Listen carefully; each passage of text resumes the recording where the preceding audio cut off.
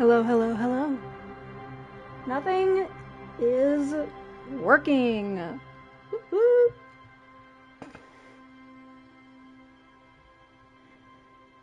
Just trying to get things set up on my end so I can see my stream properly. Not look like a total fool. But I'm sure that's bound to happen anyway. Alright. There we go.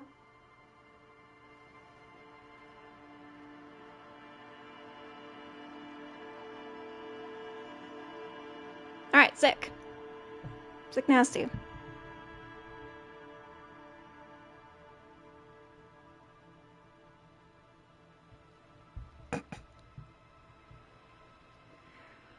Ooh.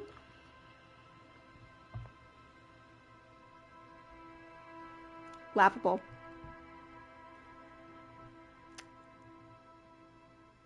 Laughable indeed. Well, I hope everyone's having a good Friday.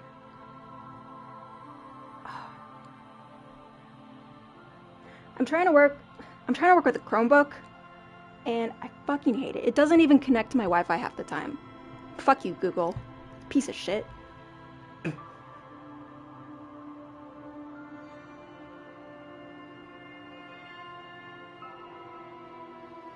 This stream is not sponsored by Google. Hello, hello. Welcome in. Happy Friday. Hope you're having a good time. Welcome back to Disco Elysium. We're gonna do something.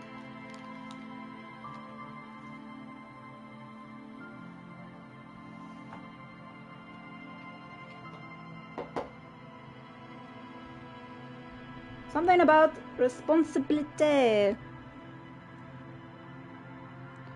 We have to find somebody to take it from us, because I sure don't want to deal with that nonsense. Let's continue. Do I want to continue? No. Okay. I need to load this. We are on day 4.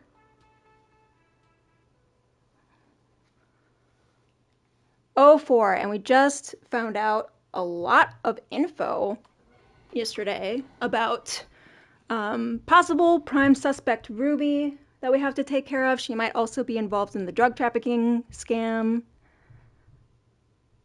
Ready to not kick in more doors? Hi, Potato Goblin. Welcome back. No, actually, I think I'm going to kick in every fucking door I see, including this one here. Wait for it. Ha! See that? I kicked it so hard, it opened inward.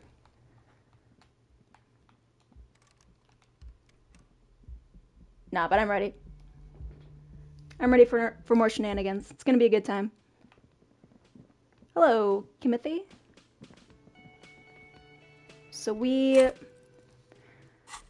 that door from yesterday is a problem, and I think that's gonna be the first thing that we focus on. Take on la responsabilité. Form a committee of moralists to assign responsibility. Kim might know where to start. Sure, we'll ask Kim. Yes? Kim, we need to talk about responsibility. I'm glad to hear it, Detective. I was wondering when we'd get to this very subject. Well, what do you mean? If you ask me, it's high time for you to put the bottle away. Sober up, get back to basics. That would be my advice. No, Kim, I'm not talking about me. I'm talking about somebody else. Anybody else other than me. And I hope we don't even need to discuss the street drugs you've been abusing. I have been doing a lot of that, but...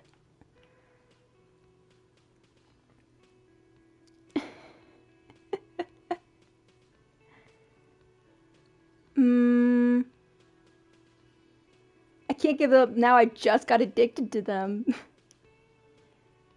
Think of all the money I spent on these drugs, Kim. I'm definitely drinking. I mean, like, la responsabilité, you know, the kind that gets assigned to other people. Why are you pronouncing it like that gentleman from the Institute of Stabilité? You know what? Forget it. What specifically are you trying to assign responsibility for? for this whole situation. Now I understand.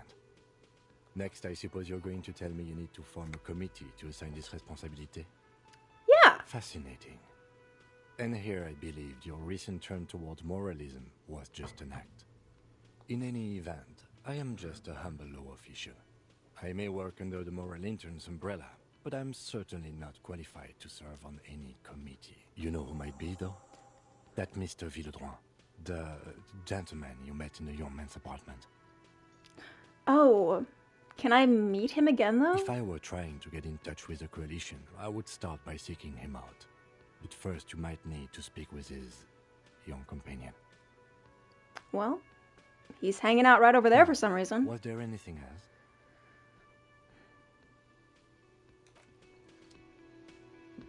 Alright, let's go talk to him. What was I saying? Yeah. I need to do enough to get a skill point so that I can attempt to kick that door in again. That is goal number 1. Hi again, Gendarme.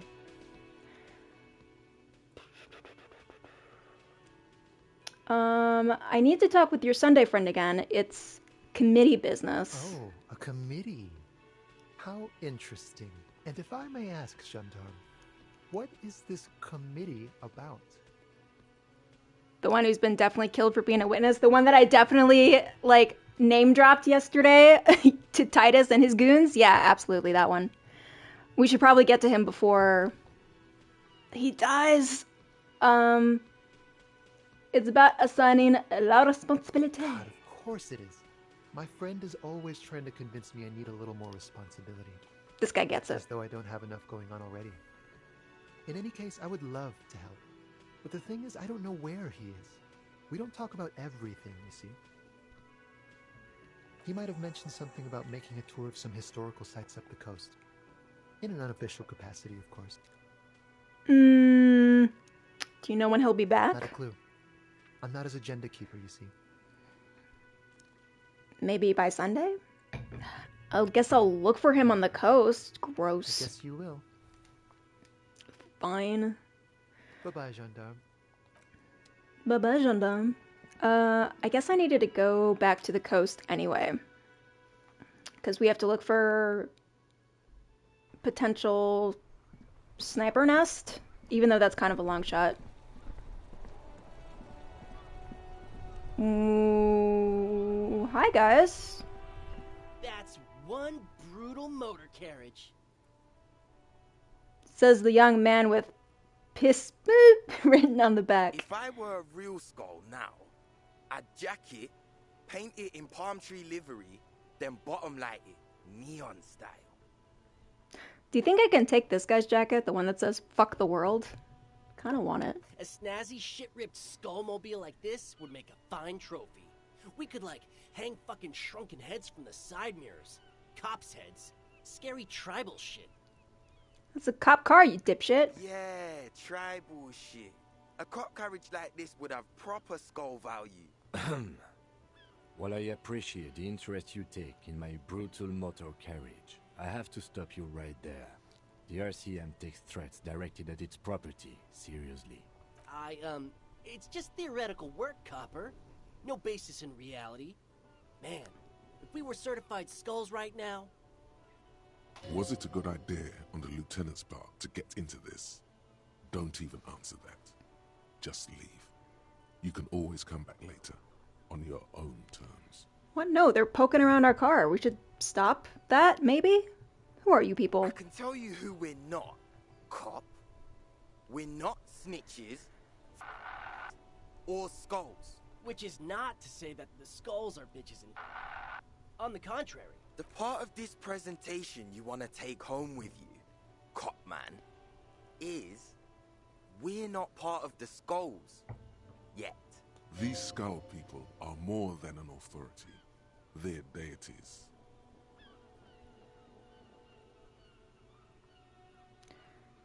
Do you guys know Cindy the Skull?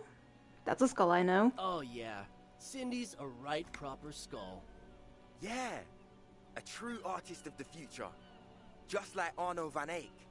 By the way, if you see Cindy, give her our regards. The lieutenant on your left is unusually lenient toward them. Weird. I don't really care. I just want them to stop looking at our car. What's with the jackets, and can I have one? What about them? Tell me about your fuck the world jacket, please. Like I said before, many men keep searching for the one, for so-called true love, which is actually just obsession masquerading as kinship. The thrill of the chase, the hollowness that fills your chest cavity after catching it. That's beautiful. To catch a fish, you'll need to hurl the lure many times, and even then it isn't certain that you'll get anything. If you blow up the lake, though, Blow it up! you get more fish in a shorter time. And, for time is of the essence and fleeting ever so quickly, one must think of a way to fuck the whole world and not get caught up in fucking someone. Because when one fucks everything, he fucks nothing. And that, to me, feels glorious. Sticking your dick into the void. That was so deep. Do you know anything about the murder that took place here? Murder? Yeah, a man was hanged in the backyard of the Whirling in Rags. Yeah, sure. We'll gladly tell you everything we know about it. It was a man. One? Also, he was hanged. Wow. Anything else? He was hanged from a tree. Yeah, I mean, duh. These punks don't know anything. Hey, stop right there. How does one know anything? No. I'm not gonna. I'm done with this conversation. Sure. Understandable. Fuck, and I appreciate your effort, though. Alright. Kim, you're gonna have to move that into a garage or something. Or else you're gonna come back with your rim stolen.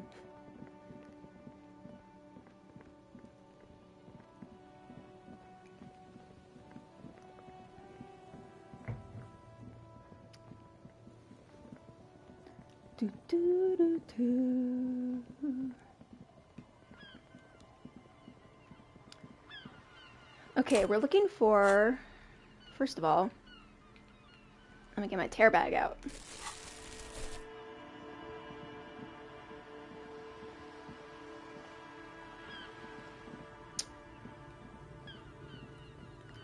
So there were 3 possible shooting locations over here. The boardwalk, the islet, and something else I think is further north.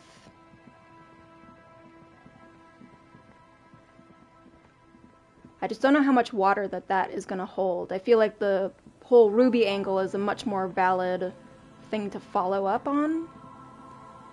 We can also look for Clausia's ID, like her passport and stuff. I think it's over here somewhere.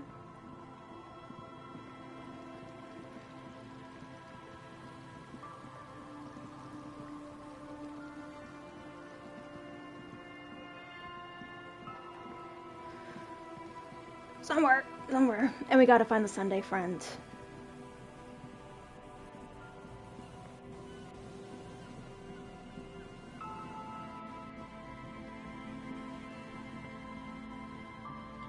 Let me...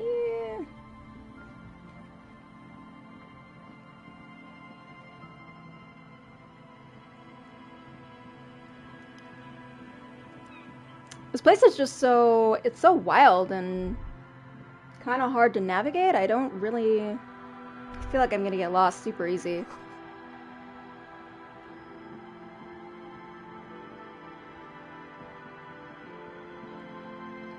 But we will try our best.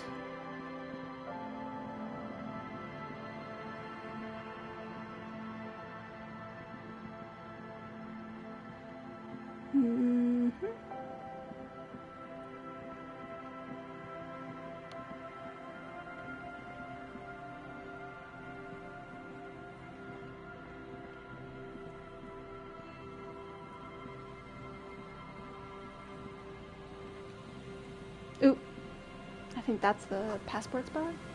Yeah. The metal and plastic contraption bobs up and down amidst the trembling reeds. At first, it just looks like trash, but if you look closer... That over there must be the boy class you told us about. The one she hid her passport in. We should take a look. You lift the boy out of the water without much effort. It's not tied to anything.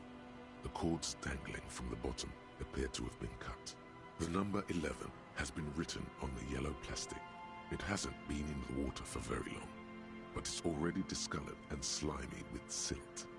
A latch holds it close, but only just barely. The brittle metal of the latch has cracked. Simple construction. Very unsafe. Mm-hmm. There's something in there, splashing around.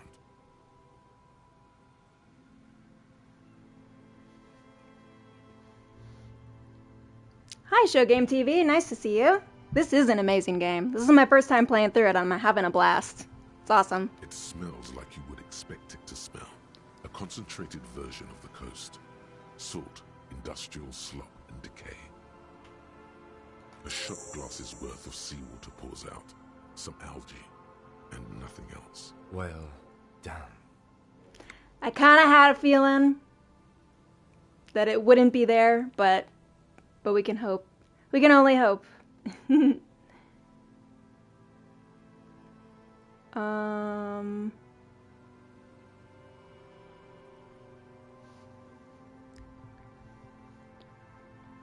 Let's see.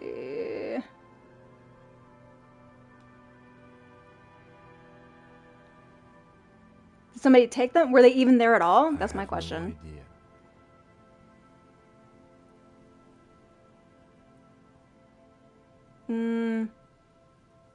Well, we know it was in the buoy. Or think we do. This is a small loose end, either way. Not important, I hope. Must have been Clossie's enemies. Maybe she took it herself.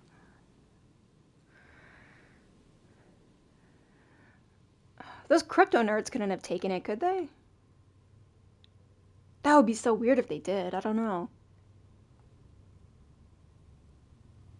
In my experience, cryptids are generally uninterested in travel documentation. You could ask the miss what she thinks. Later, if you have the time. Though you doubt she'll tell you much at this point. Yeah. We still got here too late. There's nothing of use here anymore. So if we had found that, like, yesterday, would there have been something there? Or are we always destined to not find something there?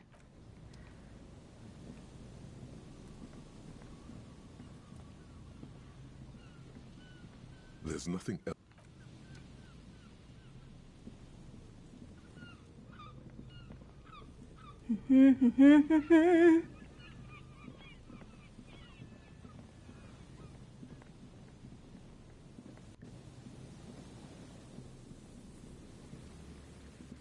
You were killed here for not watching your language. I've heard so many weird ways that you can die in this game. It's hilarious.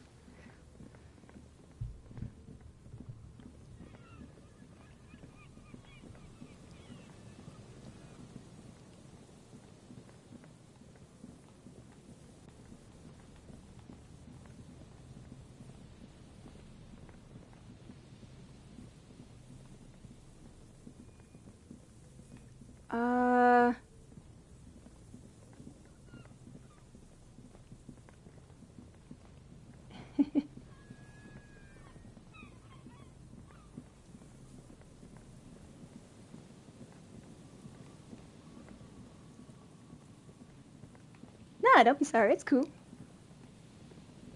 What the hell is this? Okay. If I were a Sunday friend traveling on the coast, where would I be?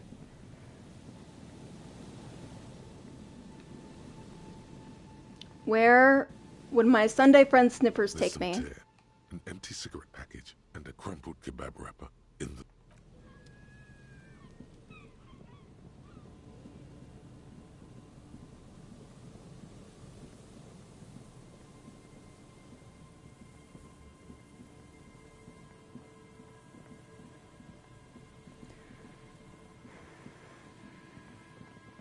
Maybe further up past the church?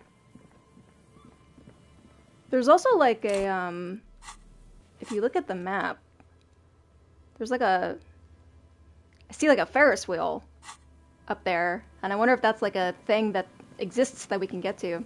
That sounds fun.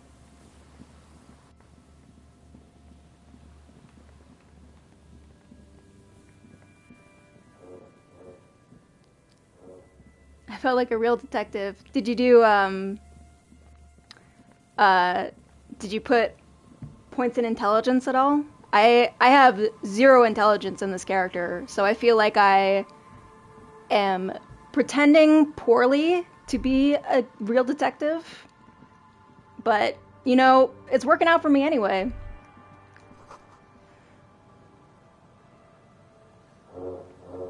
Rises to your south, casts a long shadow over you.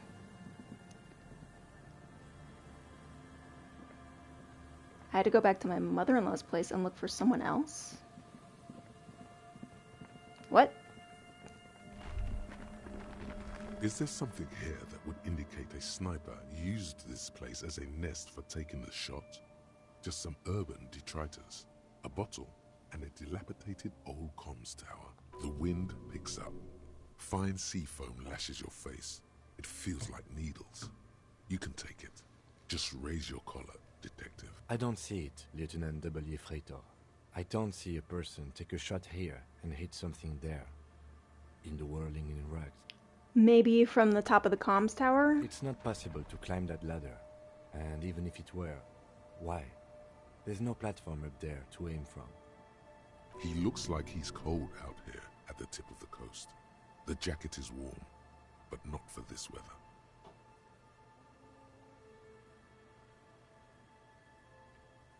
Maybe a little pilot cap? He's not gonna like that. Maybe a thicker coat? I'm okay. You, on the other hand, ye Freitor, you look like you're about to turn into a popsicle. Nah, that's my style. I'm too cool to be cold. Absolute idiocy.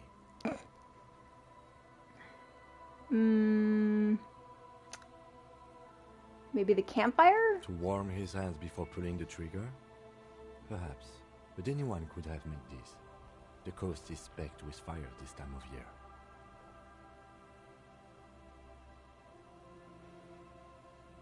You had to go back and learn something new. Okay, so we're not just gonna find him randomly on the coast, is what you're saying. Poor choice to take a 1.2 kilometer rifle shot from. Visibility is awful. There's water vapor everywhere. I think we can rule out Biddable Prime, was it? There, 1.2 kilometers over the wave-crossed bay. Through heavy, dark grey curtains of rain, you see the smallest rectangle, barely visible. A glowing light on the 3rd floor of the Whirling in Rags. With binoculars, you would see a young woman's shape move behind the glass. Her limbs long and slender, smoking, drinking, being happy and elated. Without you. Because... Oops. Fuck. Okay.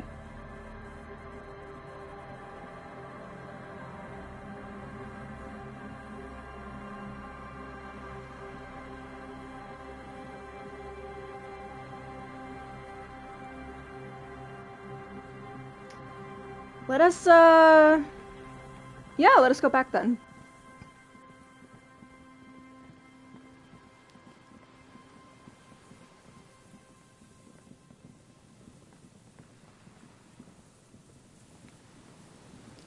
Talk to some people, see what we can see. What are the quests we got besides...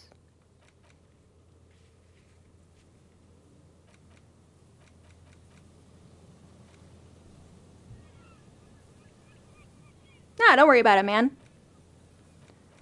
I think I got what you were saying.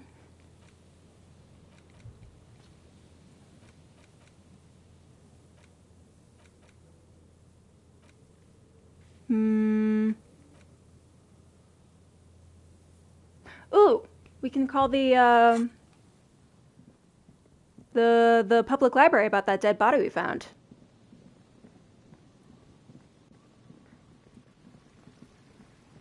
That's something we can do. That's something within our wheelhouse right now.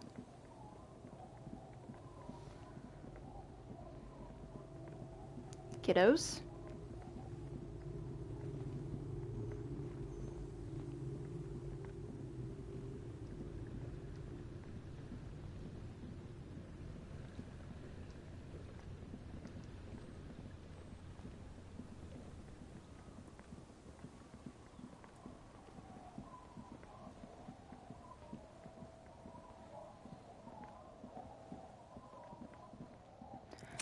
I wonder if I can get my map to work today. How great would that be?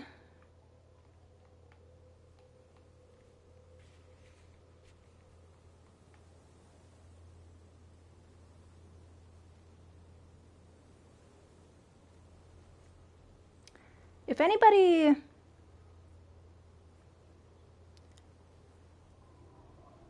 In this game, you have to be convincing to your arguments with the NPCs. Yeah, I think I'm pretty convincing. I think I come across as a pretty genuine guy.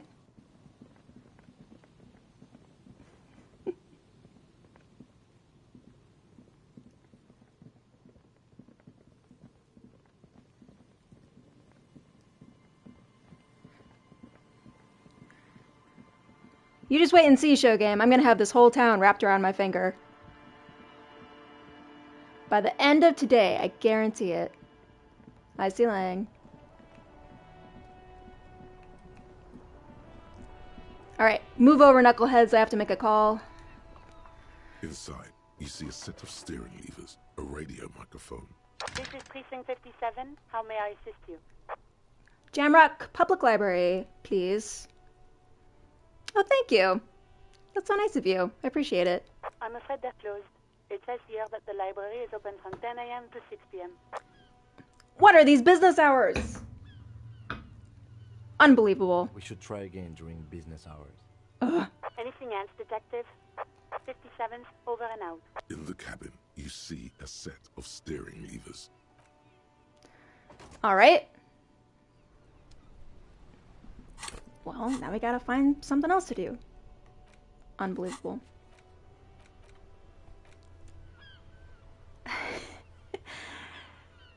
Public libraries need to get their shit together. Don't they know that the working class, the average Joe, is up by 7 a.m. sharp? Got shit to do. Teach those punks a lesson. Yeah, I want to, but there wasn't a punch button, unfortunately. Maybe later.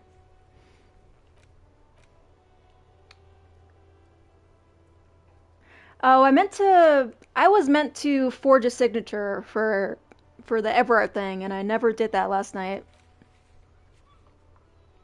And now Kim is here, and he'll probably disapprove.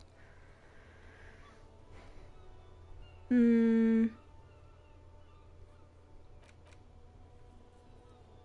made the call? I'm guessing it was Ruby, but we haven't found her yet. Locate a working firearm that shoots 4.46 ammo. Okay. Find out the lady driver and her lorry. I think that's Ruby too. Oh, I wonder if we could actually just go talk to Joyce and be like, hey, I found my badge, so now you can just, like, give us all your info.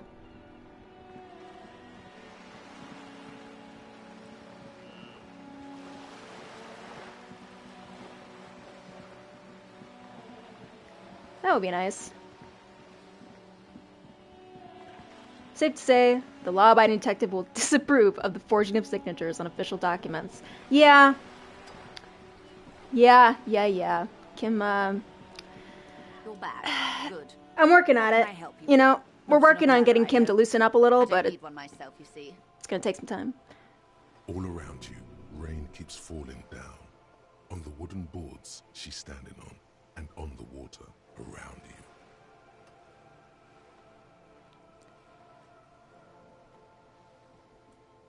You want to learn your English on my channel? I mean, you're welcome to stick around as long as you like, Showtime. I will not promise you any proper English lessons.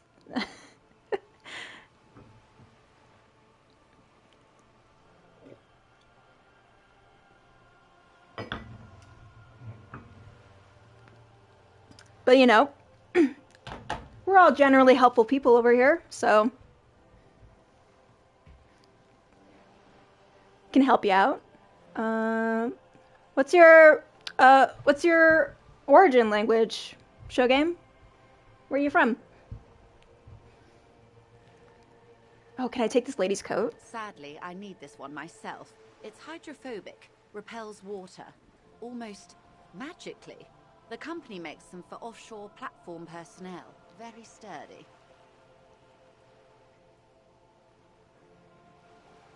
Yeah, cool. Yeah, feel free to stay as long as you like. We welcome you. What I can do for you is answer some questions. Nothing like talking to pass a rainy day.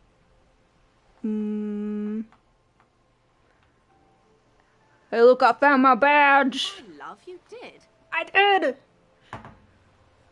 Be so proud. Pleased to meet you, Lieutenant W. Freighter Dubois. I am glad to see a man of high qualification. The situation is precarious. What can I help you with, Lieutenant Freighter? Oh my god, tell me everything you How about you know. share your information on the lynching, now that you've seen his badge?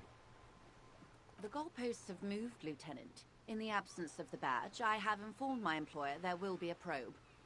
I cannot rescind that promise.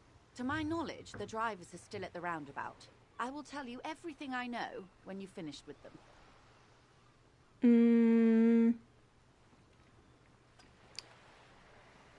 Unbelievable. She's not gonna stick to her word. Why is that such a problem in this town? My plan is to share information. The only way to do that now is by telling my employers you've kept your end, which I hope you will, because let me tell you, we are in dire waters. How bad can the info she has be? The sooner the probe is finished, the sooner I can share crucial information with you. Now, is there anything I can do for you in the meanwhile? Tea, perhaps?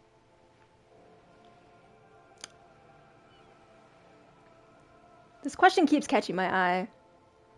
Can you give me a lowdown on this reality thing that we're in? This reality.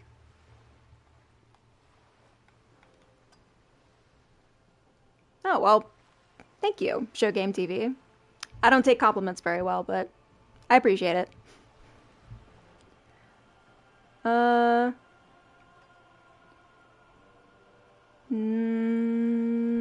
Just give me like a lowdown, just like a easy breezy summary No, but of our entire reality. a little context. We're not in such a hurry.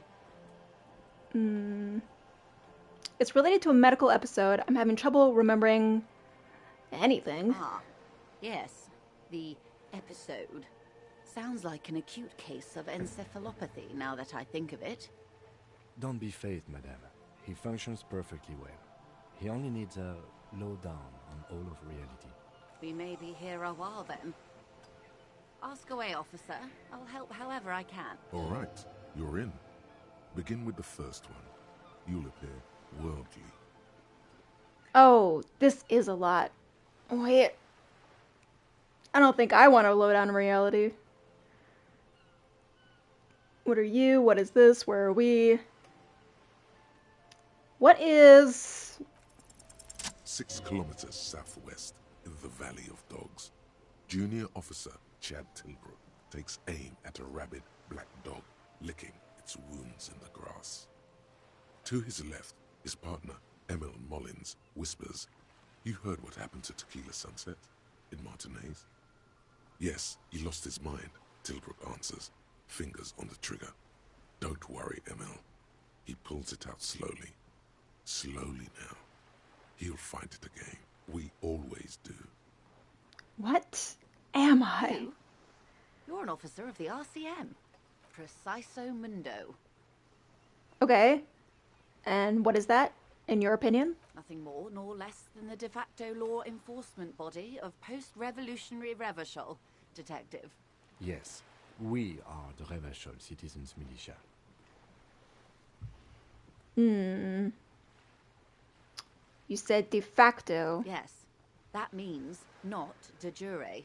The RCM acts in what is poetically called the twilight of international law, both at the behest of the coalition government and to its chagrin. What do you mean by that? The RCM's responsibilities are defined by the Emergency, Wayfarer and Aliments Acts, 3 pieces of legislation keeping the city in a, let's be honest, laissez-faire stasis to the benefit of foreign capital. All 3 are good to know when we are out policing.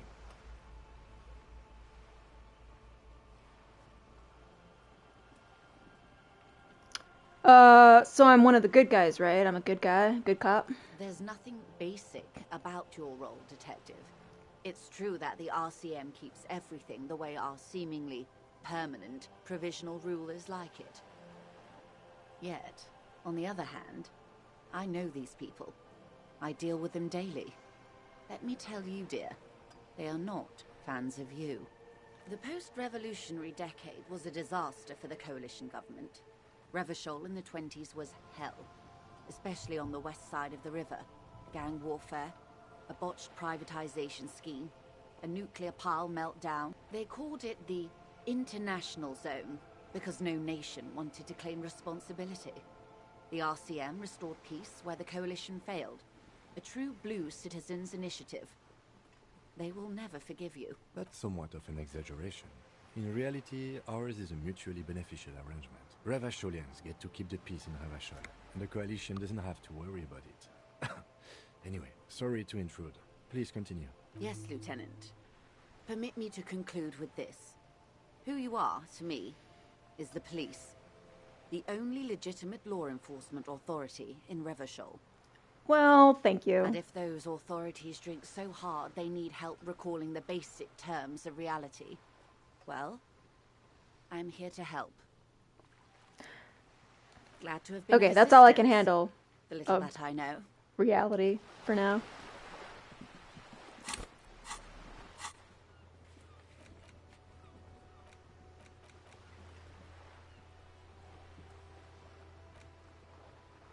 But I can get...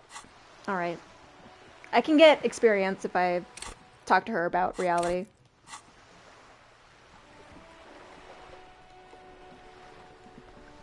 You're back. Good. What can I help you with?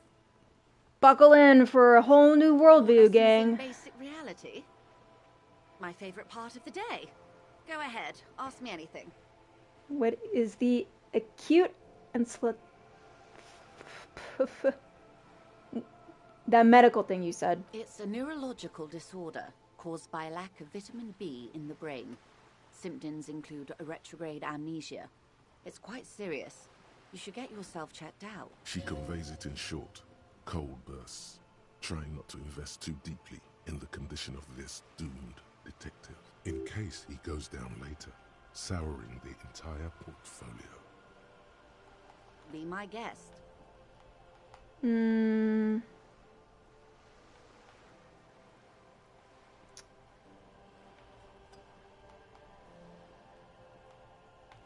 gave you a lot of money. How? How do I ask for money? Or do I gotta finish that case for her? Ooh. Alright. Glad to have been of assistance. I know I can get experience, but I'm just so bored with talking about reality. 100 real? God, do I need that? I could buy so many foods with that.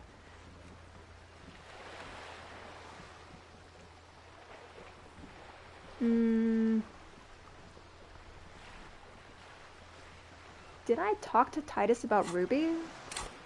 I must have.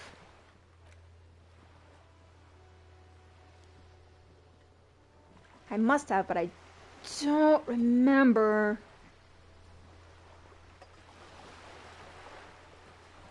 The Mirror, Renee, Tommy, Titus.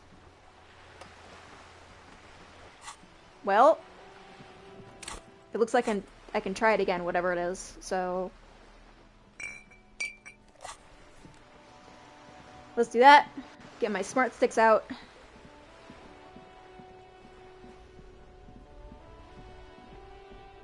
We're gonna go talk to Titus. Wish me luck. Just an ordinary war.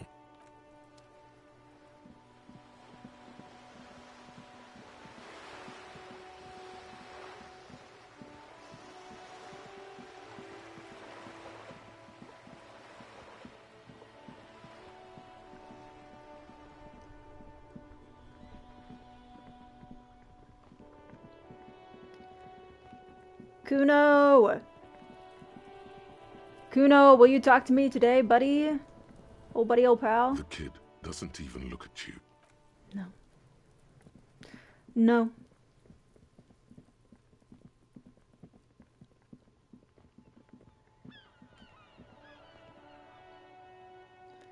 Not once and never again. Oi. It's you again. What is it?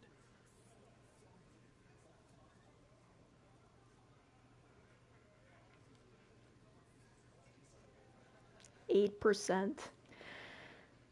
It's so low, but not impossible.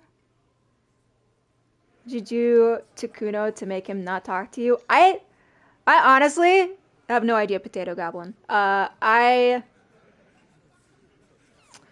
He was mad at me for some reason, and he warned me. I promise that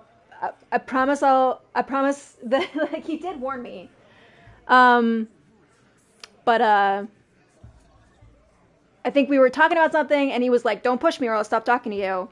And I pushed him, and he has kept to his word. He has not talked to me since. Like, that happened day one, and I have not had any Kuno interactions beyond that. And it's stupid. It's stupid because he's a fucking prick. But I really want him to talk to me again. Yeah. Yeah, the only person with integrity, really, is the one person who won't talk to me. I played a little, like, the first time I streamed this game, I played a little bit and I got a bad ending.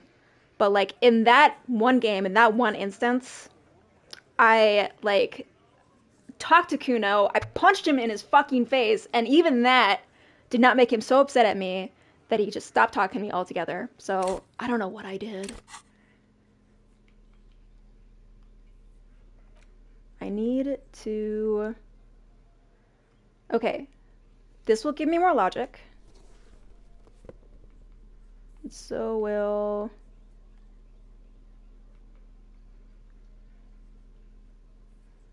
Anything else?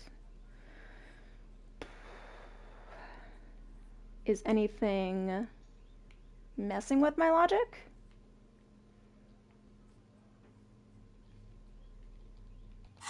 No, I think we're as good as we're gonna get.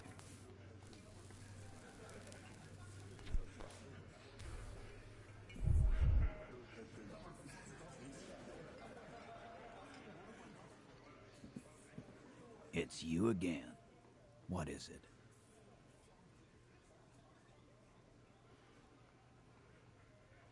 All right. Cross your fingers. Oh no, he's stuck again. Please, someone, just animate him. I got nothing. Get a move on, asshole. Stop standing with your dick in your hand. Your mouth is open. Close it. It's really, really going to help if you do. Gladly. All right. Didn't work. We'll get it next time. Next time, next time. What shall we do next?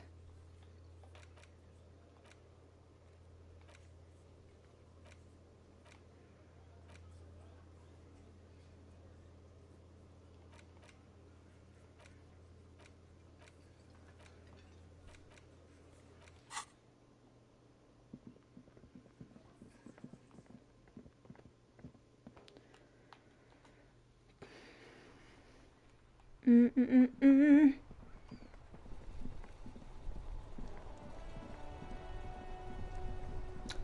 I wonder if the local kids on the coast would be able to tell me more about the bug things.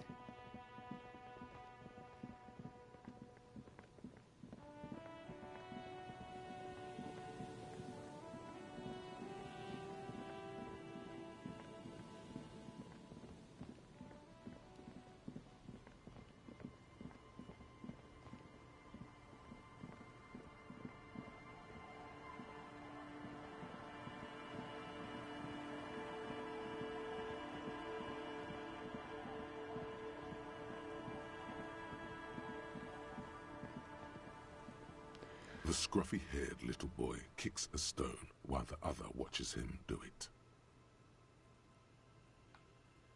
I'm not seeing anything. Yes. Yes. Yes. This one doesn't say anything, kicking the concrete with his worn-out sneaker. Lily's our mum. Mm-hmm.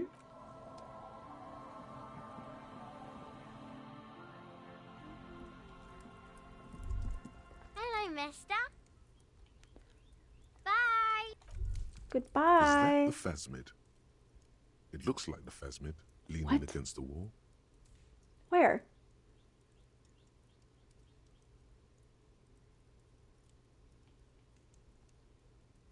It's not the phasmid. It's not even organic. It's a fire iron.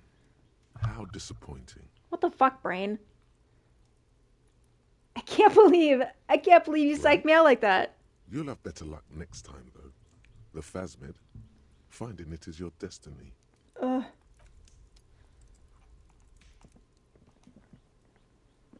I thought the answer just landed in my lap and then it got cruelly taken away from me.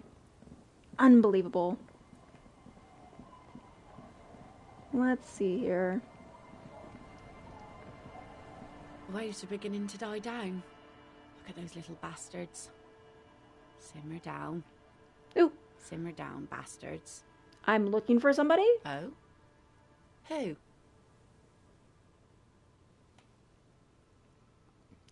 Well, how can I assist you then, officer? I guess never mind.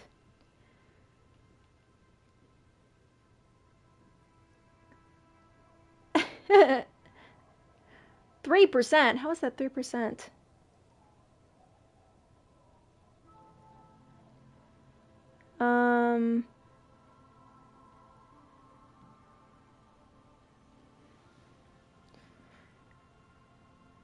That's my motor carriage in the sea.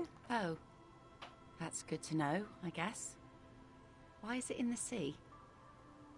Oh, official police investigation business. That's great. Until then, you should maybe start thinking about the funeral. Sire, she doth not believe it wasn't you.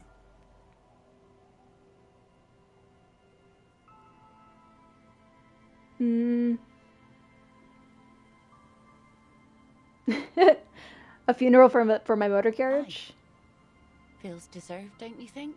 Falling in the line of duty like that and all.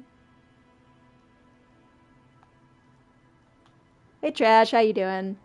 Don't ruin my game though, you know?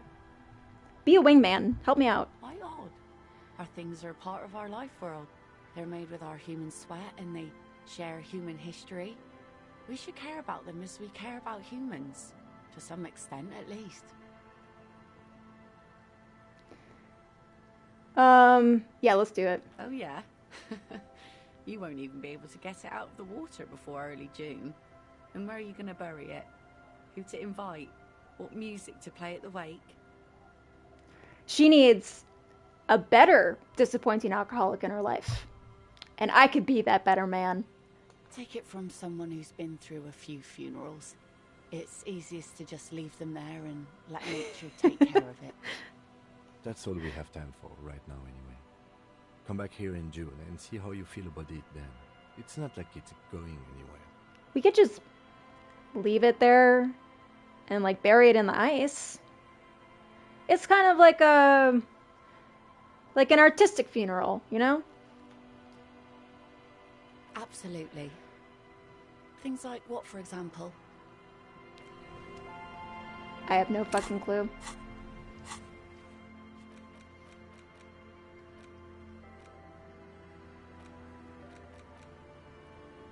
Hmm.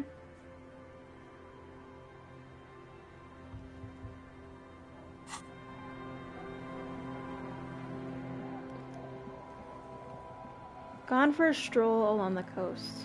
I feel like he's got a beer somewhere. The policeman. What can our village do for you? Where could somebody...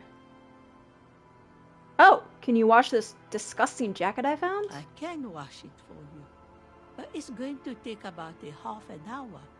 Think you can stay put for that long? I got nothing but time, lady. Hell yeah. No, we must run around ceaselessly. It would be torture to stay put. I could use a breather before another rainy day begins. Yeah, let's do it. Well, hand it over then, and I'll see what I can do. Must say, I'm proud of this one. It's pretty nice underneath all that filth. I hope you'll have an easier life in your hands. Well, thank you. Where could somebody stay around here? Stay? Most people here are trying to leave. That said, if lodgings is what you're looking for, I've got a free room in the shack. I won't charge you for it. Take it as a gesture of goodwill from the village to the RCM. That's so nice. Was that the bird poo jacket? You know it was. It's not a bird poo jacket anymore. Don't make an old woman regret opening her house to the police.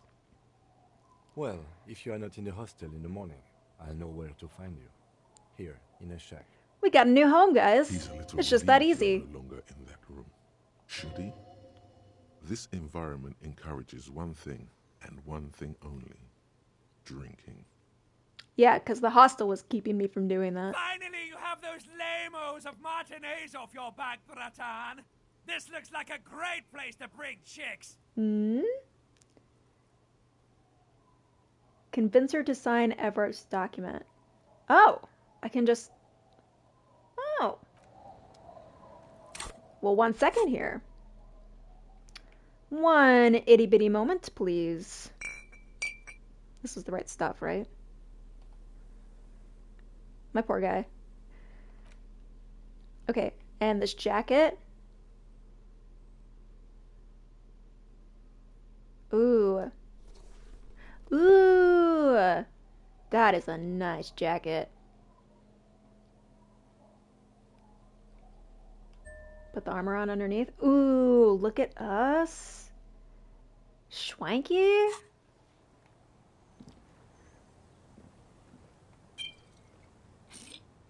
Let me just drink something real quick. Nice. Our tenant, the policeman. I hope the waves don't keep you up at night.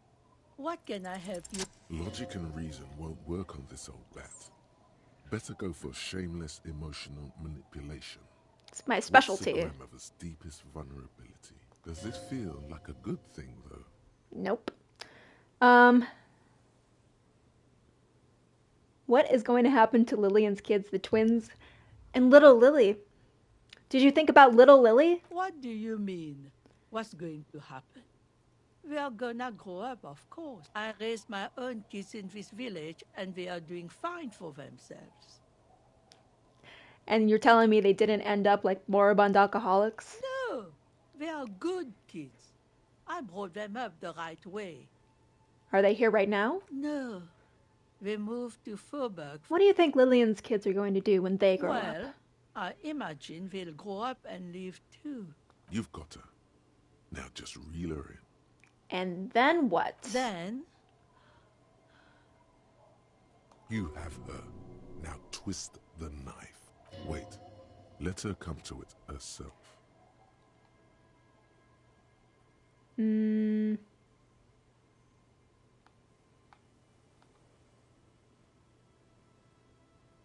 I don't believe the Fat Man's Youth Center is going to change anything. But what other choice do we have? It's not like the coalition government is coming to save us. I won't be around much longer anyway. Not with the dampness in my bones. If they want to take a chance, who am I to stop them? You gotta put the kids first, you know? Aye, we do. We do. But how do we do that? You can take the first step. By signing these paperworks, I have a pen for you right here. Reluctantly, she takes the pen from your hand, scribbles her name on the line, and hands everything back to you. I feel disgusted with myself. See that you didn't just get us all screwed. I might be half blind, but I have a good memory for treachery. Let's go mail it. He's not dissatisfied with you, but with himself. Aren't we all?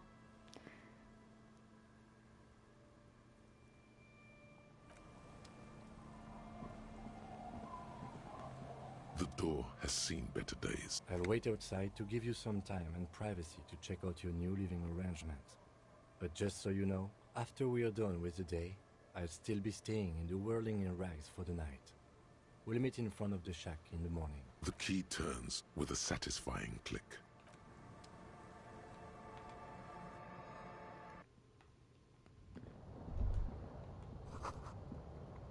See waves. The sea, the church. Floorboards creaking. A brisk coastal wind still howls against the window of the shack. Occasionally, the waves crawl in under the foundation, producing a low hum. The room feels muffled, like you pulled your hat over your ears. Outside, it is cold and windy, but you're inside, and it feels safe and warm. What is this place to you? Who said that?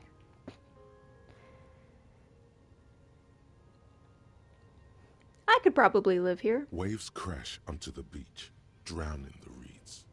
Far to the south, a congregation gathers to a soup kitchen in a shelter for the homeless. An old woman gives out knitted scarves. This could have been you. This could still be you. A down-on-his-luck nobody, trying to survive. Thank you, strange sensation, for a fair assessment of my current situation. Outside, the howl of the wind has picked up. The waves crash against the stilts again. It's as if you think the thought, but in someone else's voice. Look under the floorboards. I will look under the floorboards. Will I look under the floorboards? You see a bowl of water, a rough soap, and next to it, a small hand mirror. A straight razor soaks inside the wash basin. I can shave the mutton chops. What? Should I? The water reflects back a vague image of your face. Nose bulbous and red, hair unkempt, wrinkles lining the eyes and forehead. The stash is gigantic. I mean, that doesn't sound very disco of me, but... You'll be looking like a pansy without the chops. A fucking pansy. An old mirror hangs on the wall. You see the reflection of your face in it.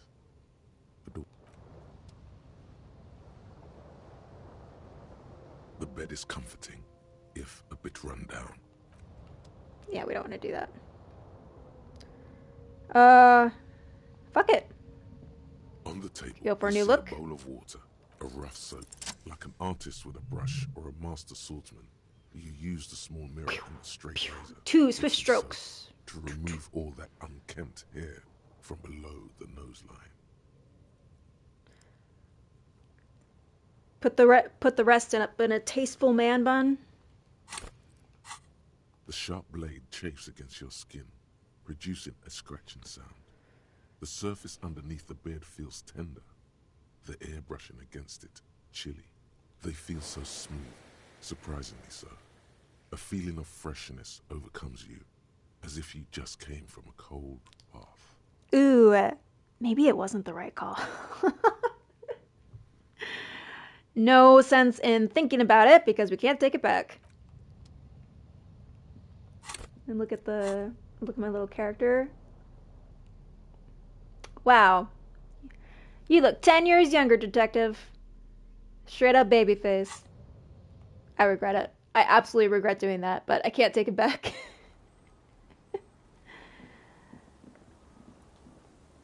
What do you think, Kimbo? So... Yes.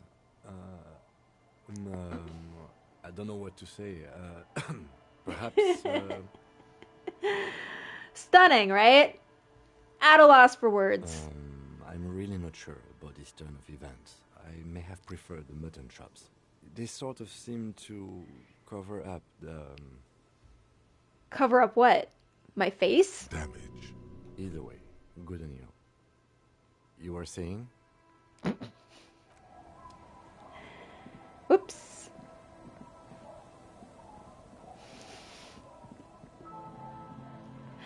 Damned. Damned with false praise.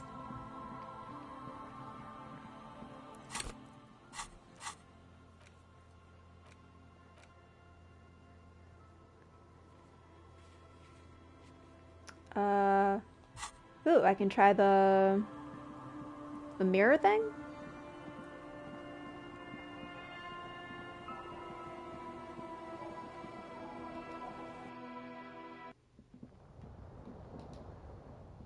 An old mirror hangs on the wall. You see your reflection in it. The expression fixed to your clean-shaven face.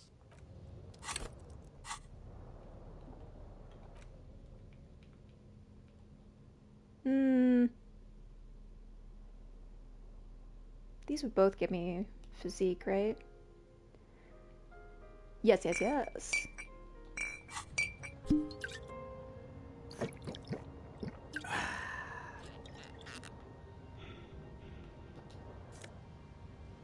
Whoa.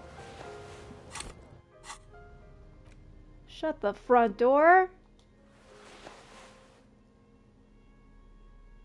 Now that is disco. An old mirror hangs on the wall. You see your still not happening. No. Nope. Not even close.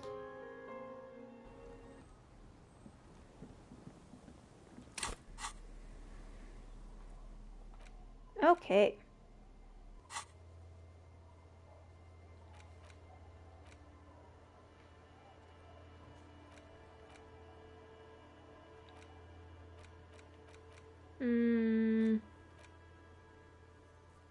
Put the envelope in the mailbox in the plaza.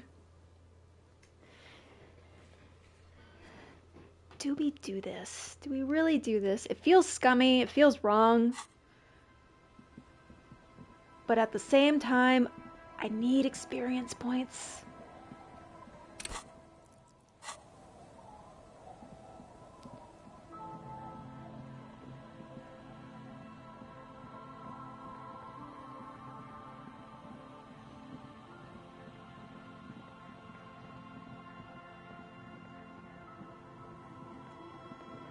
Maybe, you know, maybe it will be for the best.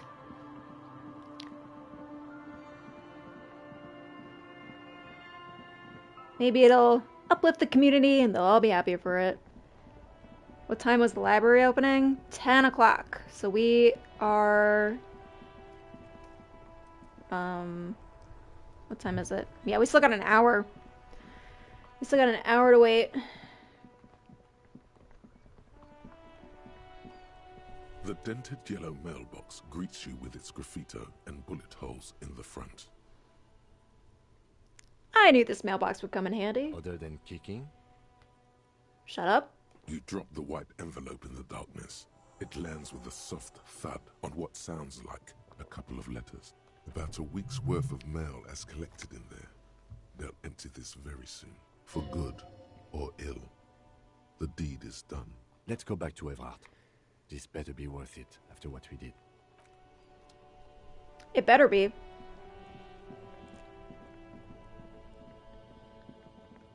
It better be. If I really don't get my gun after all of this nonsense, I'm gonna kick Everard in his jiggly little head.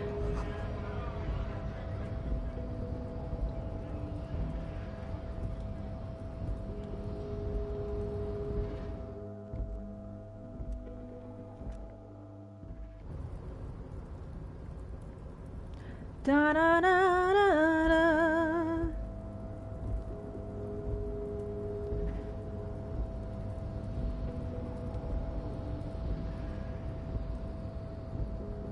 Can I talk to this yet? You're back before the cargo container.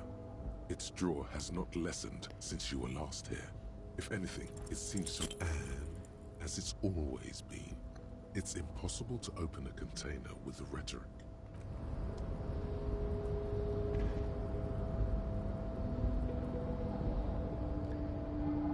You say impossible, but I say at least 3% probable. Eventually. Sometime.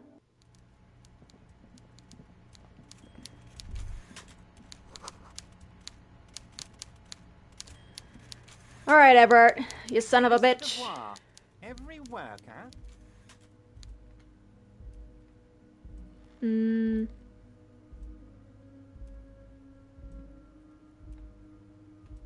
Every worker for himself? And for his fellow man. That's right, Mr. Dubois.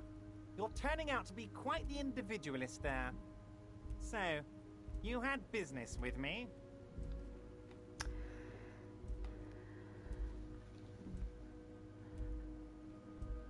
I made it even stronger. I did do that, didn't I? I forgot about that. I did it. I did your dirty work. The Golden Boy returns once more. Wonderful. Simply wonderful, Harry. Of course. I already knew this. My friend, the mailman, confirms the letter is on its way. You've done a great thing today. You've given the children of Martinez a real future, Harry. And I feel I can finally trust you now. You're in my inner circle. You too, Mr. Kitsuragi. We can talk about anything. The strike, the murder, your lost gun. Nothing is off the table. Hear that? You did it the honest way. You got the real signatures, and now he's happy. Well done. I don't know. Your dirty forgery fingers aren't sure if playing this one straight was the right thing to do. Like if I had forged the signatures, I could have potentially gotten it overturned later. Under the condition that there were forged signatures. That would make sense. I should have maybe done that. We would have preferred trickery, but the choice was yours, sire. As always. You are the liege, and you're in. Finally, answers. Ask away, son. Please, please, can I have my gun now? Harry, I've got to be honest with you. Your gun was found 2 days ago. Withholding this information weighed heavily on me, but it had to be done. Fuck you. Your gun is with an old woman. I hear she's a character, so watch out. Which old woman? This must be the woman who bought the gun from Roy. The one he described as terrifying. So do you know who that is, or...? Yes, the same one. I see you've done your research. The pawn shop made the gun easy to track. Crazy stuff, Harry. Selling your gun like that? Wild. Anyway... Union Boy's gonna help you fix it. He winks at you. Don't worry, Harry. The neighbors of this old woman contacted my men because they trust me and the Debarders Union. Apparently, she was waving it around at the entrance to her building. Waving the gun around doesn't sound good. None of this does. Who is it? Unfortunately, I don't know anymore. You're gonna have to go in blind, Harry. Ugh. But she's an old lady. How dangerous can she possibly be? Oh, and she calls herself the Pigs. There it is again. The Pigs. Like Roy said, not good at all. I, for one, find it refreshing. Finally, someone calls themselves a pig. It actually sounds extremely bad, but let's not give him the satisfaction. And she was waving it around at people, huh? As I said, she's a character. I didn't have time for details. It sounds like she's unstable, but don't worry. No one got hurt. Can you set up a meeting? I already have. Tonight, starting 10 o'clock, near the old fish market on the coast. The one on the boardwalk, a little past the fishing village. Be careful, Harry. I would never set you up for anything dangerous, but you did ask for this. Now, back to the fun stuff. She will be there from 2200 hours till 0200 hours. Near the old fish market on the coast. That is so so far away from now. More fun stuff. Seems like we already have fun stuff to do.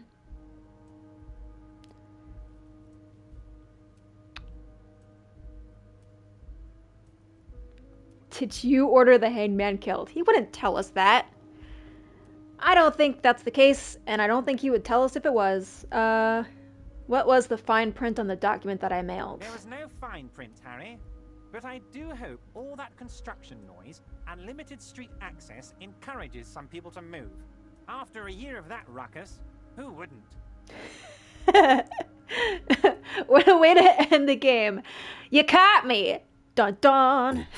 Yes, the noise would do the trick. It'll be terrible. And when they do, they will have a good place to go. I'm currently working on renovating the buildings near the roundabout into affordable workers' palaces.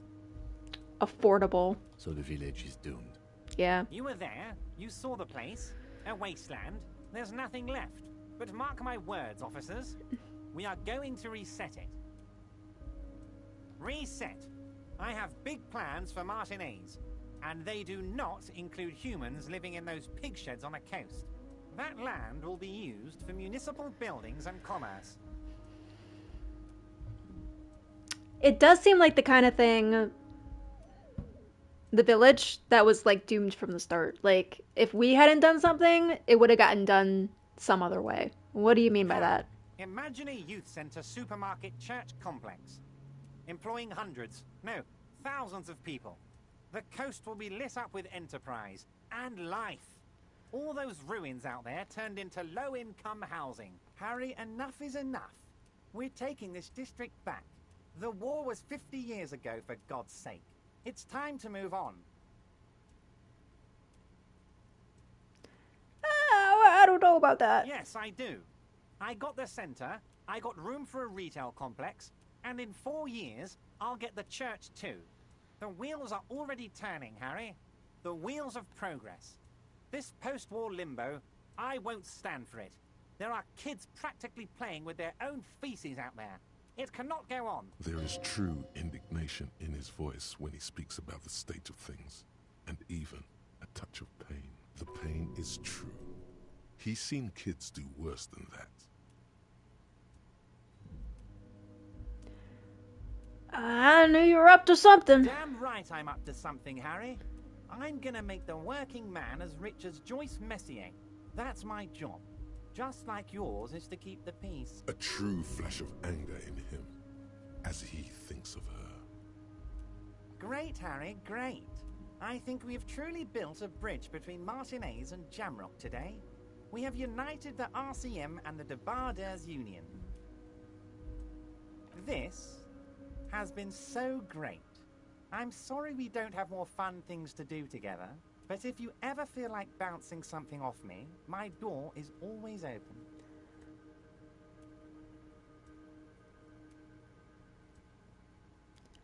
It almost makes you want to side with him if he wasn't such a greasy weasel. Yeah, you're right.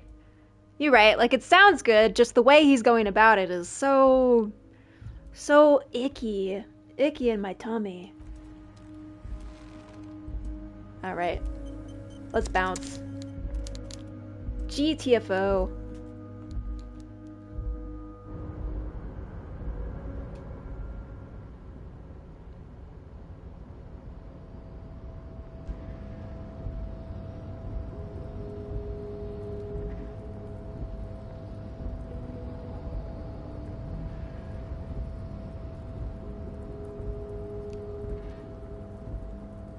Alright, guys. We got a skill point. And you know what that means. It's time to kick down a fucking door. I'm like 95. I'm like 90% sure that it was physical instrument. Yep. Yep.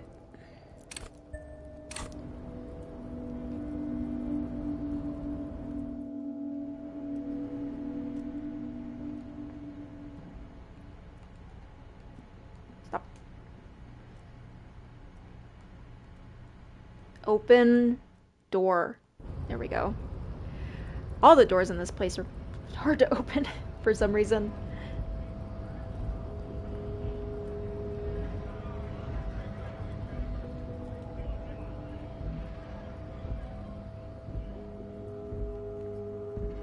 You're goddamn right, it doesn't know what's coming.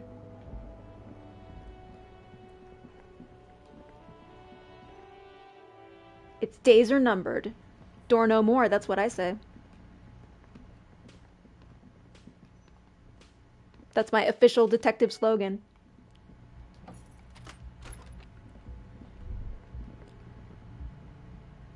What? This room has sad all over it.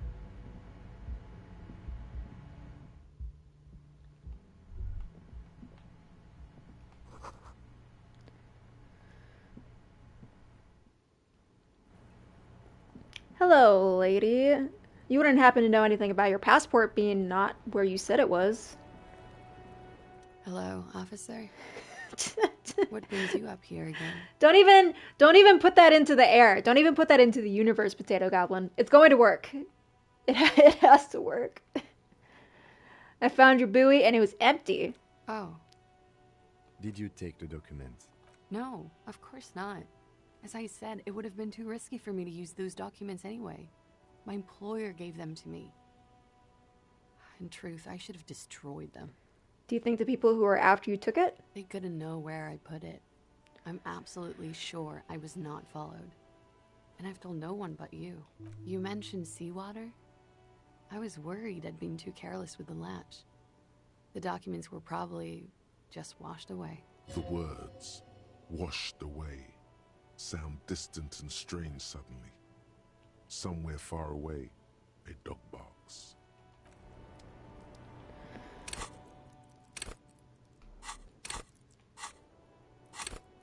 All right. What's gonna buff our physical instrumentation?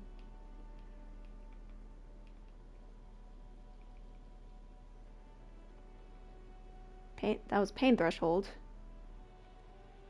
Physical instrument.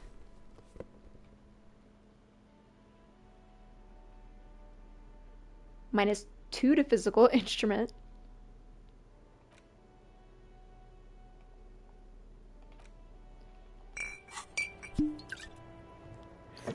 Glug glug.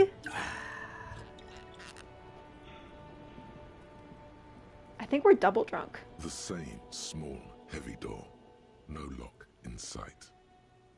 It's a 97%. If this fails, I'm ending the stream right now.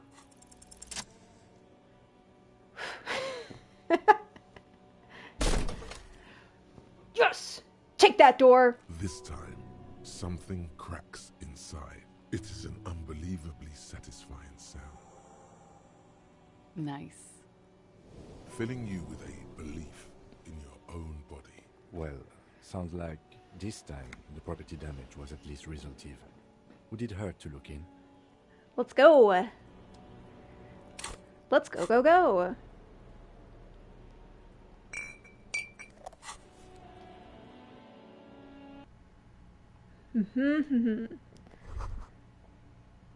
A tiny hole in the wall. Ew. You can almost see the shape of a man and a woman writhing inside, bathed in drug sweat and dirty linens. Bottles lie around everywhere. No, it's a peephole, Kim. You can barely see through. Better not to jump to sensationalist conclusions here. The footprints on the floor, however, definitely suspicious. Boring footprints. I want to jump to sensationalist conclusions. What were they doing in there? You lean closer to the peephole instinctively. I bet they're doing something quite unnatural there. Sensationally unnatural. If your mesolimbic reward pathway were to venture a guess, one of the bottles is probably being put somewhere it doesn't belong.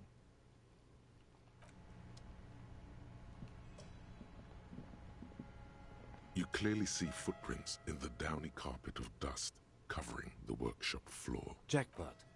These, unlike everything else here, are new. Someone's been here within the last week or two. 3 weeks maximum, from the dust coverage. It could easily have been 1 week too. You know, officer. This is good. He likes it. There's a little smile there, in the dark of the workshop. Yeah, you know I do good work. This isn't bad at all. It was a good idea to see where that door leads.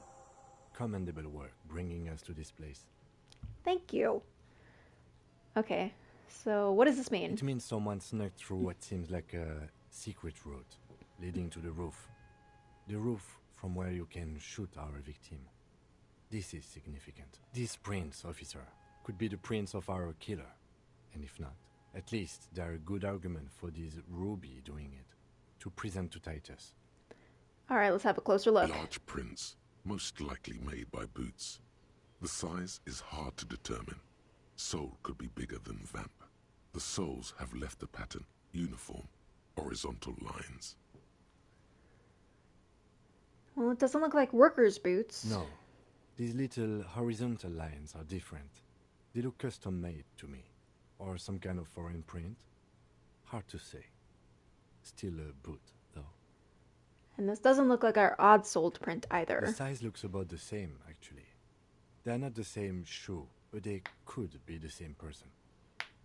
I wouldn't rule out Ruby coming here yet. This isn't an argument against her. People change shoes, you know? But it's not an argument for her either. Far-fetched, but I'll roll with it. Everything around you is quiet. The prints crisscross the workshop floor. What else do we got in here? Gutted pinball machine. A neat coat. Pinball maker's coat.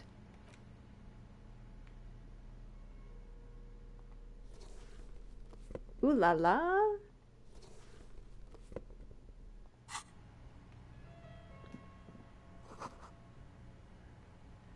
That's a true, genuine Sherlock Holmes coat right there.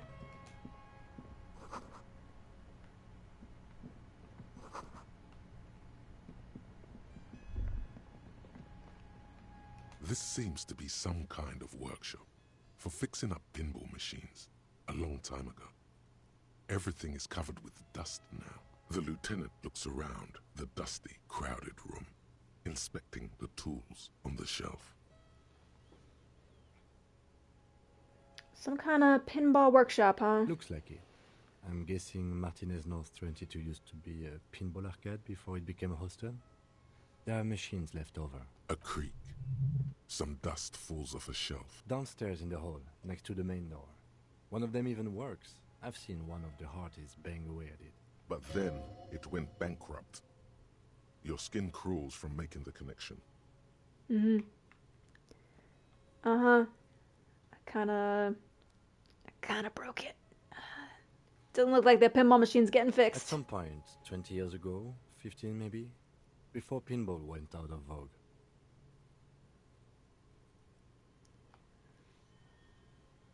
Does this mean the whirling is part of the doomed commercial area?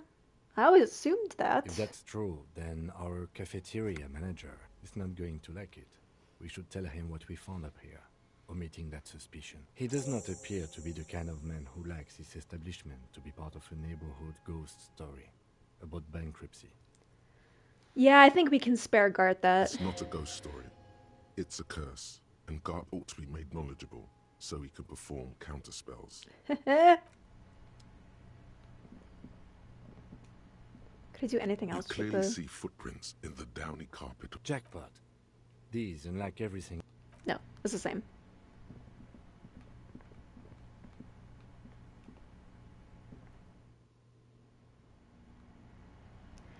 This is the back of the blue door.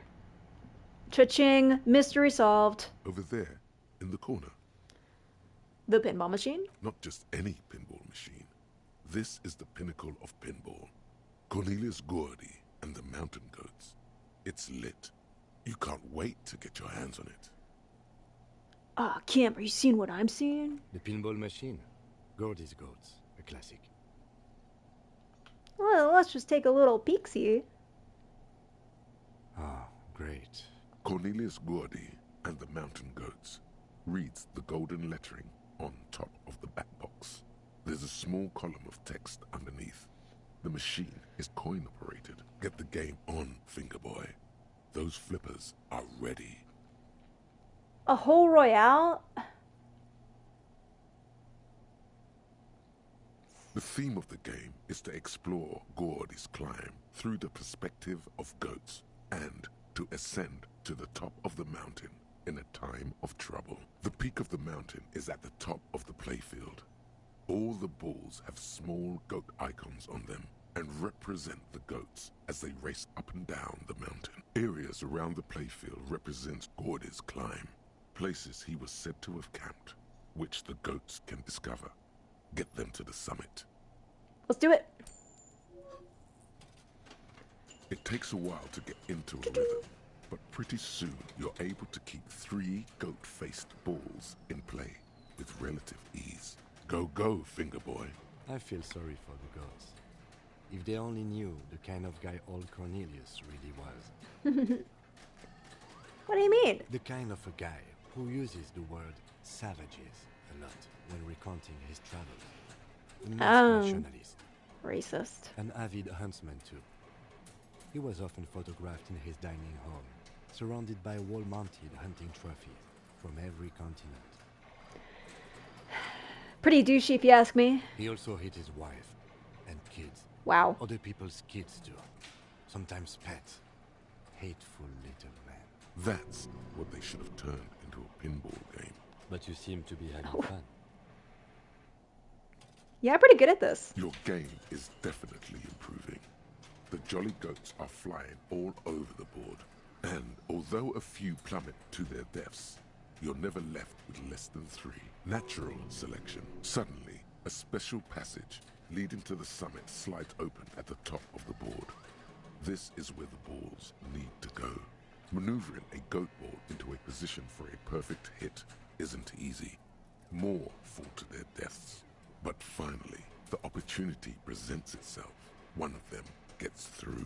Tiny hammer shatters something inside the machine. Something glass. Oh. The words "pale rupture" light up on the speaker panel, and the machine starts filling with a thick, milky fog. Something's happening. Congratulations. This is where the game ends. It's a cheap way of getting more money out of the players. A stupid, nihilistic finale. There's so much fog, you can barely see anything. Some is actually leaking out of the machine, and one by one, your goats start slipping, disappearing into the milky nothingness. Hit the pads as fast as you can. Maximum attack. Not even a bullet can get through. You're down to your last goat, going mostly by sound. Eyes are useless at this point, but that goat is something special. 5 times you snatch him back from the jaws of death. It just turns into pinball. It can be done. It can't be done. Bad at ball games. What? It didn't sound like I was being bad at ball games. Do it. How, if you can't even see it? The last goat plummets into the fog with Damn it. almost suicidal glee. I almost had it. There goes nothing, Finger Boy.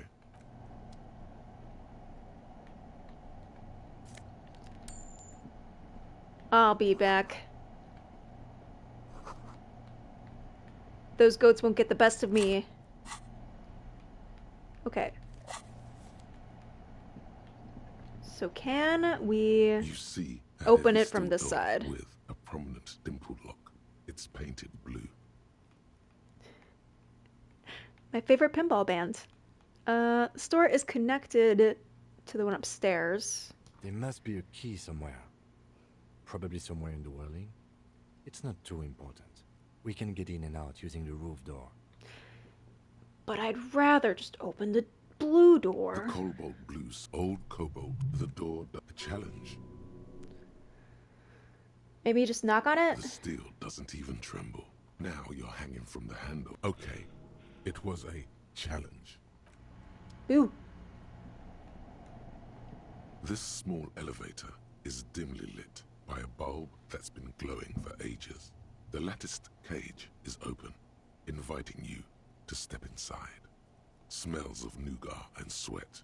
Your head brushes up against the ceiling. There is a control panel to your right, and just enough room for 2 people to fit in. The maintenance card under the control panel reads, Last maintenance, 10th July, 88. 88. That seems like a safety hazard. That it does. I say, let's brave it. At the end of the last century, look on the bright side. If it fails, we will only sustain minor injuries. I'm talking 3, maybe 4 months in the hospital.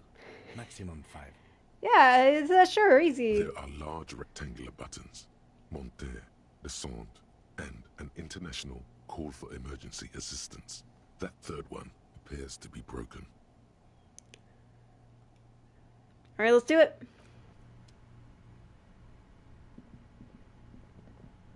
Oh, okay. That's what I thought. That's how we got in there. But the game didn't make a huge deal of the elevator before. I was confused. Alright. The key's gotta be somewhere, man. It's gotta be somewhere. Kim, maybe we can search your room?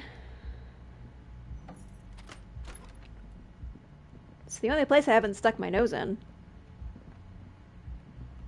I'll be honest, Kim, I'm taking it personally. Let me into your room.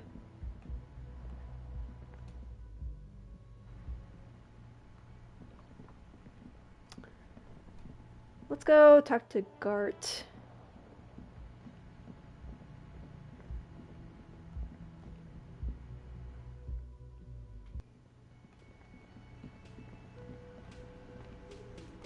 Wow. Just wow. I know. I hope you really enjoyed yourself up there. Had a cathartic experience. Because for the rest of us... Just, like, stunned into silence, right? I know. It was amazing. That really sucked. Fuck you, okay?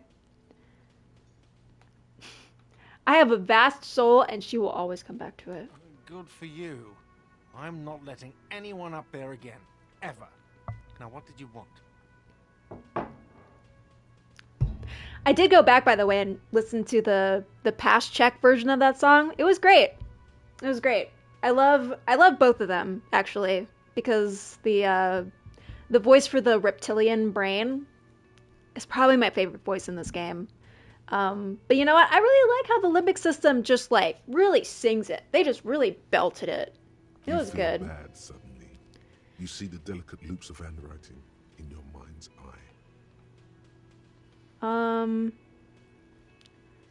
I'm not seeing... Maybe Another this? thing. Great. I love those. Ooh, here we go.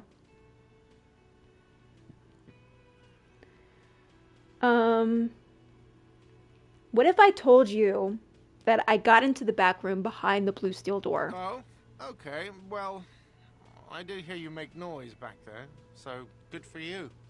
He wants to know. I got him on the hook. It takes a lot of willpower not to ask. Obviously, he's been wanting to know what's behind the door. Are you gonna ask me what's back there? Okay, what is back there? Pinball machines. It's a pinball workshop. Ha! I knew it. I've always wondered where those machines by the door came from. And they told me there was some kind of pinball thing here too. I knew it. Were there any back there? In working order, I mean.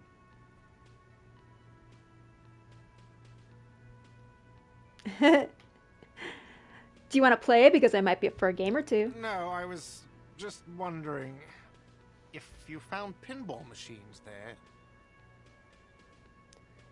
Thinking of turning this place into a pinball arcade?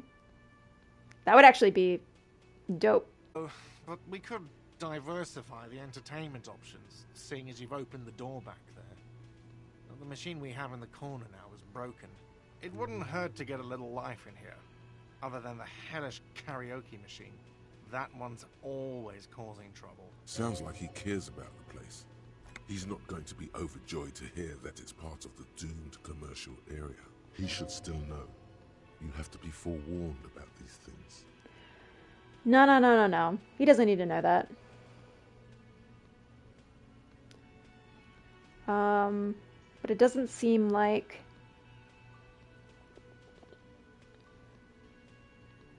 there's any way to ask about the key. So, I mean, if our theory about the back entrance to the room is correct, then somebody has a key. Yes. Maybe Ruby has the key. So we need to find Ruby to be able to find the key? Or find out where she's hiding it? The man ponders his cooking utensils and gives you a little nod. He looks up at you, then looks away. No.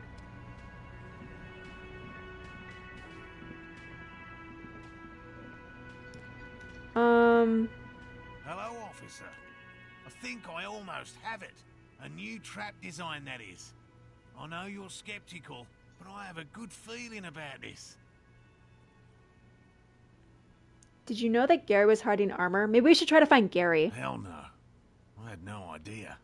And I'm still cross with him, to be honest. It's not like him. He's got his quirks, but dishonesty, disloyalty are not one of them. I don't know what got into him, officer. Thank you for letting him off easy. He won't forget it.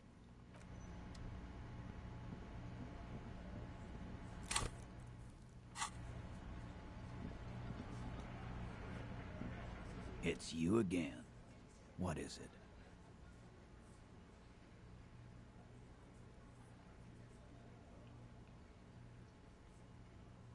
Ooh. That's pretty good. I don't got any SIGs to help that, so we're just gonna go whole hog. I fear we just can't piece this puzzle together. At this point, the only sensible thing to do is get someone else to put the pieces together. Man, I'm so glad that we can turn to Kim in these times of need. I think it's best we just dive in. What makes you so sure Ruby didn't kill him? Because she was here, all night, with us. He's cobbling together shit so he can put her away. It's Cop 101. She was here all night? 11:30 to 12:15? She was here during all that time? Yeah, with us, drinking, near the stage there.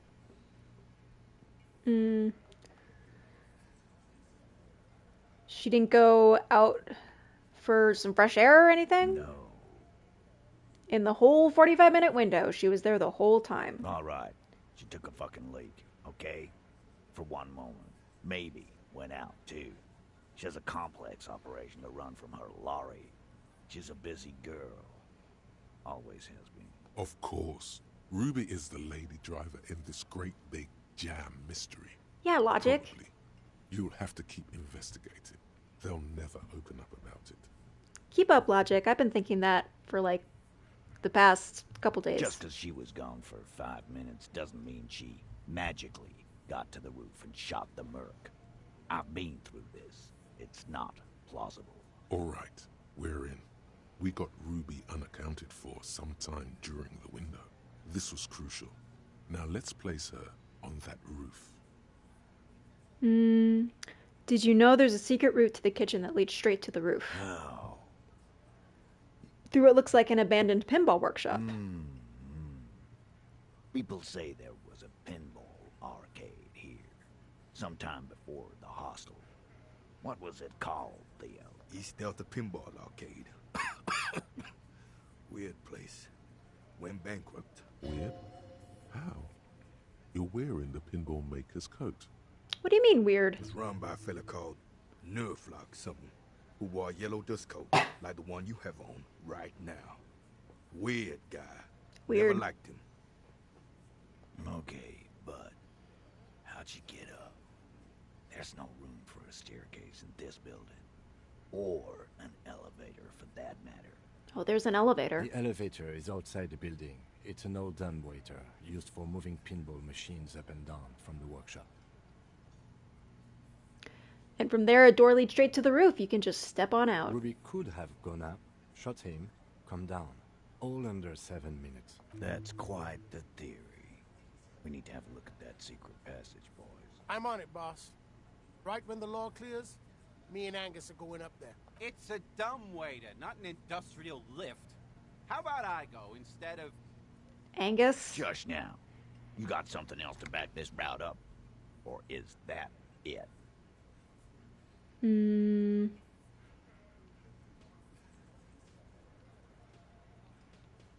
We also found footprints up there. Footprints. Recent. Yep. By a week or two. That close, huh? How fortunate. I'll take a thorough look at those prints myself before I believe that call. Good news is, I'm still listening. I think we might have something here, Titus. So you do agree the shot came from the roof? Why not? You can't draw a straight line into Clausia's window from any of the surrounding buildings. Not from what I know about Martinez. Maybe from the coast. But like I said, I've been too busy dealing with you idiots. So no, I don't think it was a sniper. It was close up. I put it at a 72% chance. I ran the calculations. 72%. There's a percentage and all. Where'd you get it from? Your guys in the lab? I analyzed it on the spot. I'm a detective. It's what we do. No, you can't. I know what you did here on the weekend. People talk. What they say doesn't sound like a science column. You're a madman. Mad science cop. Those numbers were an asshole, man. Yeah, and they don't put hair on the roof either. It's just mambo jumbo. He hasn't got shit. Have you noticed the winch out back? I think I remember that, but I don't remember it being part of our investigation at all. I've seen the winch. I'm not blind. You saying it's part of the elevator she used to get up there? I think yes. That's one mystery down there. An architectural mystery. Doesn't much concern Ruby, does it? He knows it's something. He's just not ready to say you knew more about Ruby than he does yet. All right. So I think we firmly established that Ruby could have had access to the roof where the man was shot. Firmly doesn't go well with could've. There's a route to the roof. Me and the boys need to check it out. That's what we established. But a route does not put that bullet in his head. A gun does that, and Ruby doesn't carry one. Phase 2. Murder weapon. Get a gun in her hand. If not that, then at least a shadow of a doubt. In the shape of a gun. I mean, anybody could get a gun around here, my guy. Look, fucko. Ruby and I are pretty tight. She would have showed me the gun if she had one. She knows I love guns. Yeah, everyone knows Glenn loves guns. I don't know, Glenny. Ruby's a little secretive, isn't she? Wasn't like she told you every little thing. This one does not like Ruby. May prove useful.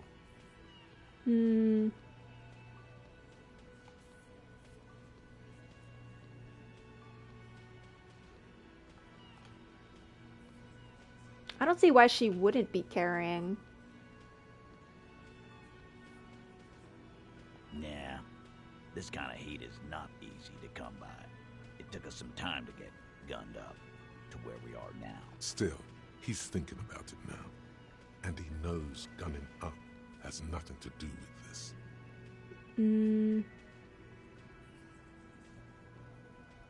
Yeah, show him my rifle. That looks antique. A Bell McGray. It's inoperable. Where'd you get it? The cellar under the bookshop. 20, maybe 30 rifles, Titus. Also broken, but still, there were too many. And there must be other caches too. God damn it. We need to close that dump down for good. Okay, I see your point. There are guns lying around. Damn it. I thought we'd found all the old spots. Why was that still there? We just missed one. Ruby doesn't know this place, boss. Just these cops digging up shit. I analyzed the bullet and it was jacketed. So it had to come from a breech-loading rifle. Military grade. Titus gets Not it. even you militia monkeys have those. Nope. This goes against your everyone has a gun theory. If it was military grade, how'd Ruby get it? The caches, dude. Wait, did he say you don't have big guns? I'm sorry, Authority. We've established this. We only have little pea shooters. You just showed him a breech loading gun. I just showed you a breech loader that any child could have. A broken old broomstick is what you showed me. But point taken. The local pawn shop sold my lost gun to a woman. But my gun's not the type of gun we're looking for. So I don't understand that point. I didn't say I'd prove she had the murder weapon, just that we need to find her. All right, Carl. Keep talking. I'll tell you when I've had enough. T, we're not seriously considering it, are we? Ruby wouldn't do this. Why would she do something like this? Phase 3. Motive. The last component. The big one. Get this and they'll give her to you. Remember, don't piss him off. That never works. Right. I just feel like I'm so good at pissing him off, though. When Claudia came upstairs, she told me some interesting things about Ruby. Yeah. Like what? And they sold the gun after the murder had already happened. Yeah, so it couldn't have possibly been my gun. Thank God, because I was genuinely afraid that someone had used my gun in this. Apparently she had a thing for Claudia. A thing? You mean? Yeah. Yeah, but they're both girls. Yes, Angus. Girls like girls too, Angus, sometimes. This is one of those times. She liked Glacier.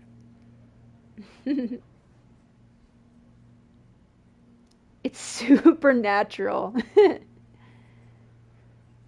She probably went to university and learned it from a liberal.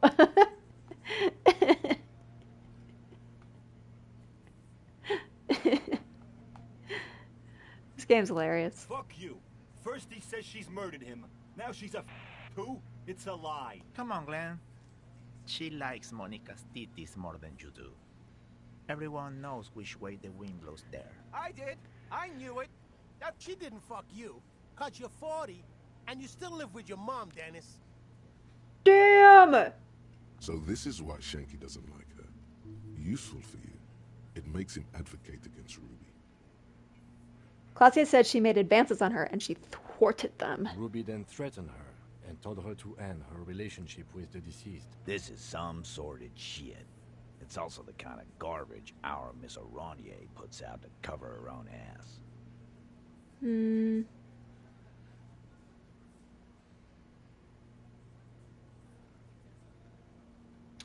She did only tell us when we were pressing her, but Titus doesn't need to know that. That Ruby is queer as cabaret.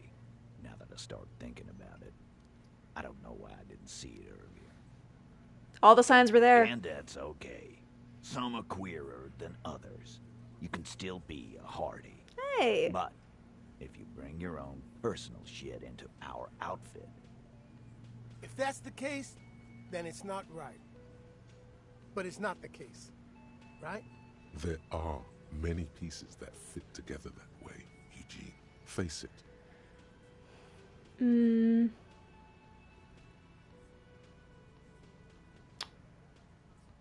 Claudia said when she came downstairs, Ruby appeared to know that something was wrong already. Nah, man. That's just Ruby. She's got shit under control. That's her whole thing. That's why she's so good. Plus, man, it's like female intuition. You know, women talk to women. Which is sort of why we need someone on the team who they talk to. Or she already knew what had happened. Not so. Genius. Fucking hell. Betrayal is not painless. Even the doubt of it hurts.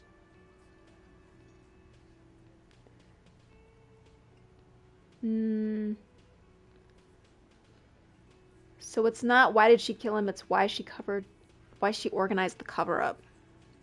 And I suppose you have a theory about that too, cop.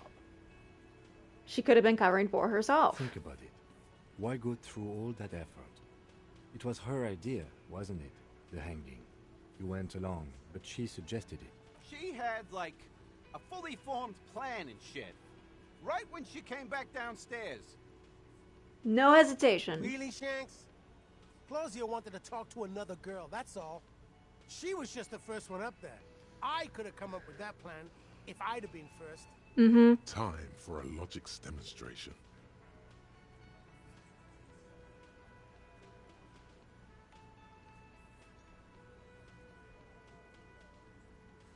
With who, though?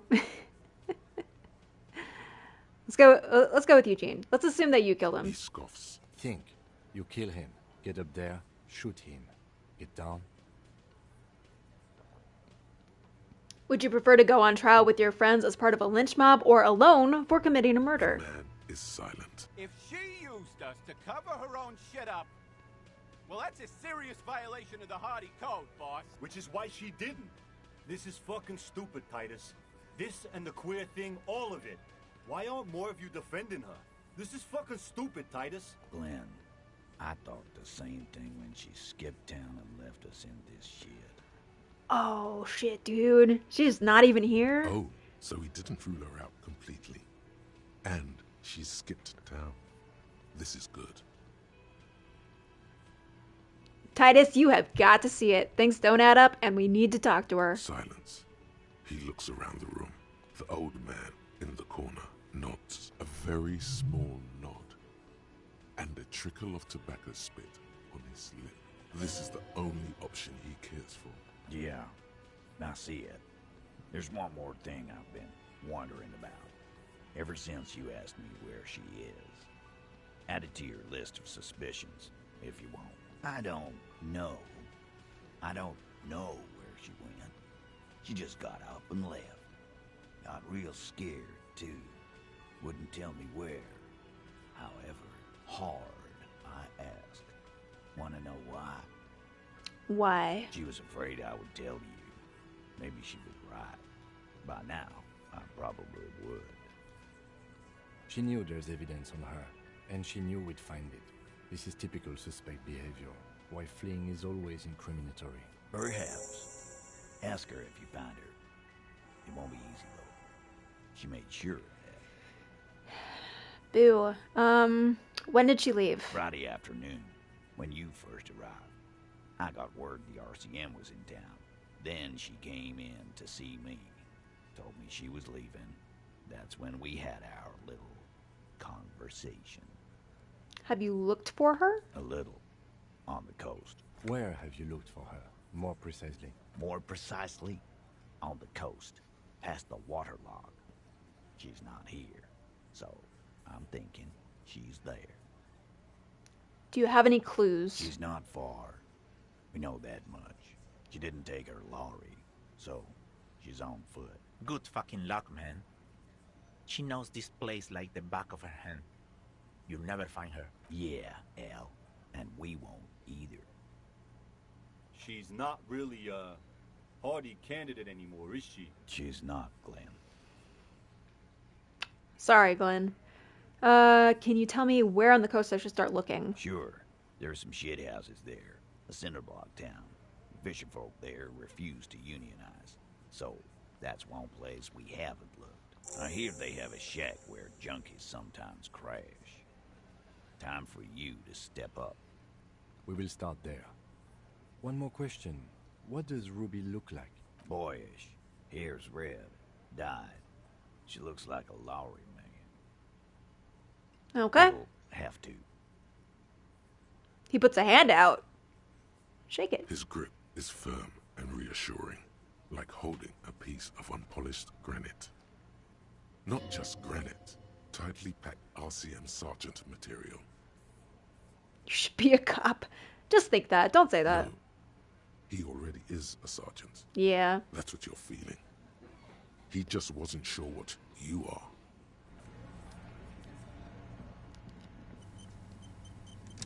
Gee dang, y'all. We got a lead. You think you have a pretty hot suspect right now, don't you? Yeah. That ruby of yours. And? Notice how it came together without casting too much suspicion on Claudia. It was nice and ruby-centric in the end. Right. Anything strike you a bit off about this mishmash?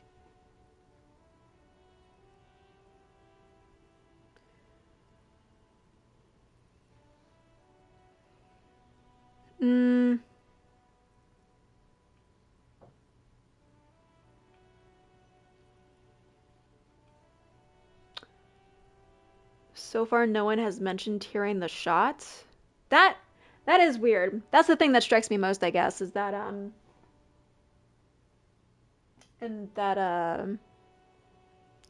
if it came from the top of the building, I feel like somebody would have heard that. Notice how this hasn't come up at all. Even Hardy and his boys didn't mention it. Neither did you. Yeah. So, the bullet, I mean, it still could have come from the coast. Absolutely. It could have come from anywhere, but you're suddenly so certain it came from the roof behind the window. Detectiving is so hard. Are any of the other things important? Where would they have gotten ammunition for an antique gun? True.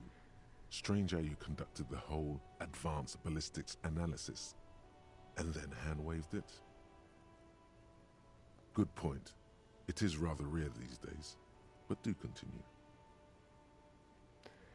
And the footprints didn't fit the odd sole prints on the crime scene. But she could have just changed shoes. No, they didn't. Okay. That's right. Finish thought. Just finish it and conveniently go on. She's watching you leave right now. You know that. Free as a bird on that roof. Lighting up a cigarette and thinking, am I glad Ruby's in this shit and not me?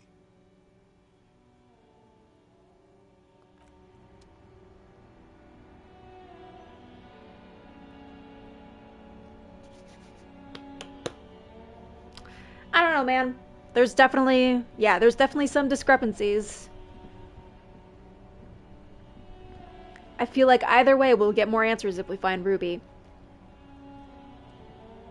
Inside, you see a set of steering levers, a radio microphone, a pull-out toolbox, and the soft glow of the fuel preheater gauge. Guess what time it is? It's time to call the library. How may I assist you? Hold on, officer. I've got Central Jamrock Public Library on the line, and I've already introduced you to their librarian. Connecting the call in 2, 1. Yes, this is Central Jamrock Public Library here. How can I help you, officer? He sounds worried, yet ready to assist. This is how people get when the police call. I'm looking for any information that you can provide on Billy Majan, a reader of yours. Billy Majan, you said. Give me a moment. I'll have to check our database.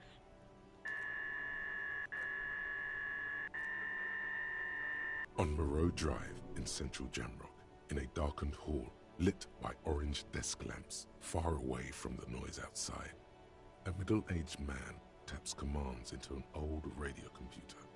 A printout falls on the desk. Behind him, a lonely reader scours some dusty bookshelves, looking for a paperback. Yes, hello. Are you still there? I found Billy Majan's home address. Is that all right? No phone number, unfortunately. Yeah, that's fine. Here we go, sir. Rue de Saint-Ghislain, 33B, apartment number 20. It's in Martinez, I believe. Cape Side Apartments, it says. Oh, shit. That's all. That's where the smoker on the balcony lives, isn't it? Whoa, that's... But not the same apartment, is it?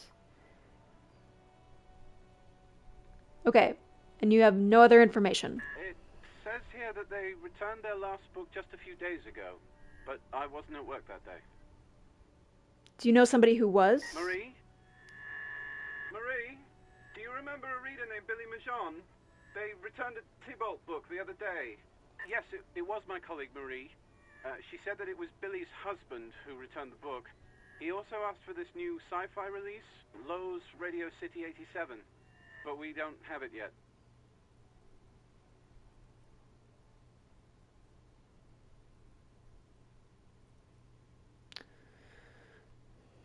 Wait, is Billy...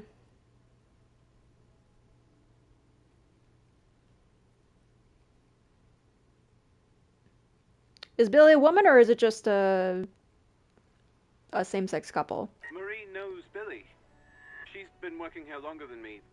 Sometimes her husband returns some books for her. Oh. And then goes for a little drink later. On the lookout. Oh, okay. I see. So we don't know the victim's name. Do you know the husband's name? Sorry, no.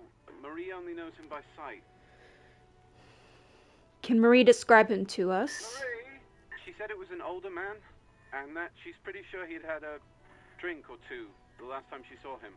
What was he wearing? 1 second. Sorry, Marie wasn't really paying any attention to that. All right, thank you. Happy we could help. Goodbye, officer. Anything else you need from me? 57th, over and out. In the cabin, you see a set of steering levers. Okay.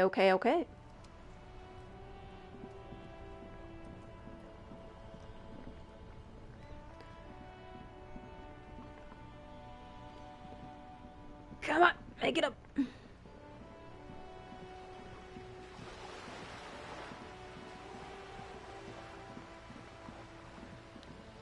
Do.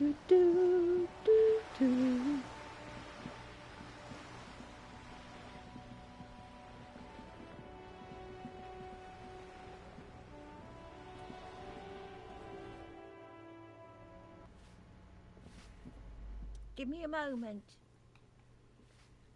I'm looking for Billy Majon. Do you know where she lives? It's about Victor, isn't it? It's always about Victor with her. You'll find the Majons in apartment 20 upstairs. It's one of those doors on the balcony. Okay, thank you. Oof. This is not going to be fun.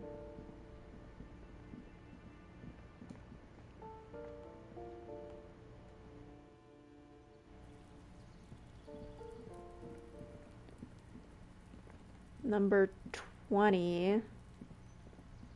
This is the smoker's apartment. This door is made of metal. That's 28. Is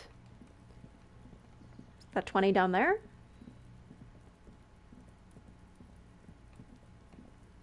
A weathered brown door.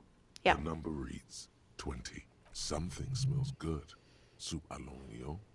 The lieutenant motions to you to go ahead and knock. This is the door. You already know it's the right door.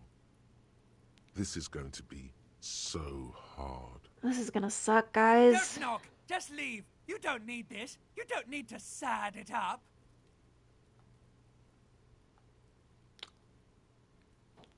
Should we discuss Kim? You're right. Let's talk this through. You hear light footsteps passing by the door and some folk music playing. We have our first preliminary identification. In all likelihood, the deceased is the husband of Billy Majon. We need to confirm this, as well as deliver the death notification to Billy herself. Now, delivering a death notification is never an easy task. There's a reason why it's often called the most stressful part of our job. This is why it's usually done in pairs. You got this. I'll be monitoring reactions, ready to act if necessary. You better have my back, Kim. I'm counting on you. Do you have any advice? Dad, just don't say that you know how they feel. You don't. Yeah, you're Good right. advice. Good advice. Okay. The lieutenant motions towards the door. Hello? Who is it? And someone turns down the radio.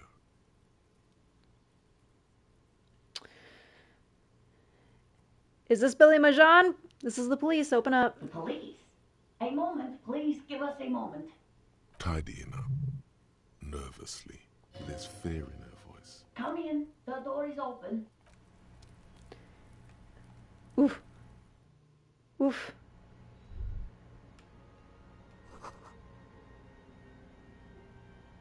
Don't run. Be respectful. Same brand of cigs you found in the trash next to the body. Sorry, ma'am. I just have to look around a little bit before I talk to you. Hi. I'm Billy. Would you like something to drink? Tea? Lemonade? We're out of coffee. I was supposed to get some tomorrow. The lieutenant has taken off his foggy glasses and is busy cleaning them in his handkerchief for now. You're on your own here. He must feel vulnerable without his glasses. Is this why he's letting you take the lead? Thanks, but I'm good. Is this about Victor, my husband? Is he in some kind of trouble again? I can come pick him up in the station if that's what. No, this is something much worse. Is he in the hospital? How bad is it?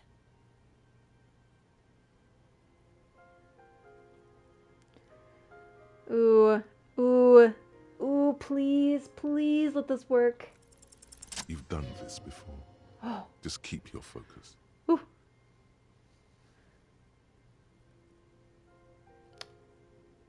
Ma'am, I'm very sorry to say it, but your husband was found dead on the Martinez boardwalk. What did you say? I don't know if I can take this as a person. Great and terrible Spike. The blood freezes in her veins. Your husband is dead. I'm very sorry for your loss. Oh. Oh. But he was just... But he was just here. Alive. We understand this comes as a huge shock. I want you to know that me and my partner are here for you if you have any questions. Take your time. What happened to him?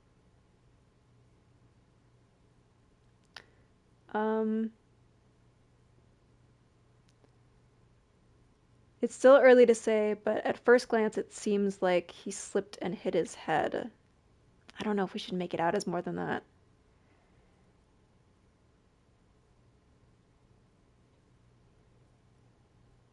Was he drunk? Yes. I see. And you just found him there, lying in the cold.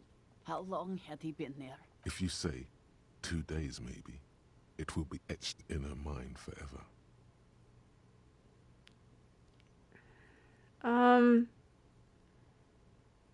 It couldn't have been long. She blinks, eyes welling up with tears, as her hand starts searching for something from the pockets of her dress. Here. The lieutenant takes out a handkerchief and offers it to the woman. Is there anyone we could call for you? A friend, a family member, someone who could be here for you? No. I just need to tell my girls. It burns like acid. God. Should I call them? Should I tell them to come home? No. A day. Take a day to recover. You'll be better prepared when they come home tomorrow. Good. That's probably the right thing. Thank you. She can't take much more. Her stomach is churning. Soon she will have to go to the bathroom and scream. Just tell me, what do I need to do next? Where is he? Can I see him? We've taken him to the city morgue. The local coroner will be contacting you shortly to arrange the funeral. Here's his number in case you want to contact him earlier. Is there anything else that the RCM could do for you? No, I'll call you if something comes up. I'm still... Thank you. Thank you for telling me. I'll call if... These are her last reserves of strength. Her muscles will give in soon. Already, she starts to shake. I am very sorry, ma'am. We should step outside and talk.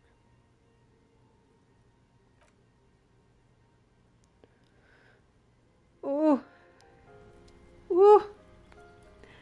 I could not do a job like that in real life. I am tearing up at a fictional scenario of this. That was hard. That was hard for me. You did well.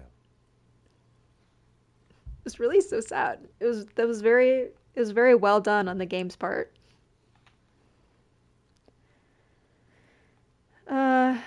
So what now? I'll call the station when we're finished with the day and let them know the name of the deceased. And about Billy and the kids? They'll manage. Yeah. They have to. It's not your place to live their lives. All right, that's it? That's it. We should get back to our case now that our duty here is done. Right. Let's go. Woo! Okay. I'm gonna take a quick bathroom break to sober up. I'll be back in a couple minutes.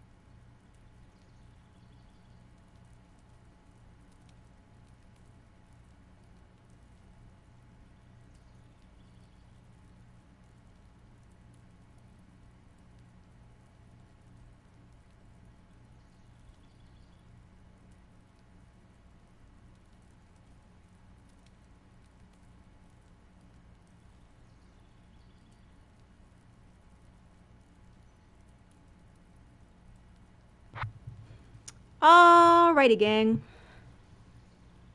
Moving on.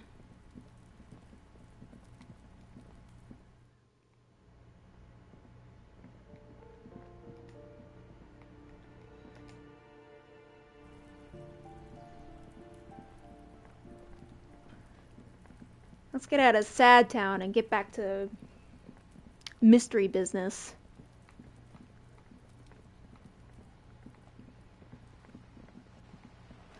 Oh, was there... Gary's apartment was over here. Should I see if he's home? I could talk to him again. The door is closed again. You hear someone inside. I can't knock or anything? The door is closed again. You hear someone inside. Okay. Well, he's there, but I can't do anything about it.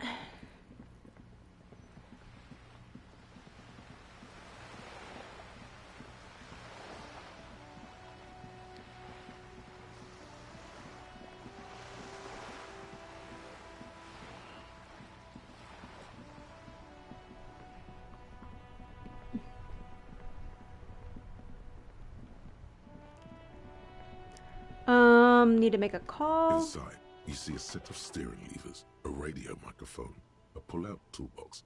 This is Precinct 57. How may I assist you?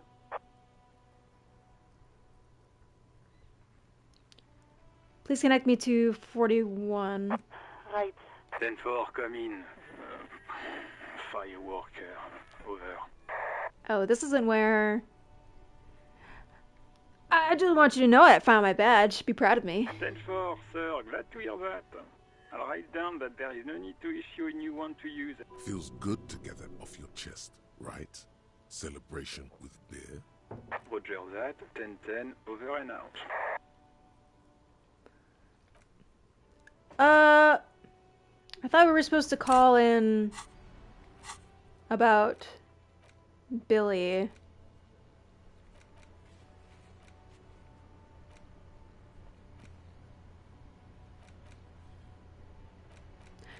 But I guess not. I guess we're just done with that.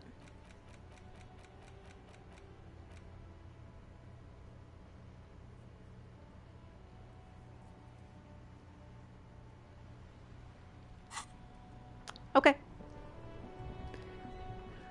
Fine then.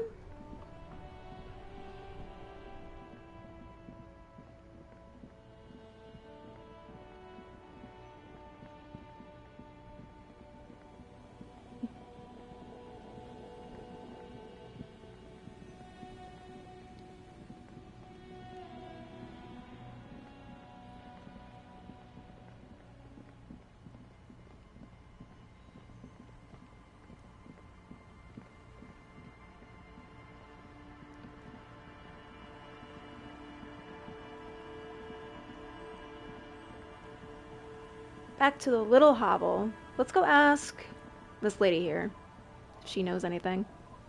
The waves are beginning to die down. Look at those little bastards. Simmer down.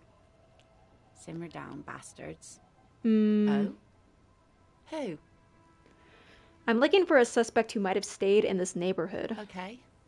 When did this person stay here? Very recently, over the past few days. She might have arrived on Friday. Oh. I've been out on the sea for most of the past week. The weather's been good for fishing, so I usually start at 4 in the morning. Oh, wow. The life of a fisherman. Yes, that's the optimal time. Got to make the most of the calm. I've been sleeping like a corpse after. The sea really takes its toll. Now I'm just waiting for the wind to settle to get out there again. Couldn't do that either. I grew up in a fishing community, me personally. So I've done that like 4 in the morning, like crack of dawn, find the best fishing spot thing. And I hated it. Sorry I couldn't help you out. Maybe I can help you find someone else. Well, how can I assist you then, officer?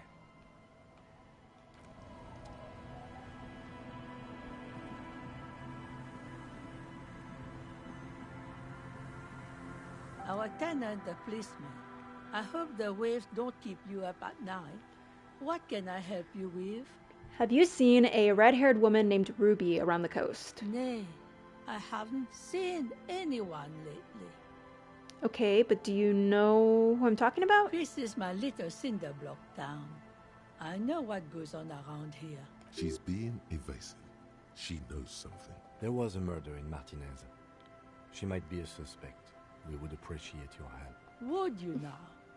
I know how this world works. And it doesn't work when people tell on each other.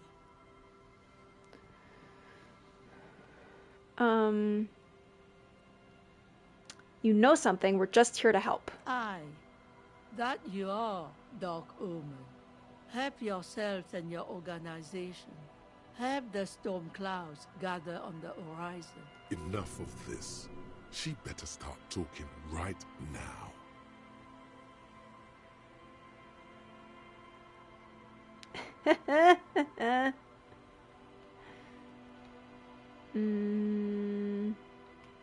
There's not much to tell. People come and go. Now, was there something else? I see, ma'am. I hope you don't mind if we look around anyway. You should look around your shack. Maybe she's rented it out to others too. Maybe.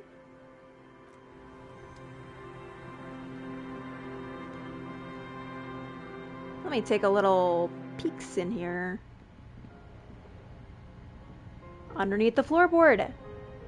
As you look at the floorboards in this corner of the shack, it's clear one of them isn't quite level with the others. Hollow space underneath the floorboards is dark and damp. You can barely make out the mixture of sand and sawdust below. You stick your hand in and start combing through the sand. Dry, not like outside. Fine dust. And then, something hard wrapped in paper. A small cylindrical object. You pull it out.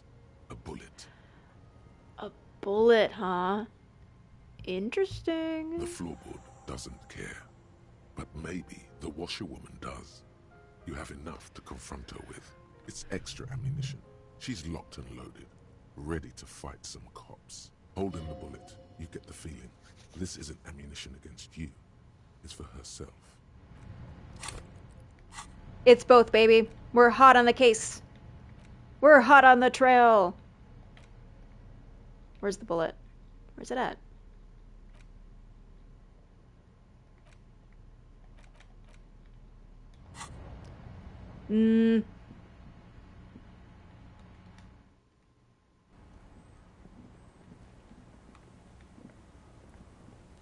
Our tenant, the policeman.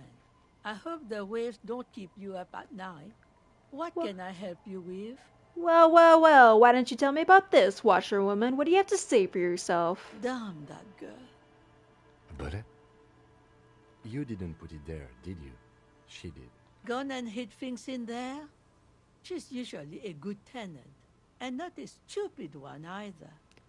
Tell me about her. Yes, I let my room to that Ruby girl. Mm-hmm. As I've done before when she's been in trouble or just looking for solitude. I've made it clear. We welcome all kinds of people here. When did this happen? She came last Friday, left on Monday in a hurry. What has she gotten herself into, that girl? She seems genuinely worried about her previous tenant. She's seen her hiding out from trouble before. But this seems different. That's for the police to find out. Right then, please answer each question to the best of your ability. I'm sure we have a few. You said she left on Monday. Yes, early with the dogs, around 8 o'clock, I think. And the room's exactly as she left it? I cleaned it, like I always do. Was there anything else? No. Why do you think she left the bullet there? Could have just been sloppy. How would I know? She's a gruff one, but not violent. She doesn't go around toting a gun. You could ask her about your hunch, that it was a desperate measure. See if she thinks Ruby fits the bill. Let me tell you about my hunch, lady. Hi. Do tell. An exit plan. Oh. Exit from what? You know, I wasn't thinking about that personally, but sure. The world. The lieutenant stops writing for a moment. He looks at you, then at the old woman. No, she's a fighter. Not a quitter. Like you sometimes get, son. Shut the fuck up. I heard she was a heavy drinker with anger issues. Have you ever witnessed that kind of behavior? Nothing of the sort. Sure, she was no stranger to the bottle. She fit in that way. But I only knew her to have a beer on the beach while watching the sunset. She isn't what you call a drunk.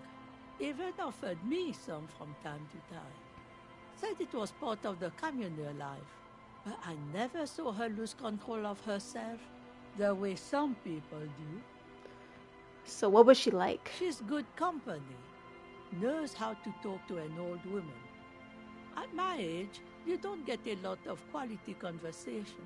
So I really appreciate that about her. Did she talk to you much during her last day? No, she was mostly silent this time. Kept to herself. What do you mean? She tried not to let it show, but I could tell she hadn't come to fish.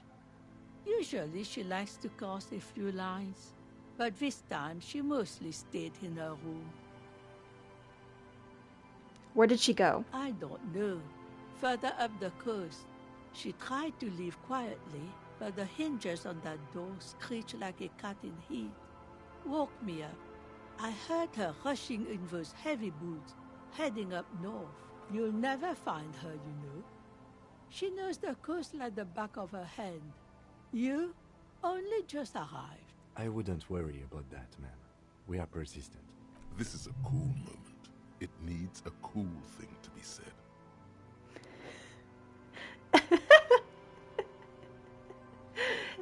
Is that the cool thing?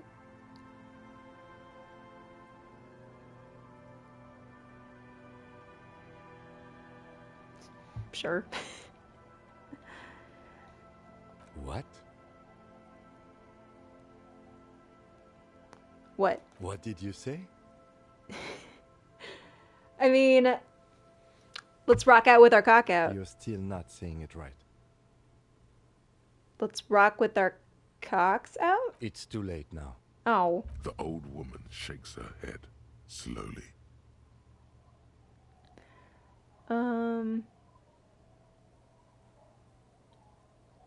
Further up the coast we go then. Are you sure you would rather stay here?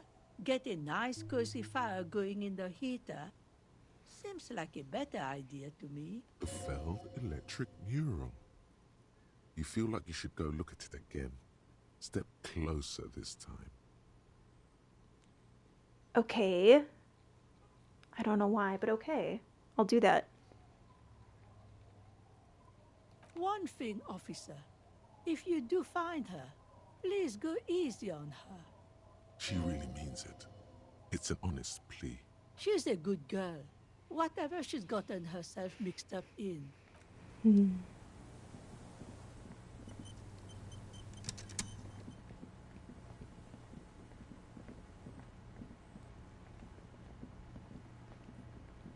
The scruffy-haired little boy kicks a stone while the other watches him do it.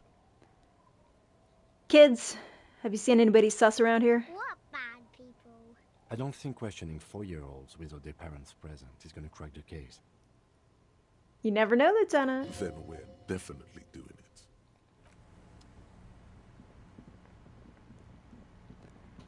There was an empty shack around here.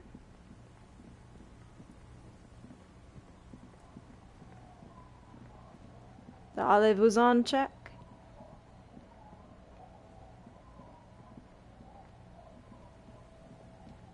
This just had the chair and the bow tie, right? Yeah. This was nothing.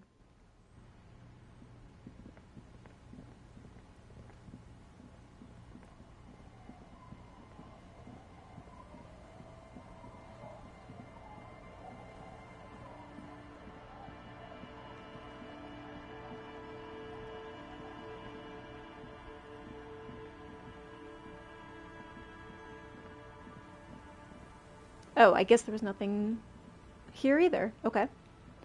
Kim, get out of the way! Ugh.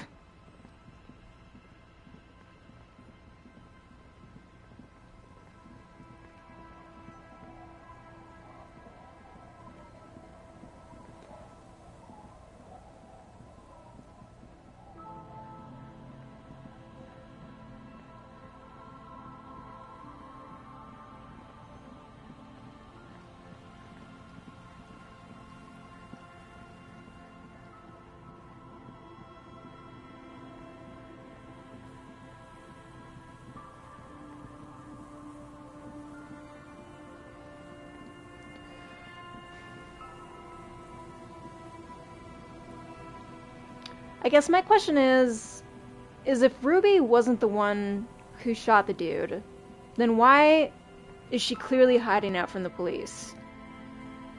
You see, a once bright mural towering above you. The signage has peeled off over the years, but you can still make out Feld Electrical R&D.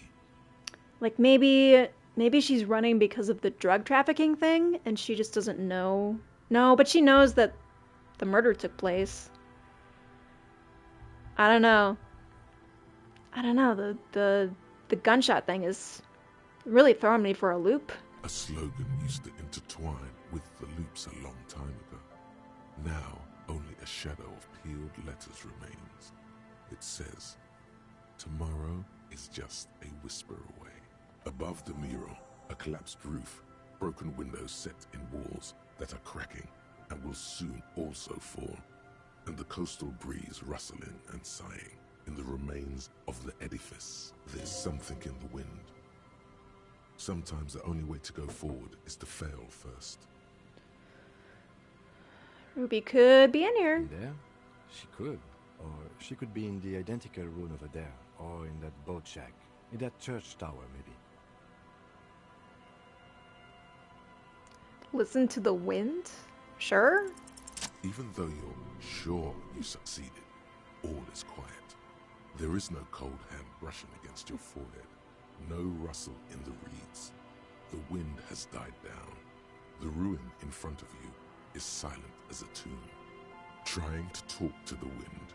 The city, whatever you thought would happen, did not. And now you're just standing there with your hands fallen to your side. A prayer of sorts. To Revachol. Well, she could be fucking anywhere, dude. Oh, do we? I was really hoping she'd be in the village. Okay. She's probably north of the village, and this place is a peninsula. We already scanned most of the outdoor areas on our wild cryptid hunt, so we have an understanding of the geography, at least. And then there's the church. We've already searched that and can rule it out. I know it doesn't feel like progress, but exclusion is a step too. Anyway, we do it the old-fashioned way, sector by sector. Go over the whole peninsula, ask the locals, enter the places where we can enter first, like we did in the village. And what if we don't find her? Then, if we're desperate, we can look where we can't enter. Bunkers, storm drainage, this place. I'm sure it won't come to that. Walk the coast, the old boardwalk, the reeds. You can always come back here and talk to the wind again. Look where it already got you. An adventure awaits. An adventure on the windswept urban coast. Buckle up and raise your collar. This search is going to be wet and cold. Indeed, somehow you knew it was here. An urban ruin gutted by looters that once used to consume money and dispense warmth and light. You felt it before, when it rained in Martinez, and you felt the cold of the rain. The feeling persists. It has been in you ever since. Okay. This game has a really elegant way of using a lot of fancy words to say a whole lot of nothing sometimes.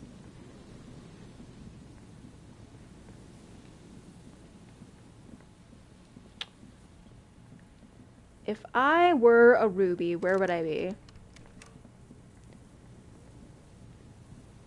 We're looking for a Ruby. We're also looking for the Sunday friend, too.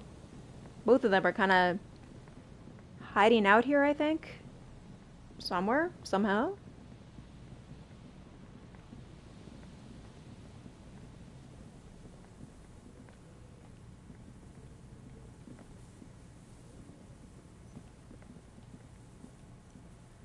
I also don't know what this is. Is it something that I could open up with my handy dandy multi-tool? Oh, fuck yes.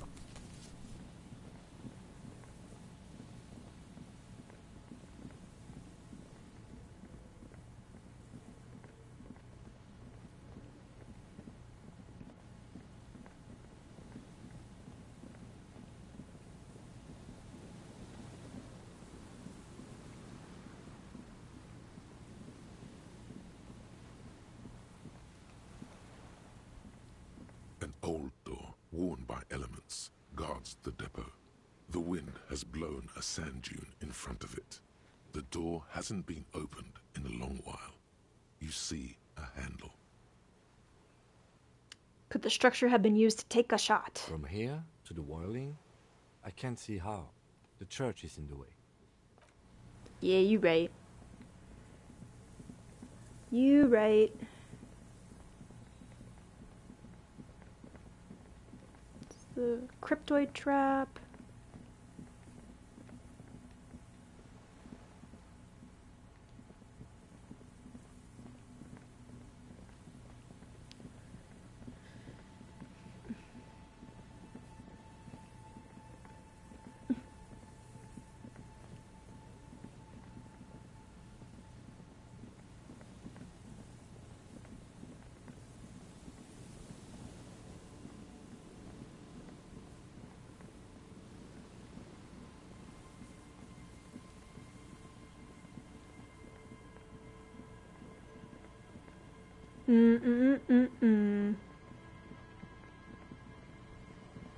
Maybe over here?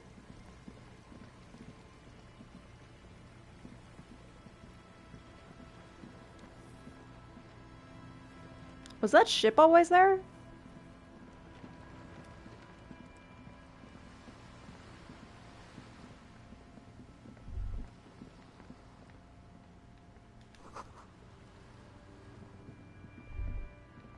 You see that seagull up there? Remind you of anybody? Kim? What? Kim? No, it's you. You and the seagull are just alike. Why would you say that? Think about the seagull's story. It's one of endurance and adaptation. The seaside was paradise once. They were birds of that paradise. Then their paradise became shit city. And what did they do? They became urban survivors, eating burgers out of trash cans, killing and eating pigeons. No time for that sentimental bullshit. They're hustlers, getting shit done. They're one pair of track pants away from gangsters, just like you.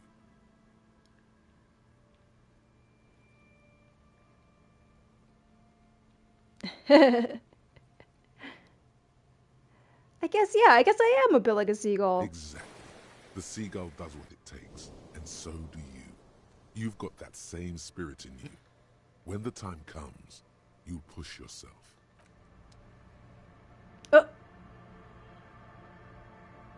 What's happening?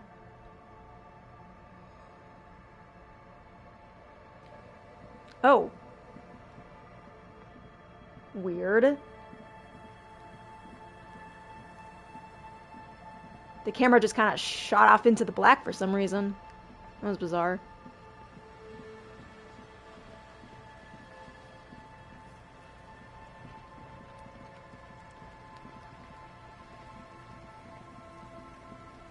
Let me check out that boat, I guess.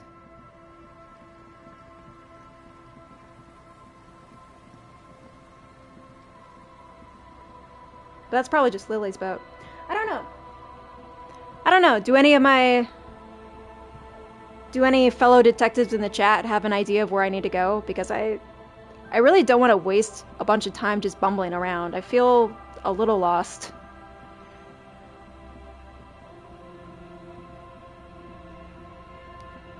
Oh yeah.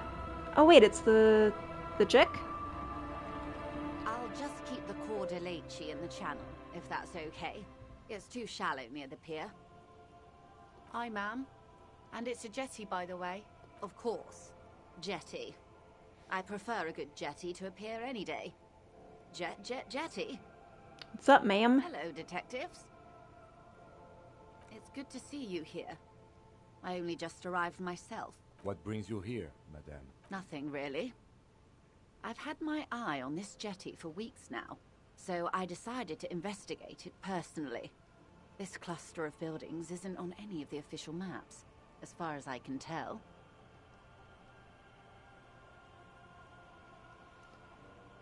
Could be more to find at the Feld electrical sign? Alright, we'll check that out. How do you like it over here? How do I like it? Water drips down eaves of Eternite. The jetty below her feet creaks to the tune. The smell of salt and dog shit in the background. It's pornographically poor. The street has no name. All the men are dead or missing. And is that the carcass of a motor carriage over there? Could be anybody's. I'm surprised that woman hasn't put me to the sword yet. Maybe she will. You should ask your questions while you can.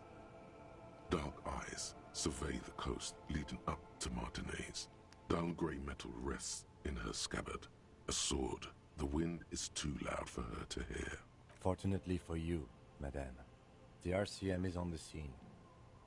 Real men, real politics, real thoughts in your head.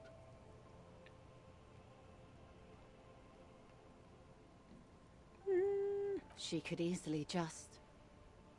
Above you, there forms a quilt of altocumulus clouds, twisting into each other. The wind tugs and stretches them over the bay. Their cloud shadows slide over the ruins of Revachol West. Wherever they pass, the temperature drops slightly, but perceptibly. Have I told you how they discovered this place? The village? No.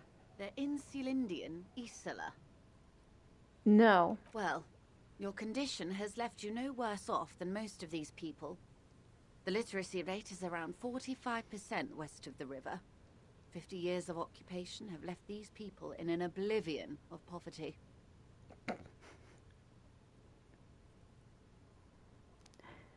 45% is around where I operate. Things get better, though. I knew you would sympathize.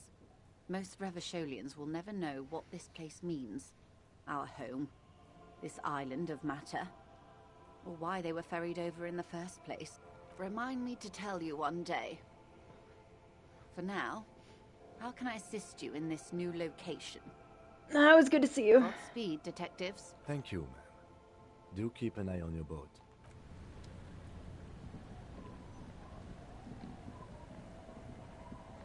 All right. Back to the sign. Let's see if we missed something there.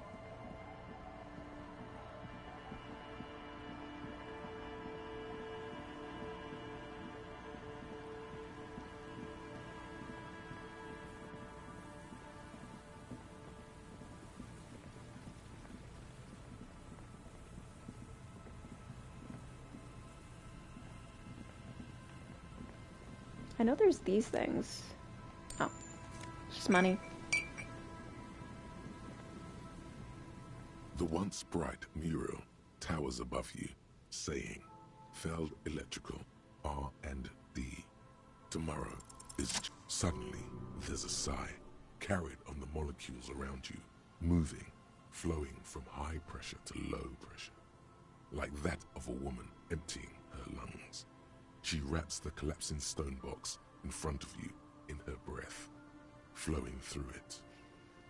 Where does it go? In through the collapsed roof, flowing down a concrete staircase to the basement, sweeping away footprints in the dust on the stairs, and then the beach below the boardwalk, its winding tunnels, a whisper away.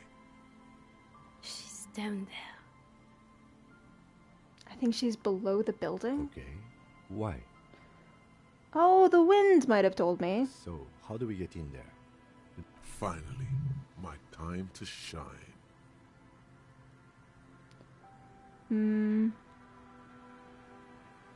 There's a ladder. There is a ladder next to the sign. Look at that. Perhaps you can climb them. We are not climbing anything. I'm 43 years old, and I plan to live to see 70. Ow. Come on, live a little, Kim. There has to be a way to use brute force. Climbing sounds unsafe. Brute force is safe. Look around and find something to break if the ladder fails. I'm sure it'll be fine. Save the game. But I'm sure everything will work out fine. A rusty ladder leads to the rooftop. Some of the rungs are missing. Yeah, that doesn't look good at all. Let's take a peek. Let's take a peek-see. The distances between the remaining rungs are rather wide. You'd have to use the mounting brackets. However, they seem corroded and the peeling rust is razor sharp. In addition, the first rung is going to be tough to reach. It's what, 3 meters above the ground, and you're 180? Seems about right. Not to mention that the roof is collapsing and the wind gets pretty brutal up there. Dismounting from the ladder is going to be hard. Perhaps if you were to not climb the ladder. Instead, what if you were to do something more subtle? Astral projection. Be open-minded about this. If I can just find a way to teleport... Teleportation is not a thing. It is, I just really need to... I just really need to concentrate on it. Okay, let's say teleportation is a thing. Wouldn't you need some kind of scientific apparatus to create a teleportation field? You can't just do it without apparatus. What are they talking about? Teleportation, Mikhail. It's generally thought impossible. It's not gonna hurt to try. Oh yes, it could hurt. A lot. He is restraining himself from using a parental tone with you right now. I have a sick chance to teleport to this roof. Easy. I'm gonna close my eyes. All Done. you need to do is close your eyes and concentrate. Darkness enfolds you. You can feel the distance between the bench and the first rung of the ladder. All you need to is... do it. Zoot, zap, pow, crinkle. It's like magic. You feel yourself disappear, your atoms fading out of existence. Oh my god, I can't believe it. Bam! You find yourself on the roof, having mastered the art of physical displacement. Oh! Kim! Kim, did you see that? I just saw you climb the ladder. You just climbed it like a regular person. No, we teleported. No, not like a regular person. Like a phase spider. Wow. The wind at the top of the building starts howling loudly, blowing away the lieutenant's voice. Faintly you hear. Never mind. Find a way to let me in when you get inside. Don't go adventuring without backup, especially if we think the suspect may be hiding here. I think he's just in shock. He can't accept the miracle that I've just performed. My ways are a mystery even to me sometimes.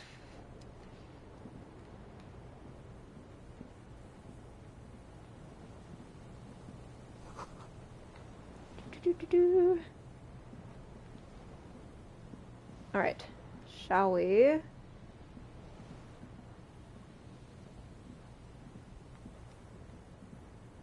So ever so slowly creep crawl our way to the staircase.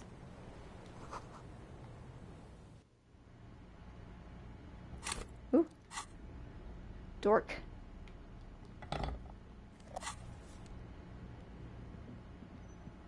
What do we got?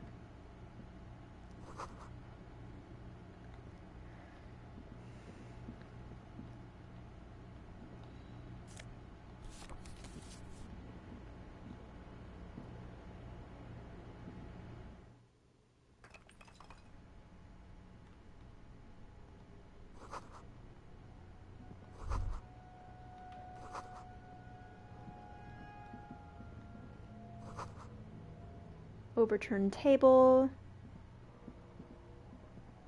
I might want to save here. Alright. I trust you, CBI Purgatory. I will save. Full save.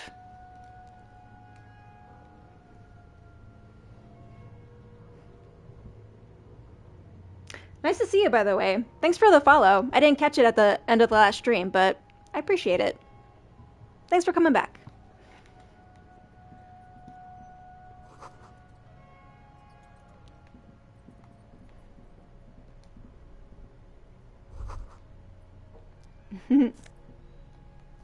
Ooh.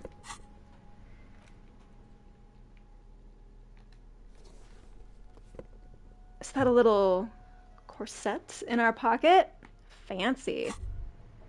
This isn't just glass. These are old computation components. Yes, filament memories. From the time when wires were cast in glass, slides with an inlaid nervous system. How did they do that? The how was a closely guarded secret. Safes in human heads across the river where they were manufactured. As to why, your fingers don't know.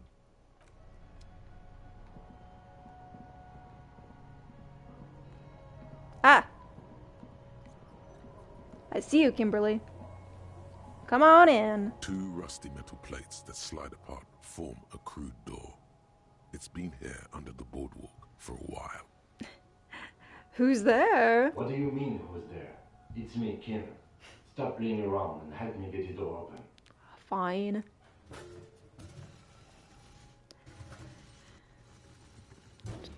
The doors seem to be on rails, but they've gotten jammed. You grab a side and put some strength into prying it open. With the help of your partner, the two metal panels slide open with a creak. Huh. I hope no one dangerous heard that. Probably fine. After you climbed up to the roof, you mean? There's Teleported. a maintenance entrance under the boardwalk. It's next to a drain pipe, possibly a storm drain. It was easy to miss before. He's quite proud of himself. Coulda, you know, maybe mention that. At least now we have an exit, so let's get going. It's time to investigate these passages. Alright. Never have I been more conscious of the fact that I do not have my gun on me. I really wish I had my gun on me.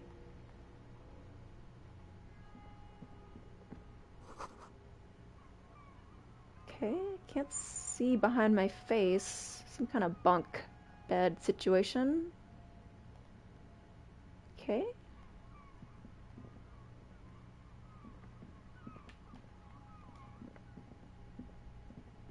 Oh, I see. Sneaky. Very sneaky.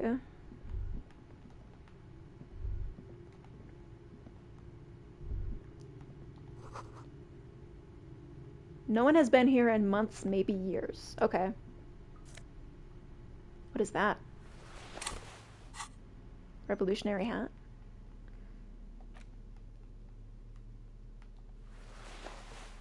Yeah, that's nice. It kind of sort of hides the absence of mutton chops. Like if you really squint your eyes. So warm. It wraps around your head, and your mind tingles with all manner of socio-economic theory. And Ushanka? Kraz Mazov would have worn this Ushanka. Mazov knew where to cook those thoughts. That's why it bears a Mazovian logo.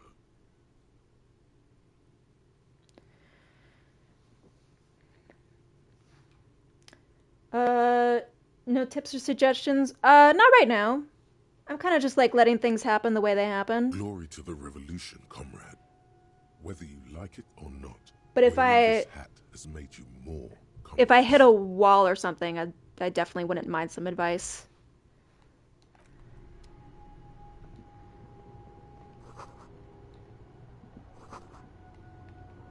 Cool, cool. Thanks for looking out.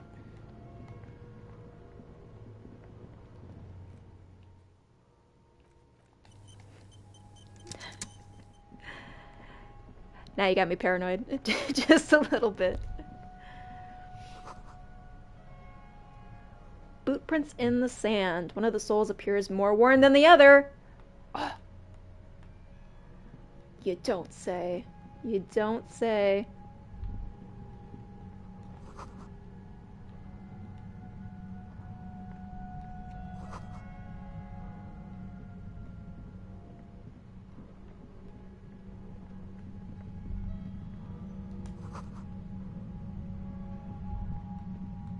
There it is again, like a swarm of hornets buzzing under your scalp. A strange tingling you can almost smell.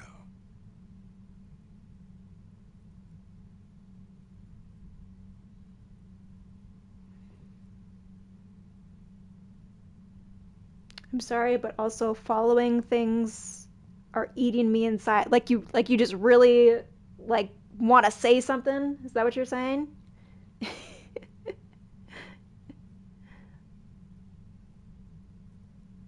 No. What do you mean? I don't feel it, but we should still be careful. There were footprints back there, and I'm pretty sure they were fresh.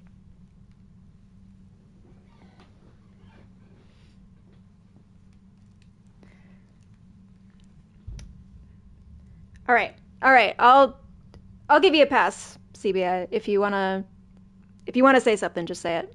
I'll hear you out.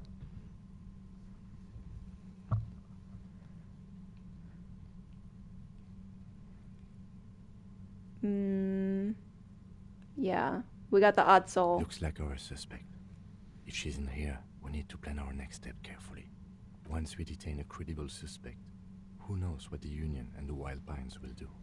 We'll set in motion events we have no control over. Don't go before getting your gun. Okay, yeah, This is the end game? Really? Like, we're here? That's nuts. Okay. I kind of had a feeling that it was going to be about the gun. Keep calm. Go over the whole situation in detail.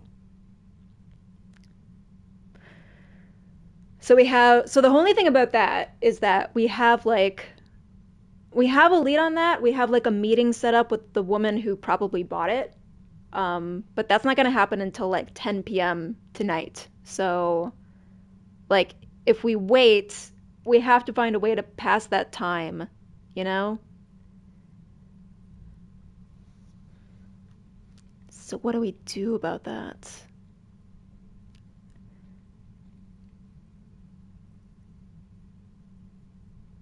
Yeah, that's true. That's true. I haven't needed my gun up till this point. Maybe it'll be fine.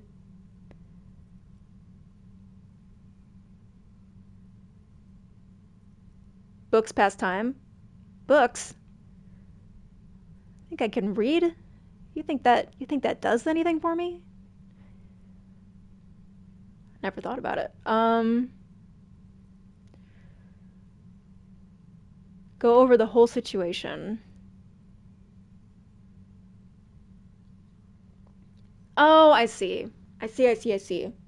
Okay, this feels like, hey, this is the end of the game and these are all the things that you still haven't fully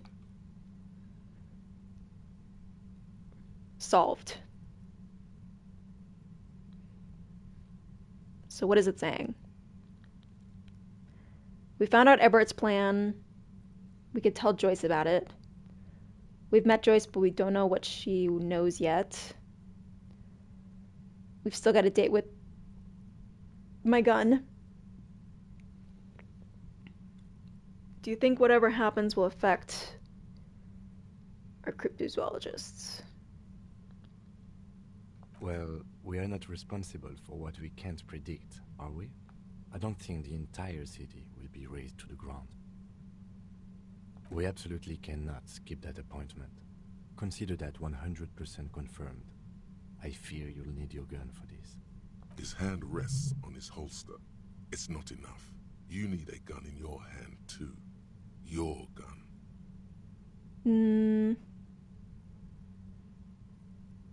I leave that to your judgment. You already know what I think about cross-pollinating information like this. It's dangerous, but... He just can't be sure. Maybe it will yield something useful.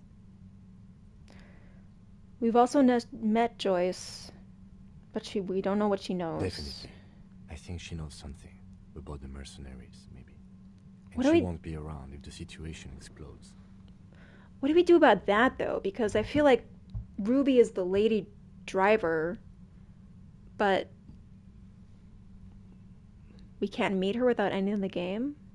I think I see a cavern. Maybe more cellars? I think we've been careful enough. We still have the element of surprise. I wouldn't be so sure. You haven't exactly been sneaking. Or maybe not. Either way, once we go deeper, there will be no turning back. Okay, I'm glad they made that obvious.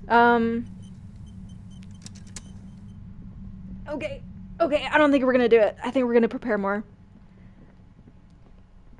If this truly is the end of the game, then I don't wanna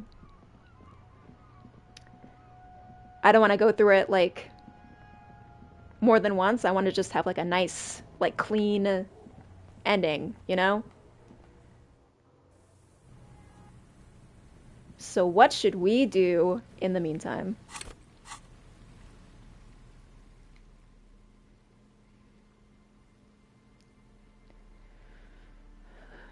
We can meet with the lady who has our gun tonight and then go there, like, immediately after. And we just gotta find a way to spend the time until then. And see if maybe there's any other tasks that we want to complete.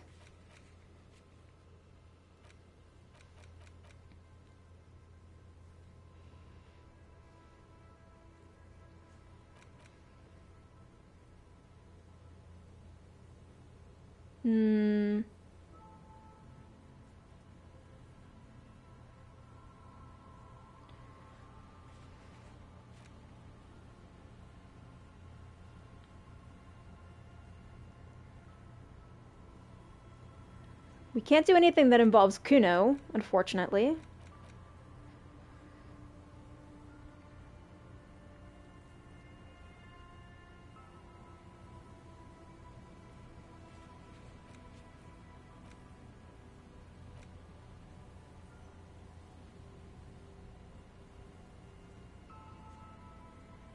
We could still check...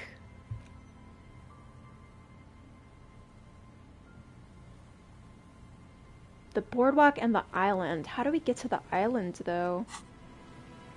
Maybe we can borrow Joyce's boat?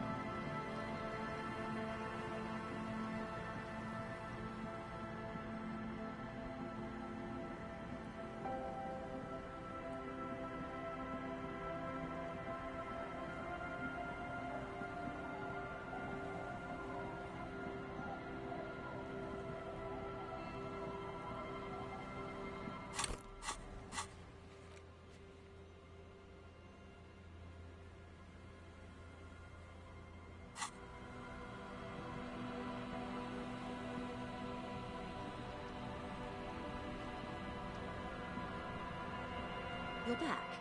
Good. What can I help you with? Is there anything? Word has traveled yet. It appears we are being monitored every step we take, colleague. Did we have any other business here? No.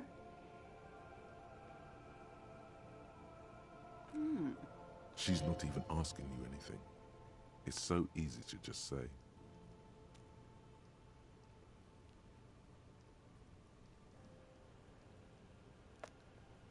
I don't want to. I don't want to get in between the...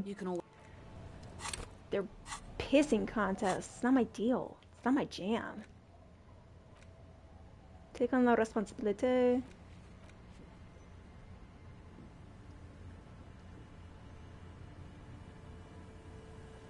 No. Union and cryptozoology business might end when you do. Okay.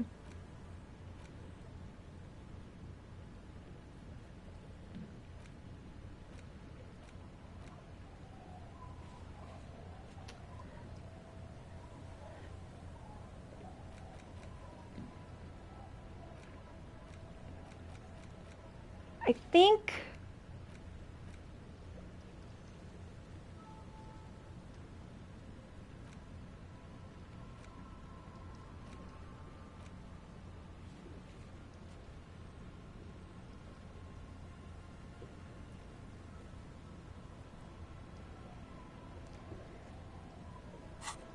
check the boardwalk and check the island. That's the only thing I really want to follow up on, I think.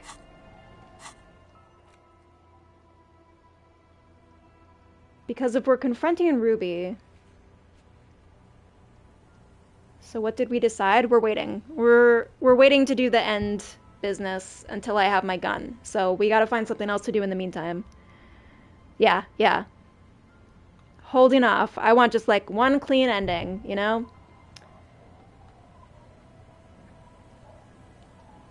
But I think the only lead I want to follow up on is the possible other, like, sniper positions that the bullet could have come from.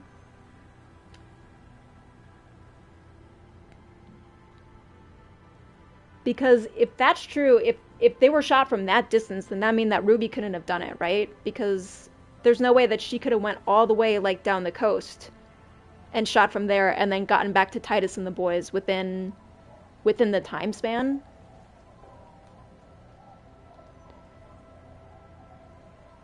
And it's weird to me that nobody heard the gunshot.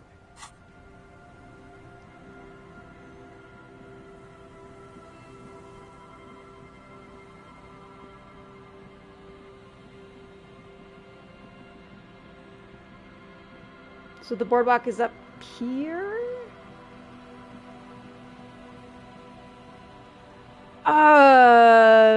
Yeah, you're right.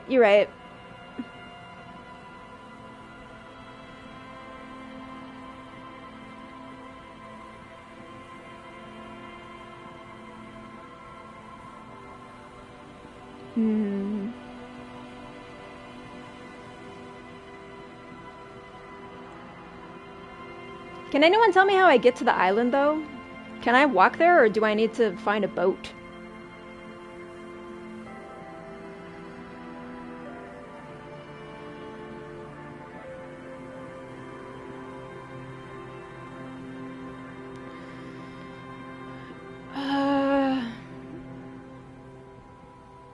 Or maybe I should just accept the fact that with a boat, but you can't right now. Okay.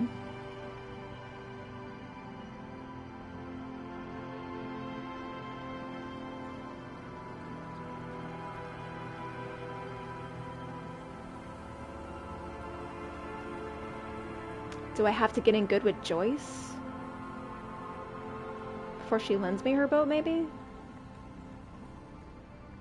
Oh, balls. Ah, man. I think I might just accept the fact that I am not getting all the loose ends in this game.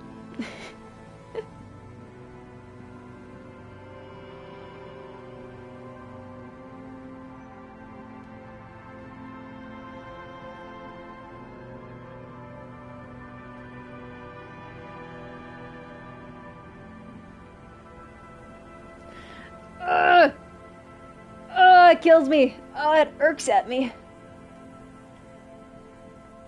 What's that? A slit in the concrete? Oh, that's where we came out?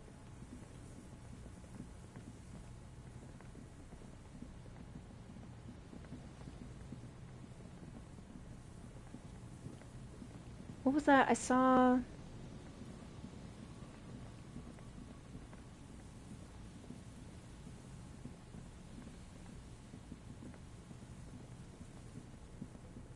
I swear I just saw a thing pop up.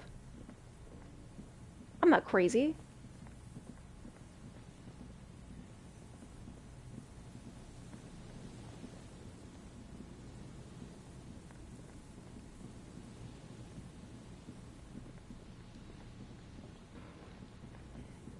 Maybe I'm crazy.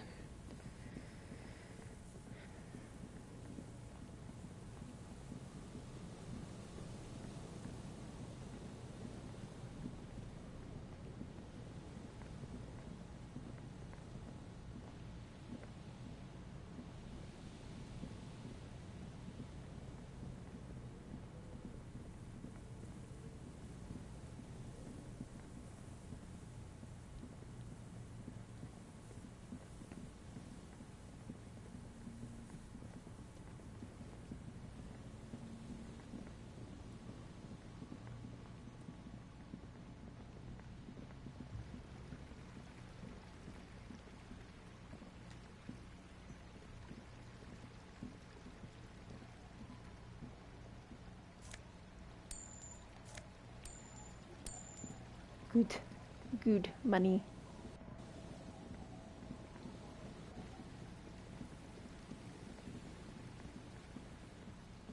I think whatever happens, it feels like we might be hitting an end this stream, which is kind of sad, you know?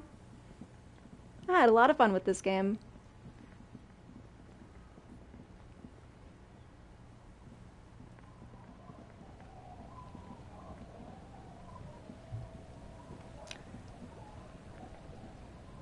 Did you find out the dead man's family, the guy who was frozen for 2 days? Yes, we did. We found his wife and told her of his passing. It was very sad. I almost cried. Yeah. Good. Yeah, we did that. What can I help you with?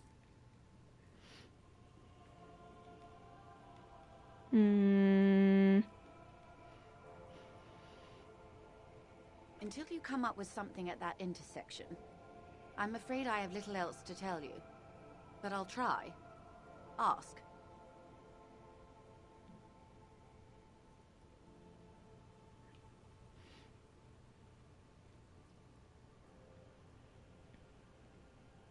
It really was. It was really a well done moment.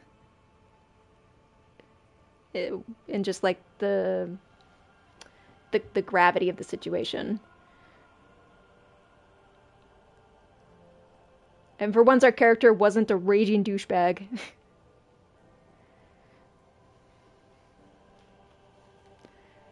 We already have a suspicion? The two might even be connected. Or not.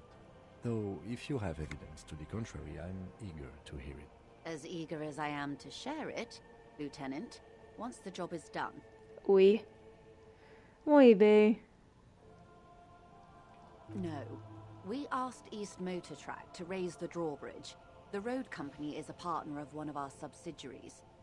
However, this is a limited time opportunity. Once the complaint has been processed by the Trade Committee, they'll have no choice but to lower the drawbridge, and the operation will continue. Thousands of litres of raw ingredients will pour onto the streets of Revachol. Not the east across the river, but the west. The vulnerable, the weary. A cold breath rushes in from the bay, making its way down the alleyways and potholed streets. From Martinez to Jamrock, in the traffic you hear the clinking of glass vials, concealed beneath tarpaulin. Or is it just your teeth chattering in the cold? I don't understand why I can't just strong-arm my way into all the lorries until I find the drugs. The literage the local producers must get from this terminal alone must be oceanic. Well, at least this solves one mystery. What is that, Lieutenant? Why I had to call East Motor Track and beg them to open a drawbridge for me. I'd wondered since I first drove in, on my motor carriage. I am sorry for the inconvenience, Lieutenant Kisaragi, but we need them trapped here. This is a unique opportunity. I'm sure you understand. I heard something about a complex operation earlier that adds up. I'm glad to hear, officer. I'm sure you'll find out just what that means soon enough. She simply nods. Sure, Oh. let's tell her about the envelope. Sounds like he has you running errands, Detective. A well-established dominance ritual. Where did he have you deliver it? Here? Here? Oh no. What does that bloated hellbat want with my little cinder block town? It's clear the village has already grown dear to her. Strangely so. Why did she come here? No, don't tell me. I don't want to know what he has in store for this place. Probably a statue. It's a statue, right? You said not to tell. A giant statue of him. Or better yet, his twin brother. Practically the same thing, but makes him seem less like a psychopath. He wants to build a youth center. A youth center with Edgar Clare's statue on top of it. Go ahead. Help him. Make it so. I have no power to stop him. You would prefer something else? First, there won't be a youth center. Whatever he's told you or the residents, it'll be something horrific. Perhaps even worse than a statue. So, yes, I do. A fishery. I've been speaking with Lillian here. She gave me the idea. The infrastructure is all here, and with my connections, sadly, it's just one of the million things I'll never get round to. I just have to accept that I'll never be the rich candy girl who goes around solving people's problems with money. If only it were that easy. So you're sad you can't buy the place. Yes. I'm sad I'll never have the time, Detective. I've always wanted a dilapidating fishing village. She is more defensive about it than usual. Full of ghosts and ancient memories. Has this errand yielded you any information? Helping me find my gun, maybe? Oh. That's so helpful of him. The lieutenant looks at you, and you can swear his jaw muscle is trembling. Kim is mad at me. Conventional police officers sometimes lose their guns. They then go around and tell people about this to gauge their reactions. It's all part of detecting.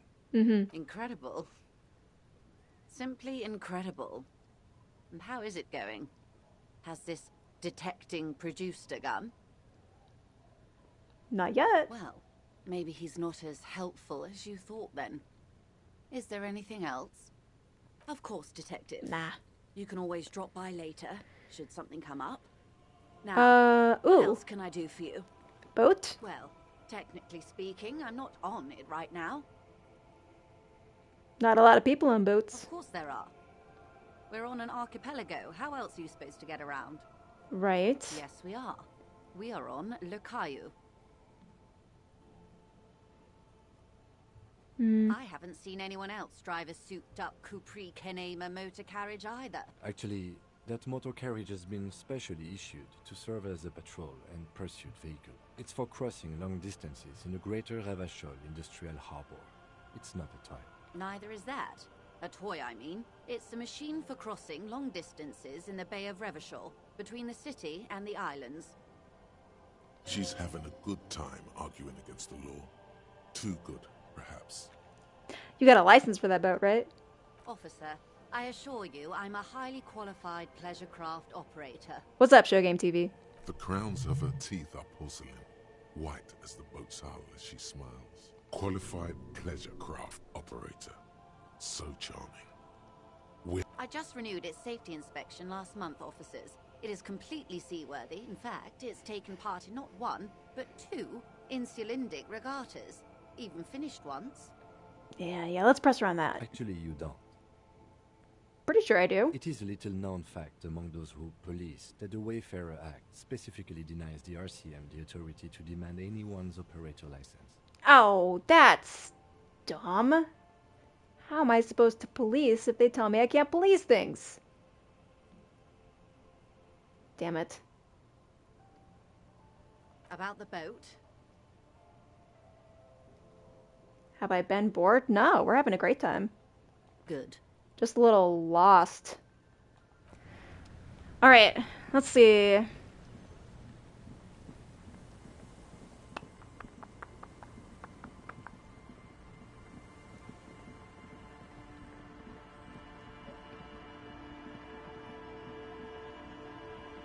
At the point where I just want to pass time.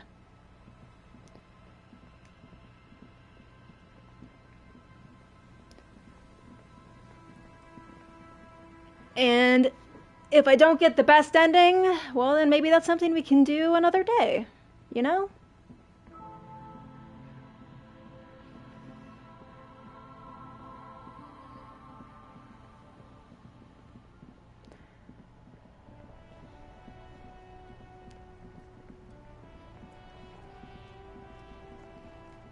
So what were you saying about books? You said books could help me pass time? What's that?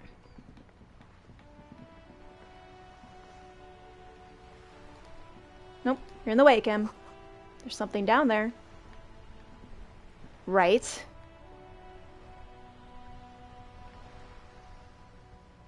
And that's all you gotta say about it? Yes? So unhelpful. I think you have a good chance to get the best ending with your gun. Okay. That's what we will strive for. Should I be... I'm gonna get health items. Does the best ending also entail me getting jacked out of my mind? just for the buffs, you know? If you read time passage, just keep a close eye on it as it can pass quickly. Okay, we will do that.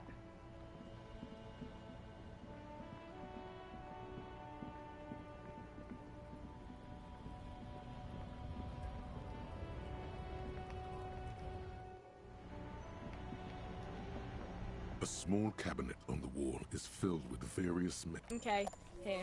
I hope Saint Petit. Let's do that just in case. A colourful... The bottles wink there, in that dark green glass. All in vain. The great flowing river of warmth. I'm obliged to inform you Taken. that both alcohol and cigarettes damage your health. But I guess you already know that. I am aware. Don't ask. Don't look. Don't do anything. Know this. You will never finish your alcohol quest if you don't buy beautiful alcohol. Oh, wow. Here you go, mister.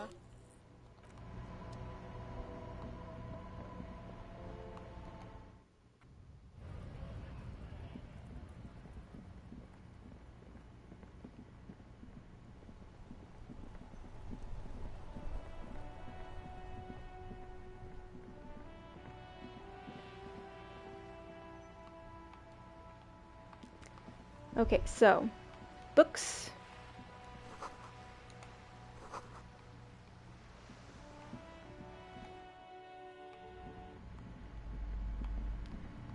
What do we got? What do we got? A small mountain of colorful board game boxes. There are numerous types of games for all ages.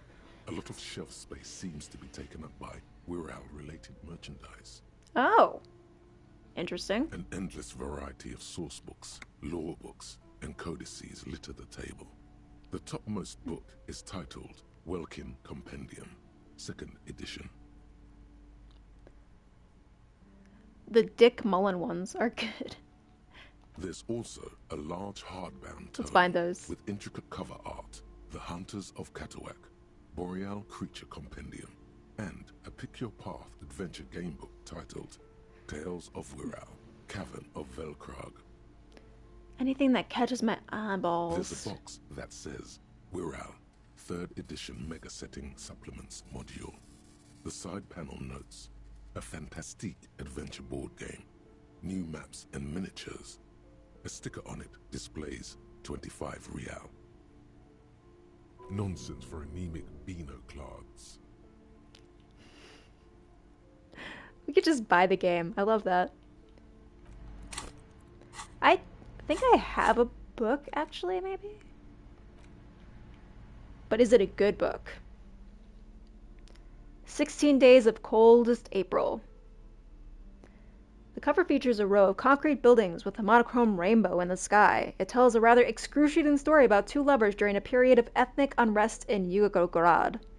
The book has been filed under psychological realism. I don't know. The display rack is brimming with worn paperbacks featuring an extremely muscular, sword-wielding barbarian on the cover.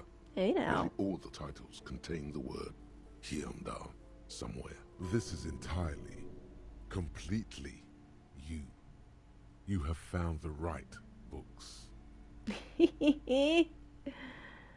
What are the Muscle Man books? Oh, Man from Hyundai. A very popular series of adventure novels.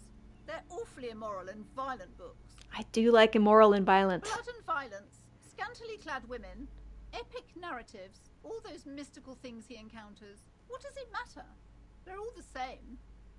However, the customer is always right, they say. You are trash at selling books. If you're a novice of the series, I'd recommend Hyundalaman, the Man from Hyundal. It's supposed to be a good introduction to the series. Okay, okay. Take that into consideration.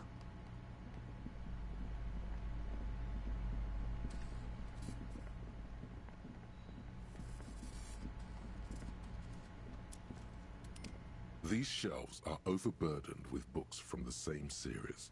We found the Dick Mullen. Name, Dick Mullen, over and over.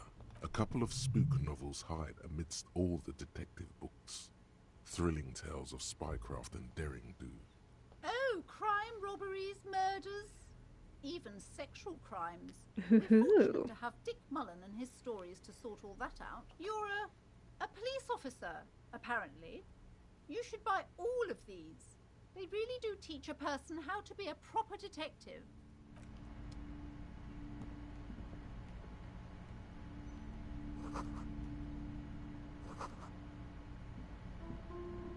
The plaque on the shelf reads, Biographies of Famous People.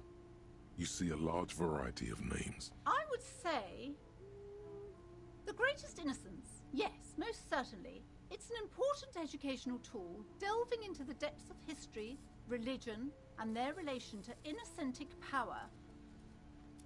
Shelves full of biographies of famous people. This bookstore is not strictly about crime, romance, and biographies of famous people. There's also a wide range of paranatural literature. Amidst the various books, you find one written by someone named Matthias W. Dundas.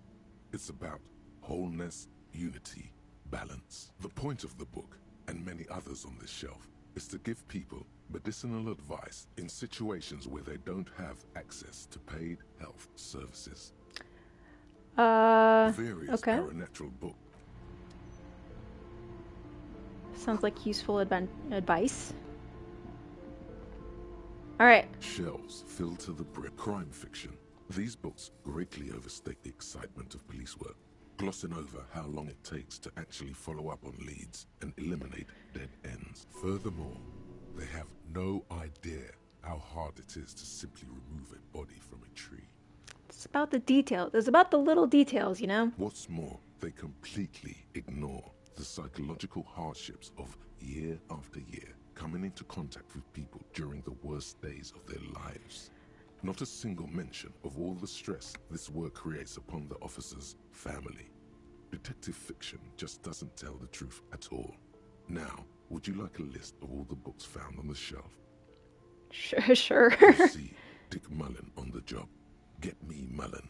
The Stalwart Adventures of Richard P. Mullen. Dick Mullen and the Murder in the Orchard.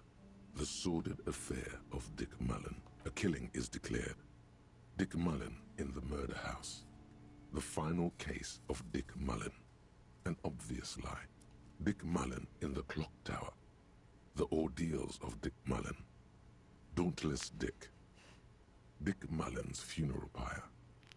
The Murder of Dick Mullen. Are there more? Yes, there's also The Dame Who Did It.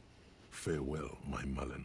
Faking death seems to be a common trope in the Mullen series. The Morbid Tales of Dick Mullen. A dark tide turns. Tragedy calls for Dick Mullen. Another one with fake death. And, of course, Dick Mullen, the murderer. In order to catch a murderer, Dick Mullen must become the murderer. After all this, you still haven't found the answer to the one question that matters. Who is Dick Mullen? Who is, in an artistic sense, Dick Mullen? Your quick eye notices a small caterpillar crawling across the spine of a book. The title reads, Dick Mullen and the Mistaken Identity. Well. A worn paperback from Dick Mullen's classic hard-boiled phase.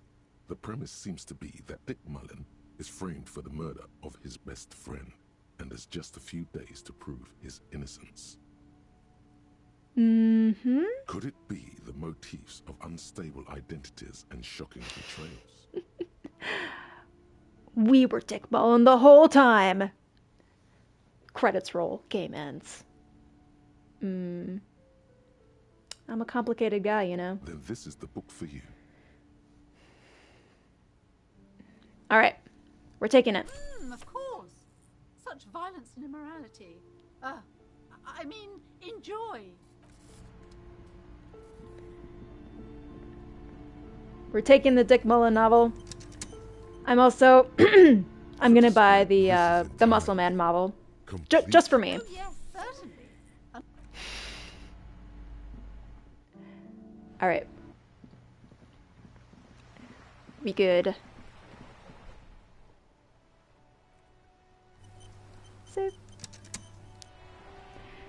So let's see here. So we just... In your hand, you hold Dick Mullen and the Mistaken Identity. The brittle paperback feels fragile to the touch. Start reading. The story opens with a knock at the door. Detective Dick Mullen is greeted by an old friend, Charlie Spillane, who's come to Mullen to ask a favor on this dark and cold night. Spillane needs Mullen to drive him in from Vesper to a small town along the Insulindian coast. Despite his friend's apparent agitation, Mullen does as he's asked, then returns home, where he passes out drunk, as he does most nights. An extremely unprofessional and hurtful stereotype that's offensive to all upstanding officers of the law. I would be more offended if that wasn't exactly me, just me. But also extremely accurate in your case. Yeah, I can't throw stones. 2 days later, Mullen is arrested by the Vesper police and charged with the murder of Charlie Spillane. At his interrogation, Mullen learns that Charlie Spillane was shot in a bar in the very town Mullen dropped him off in by a man matching Mullen's description. Desperate to clear his name, Mullen manages to convince the Vesper police to release him for 3 days so that Mullen may solve his friend's murder and prove his innocence. The cops release their prime murder suspect so that they can find the real killer. What's the matter, detective? I don't know who's writing this shit, but I get the feeling that they aren't experts on homicide investigations. The lieutenant shrugs, resigned to the idea that his profession will rarely, if ever, be accurately represented in art and literature. They're not shitting you, detective. This is what the writers think passes for police procedure. Alright, fine. So, Mullen didn't do it. Of course, Mullen didn't do it. That's the whole premise of the book. Anyway, Mullen returns to the seaside bar where Spillane was murdered and meets a beautiful, mysterious woman named Diana Denerve. Alrighty. Denerve reveals that she was Spillane's lover and that he was mixed up with a local amphetamine smuggling operation. As soon as Mullen begins pulling at strings, the whole conspiracy begins to unravel. Not only is the local police captain in on the amphetamine ring, so is the son of a powerful politician and a strung-out art collector named Torvald, each of whom has his own reasons for wanting Spillane dead.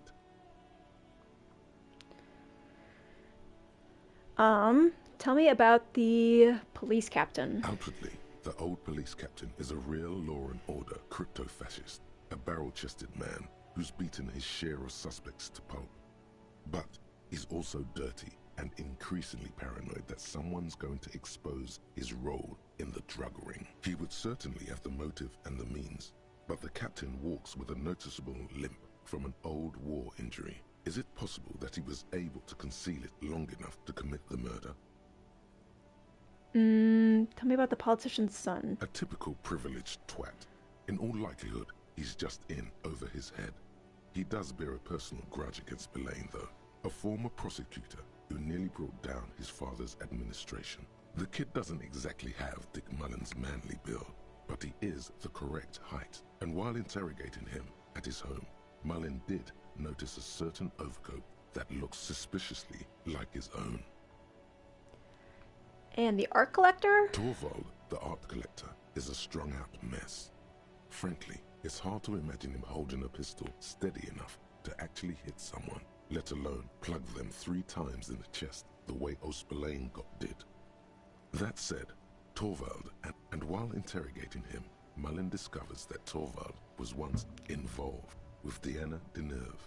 Could it be that this is all over a sordid love triangle? Have a good night, Show Game TV. Thanks for joining in. One evening, Diana Denerve comes to Mullen's hostel room in tears. The two of them drink half a bottle of vodka, and soon they're seeking comfort in each other's arms. Yes, comfort and pleasure. The warmth of another human's touch. The burning taste of liquor on her full, sweet lips. Well, that testimony won't be admissible any longer.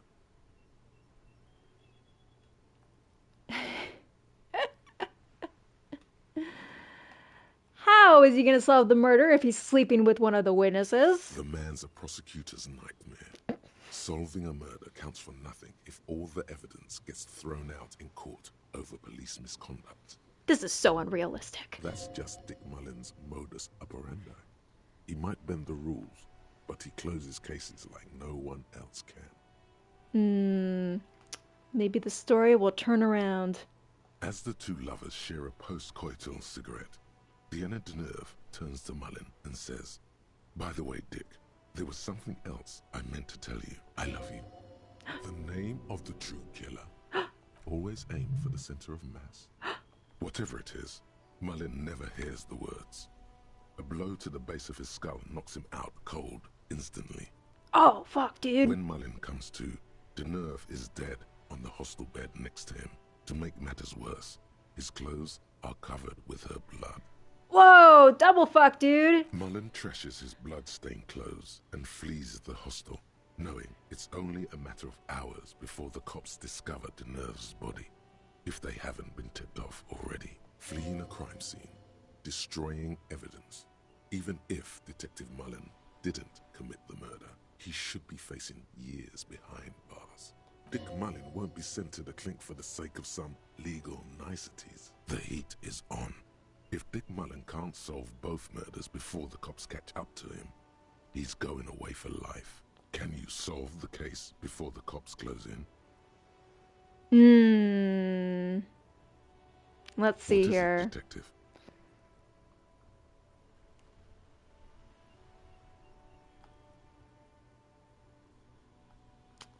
Nah, I don't like these questions. So, who did it, Detective? Who killed Charlie Spillane and Deanna Deneur?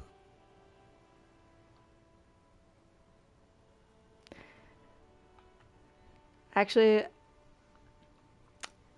I wasn't paying enough attention to really have an opinion. Loved Denderman. That doesn't even make sense. There's never a straight answer with you, is there? You just get hooked on random stupid notions and then repeat them every chance you get. Yeah? Now go on. Find out who really did it. Okay, real guess, the politician's son. You begin furiously flipping through pages. Even as you know these books follow a series of well-worn tropes, you find yourself completely engrossed. You're turning pages so fast, you don't even notice the ancient spine coming unglued.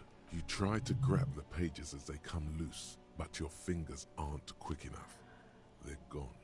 Dozens of pages scatter across the ground. The last fifth or so of the book seems to have been lost. It's possible that you could gather and reassemble the pages, but it would take... No, come on! You can't do that to me! Oh, no! Bad, detective. If it's any consolation, the resolution is almost never very satisfying. Oh, but it's even less satisfying not knowing. And on that note, perhaps we should get back to making sense of our own case. In your hand, you hold 4/5 of Dick Mullen and the mistaken identity. Curse you!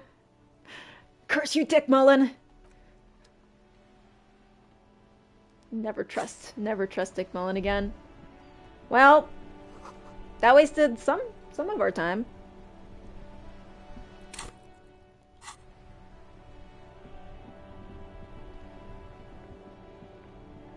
Okay. We still have 6 hours, 5.5 before we need to meet Gun Lady. So let's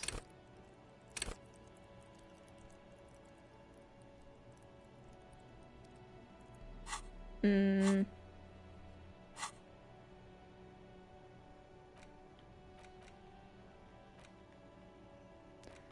do some of these.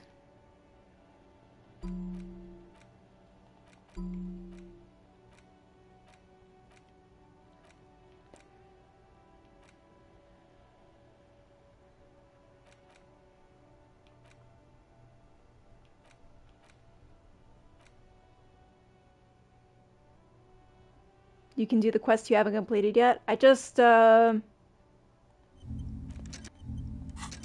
don't know how interested I am in doing that.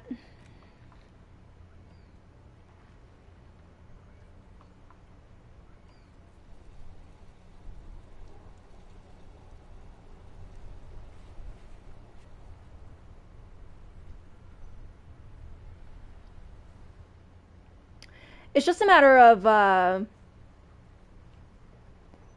like oh, we could have done Savio Fair. We could have tried dancing one more time. Boo. I just spent the skill points. Yeah, it's just a matter of, like, I've hit a wall on most of these quests. And it's like, if I don't have a solid idea on what to do about something, then I just kind of lose interest on it, you know?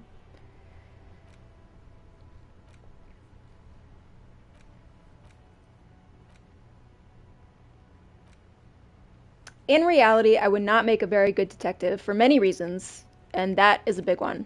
It's my short attention span.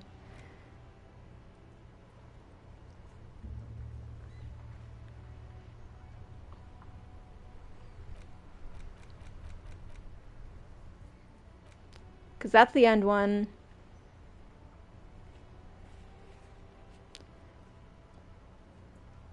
The doomed hostile doesn't sound like it would matter so much.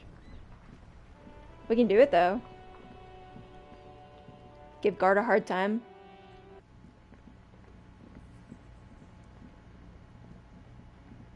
Hey, was there something you needed? Gart, you won't believe what I heard. Another thing. Great. I love those.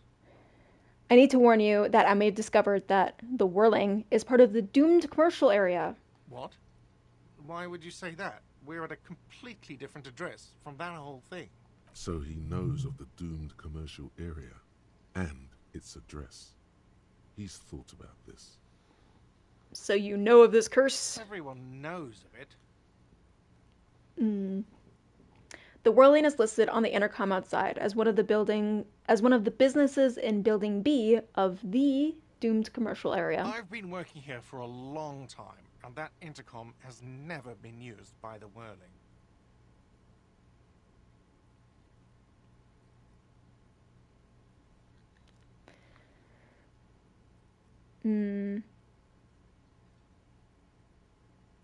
And the Whirling was once the East Delta Pinball Arcade, which failed. Does this look like part of a doomed commercial area? This pre-revolutionary tilework, these high ceilings, the nice rooms, well, most of the rooms. For 14 years, man. That's how long I've worked here. I've kept this place up through hail and through sleet. Fuck me, some doom ghost. He's done a fine job too. Though he's spoken of the place dismissively before, the hostel is actually very important to him.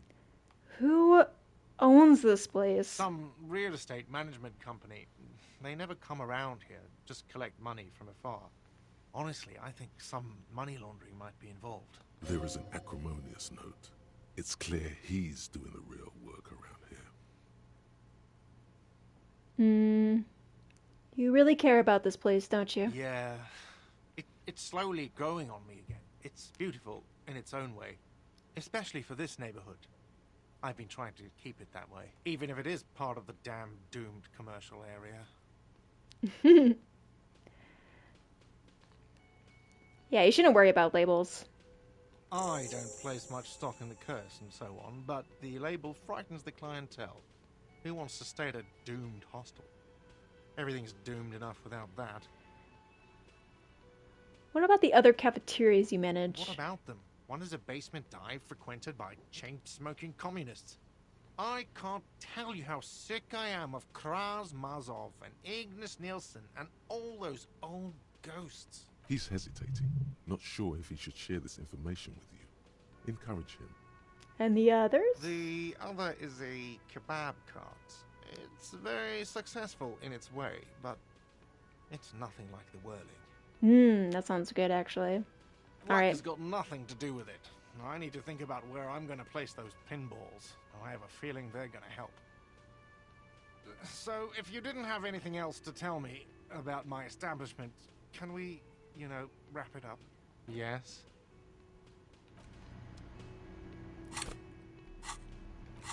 Alright.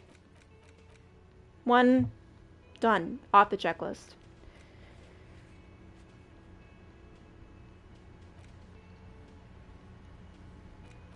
No idea. Don't know what the signal is, and I haven't gotten it.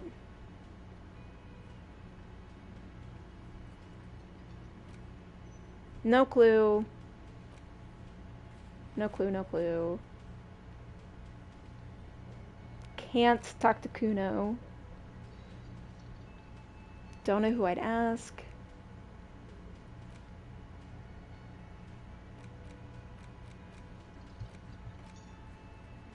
What other things can we do? Could talk to the dice maker. Measurehead? Don't want to talk to Measurehead. Can ask out Lillian.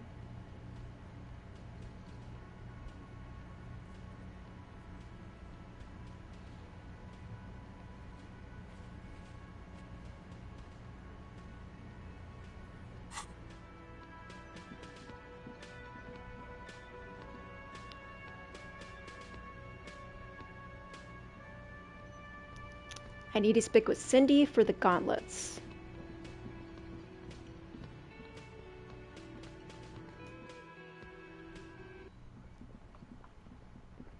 Yeah, that's the real question. I feel like I screwed myself out of a few things with the Kuno situation. So that's a shame.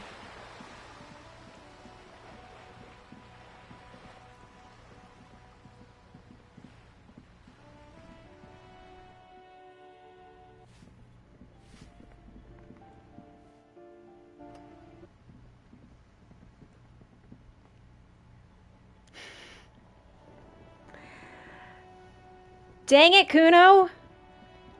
Makes my life hard without even trying. Hello again, officers. Have you come to admire my mural?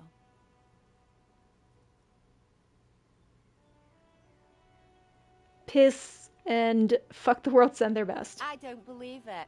I've never known those boys to have manners. The bemusement in her voice doesn't fully mask genuine tenderness. I can't tell you how sad I am that Kuno refuses to talk to me. Never thought I'd say it. But it's true. The amusement in her voice. Maybe it's just skull solidarity? There'll never be skulls, but their hearts are in the right place. Skulls are cool. Can I be a skull? Fat chance. But you can still do your part to revitalize the neighborhood. Okay, how? Kuno doesn't fucking care. She throws you a conspiratorial glance, then presses her finger to her lips and squints up at the sky, as though straining to hear something in the distance. Have you noticed the quiet? Every so often, you might hear a gunshot pierce the air somewhere in Jamrock. But in Martinez, no gunshots, no sirens. The people are languishing in boredom and complacency. This place is a sepulchre. We'll paint it red. We bring the raucous. You bring the sirens. What is it with these skulls and cooperation? They have to be the nicest violent street gang in Revachol West. Is the bed in the coal room yours? Ooh. Not only have you found my address, you've discovered my biggest secret. I'm a coal miner. She does have eyes that seem to be smeared with coal. Really? Yes. I keep hoping a shaft will collapse on me, but somehow it never happens. Does anyone in a city like this? It doesn't have to do anything at all. Nothing does. Like me. Right now, I'm doing nothing at all. Alright, cool. You're cool. Shoot, Piggy. It's what you do, isn't it? I found some drugs in the coal room. Yours? They just might be. Rough stuff. If you take the ride, you'd be wise to buckle your little pig belly up. We apologize, but we're currently not buying the entrapment you're selling. Please call again later. Thank you. If you're really interested, then I'm sorry. But I don't do anti-radiation drugs anymore, so I don't know where to get them. So where did you get these? From a guy on Buggy Street, Porta Rosa. Go there after midnight, and you can get all kinds of funny things. Veterans of the People's Pile selling their stash. Damn me and my affinity to farm animals, she's probably thinking. She hopes the information is useless.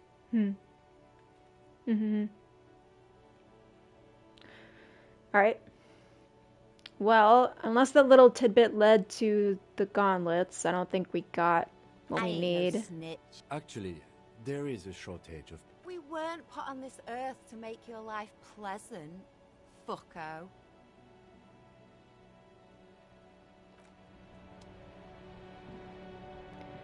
Alrighty.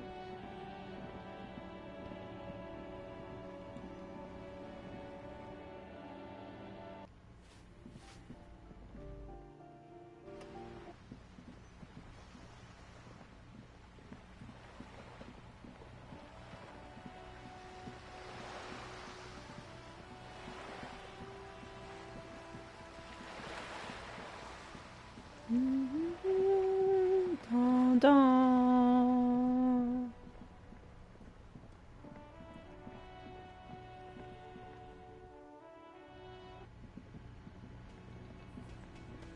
Oi. Hi again, gendarme.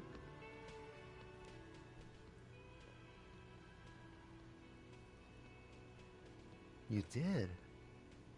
And how did you like him? Magical. I told you, he can be very useful. I guess that's the charm of powerful people. Bye-bye, gendarme. What's up, partner? Again? I can't believe this shit. Okay, why not? Let's do the whole thing over again. We're not wasting time. There is no time.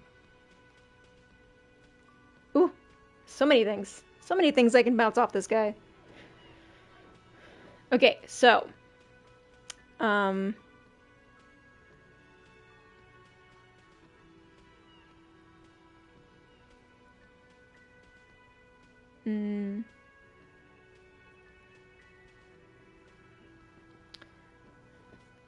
So, the person who was shot and hanged may have been shot by the person who made it look like he was hanged. The cover-up. Well, the author of the cover-up is the perp?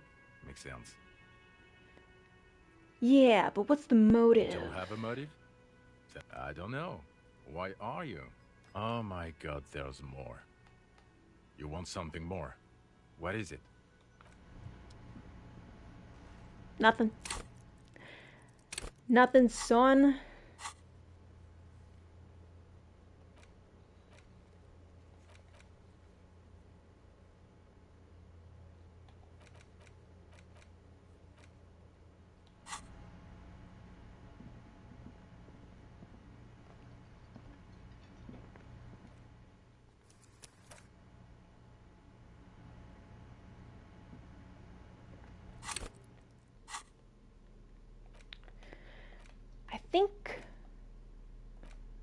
I think we're just gonna read another book, gang. Let's just fly our way to the end, shall we?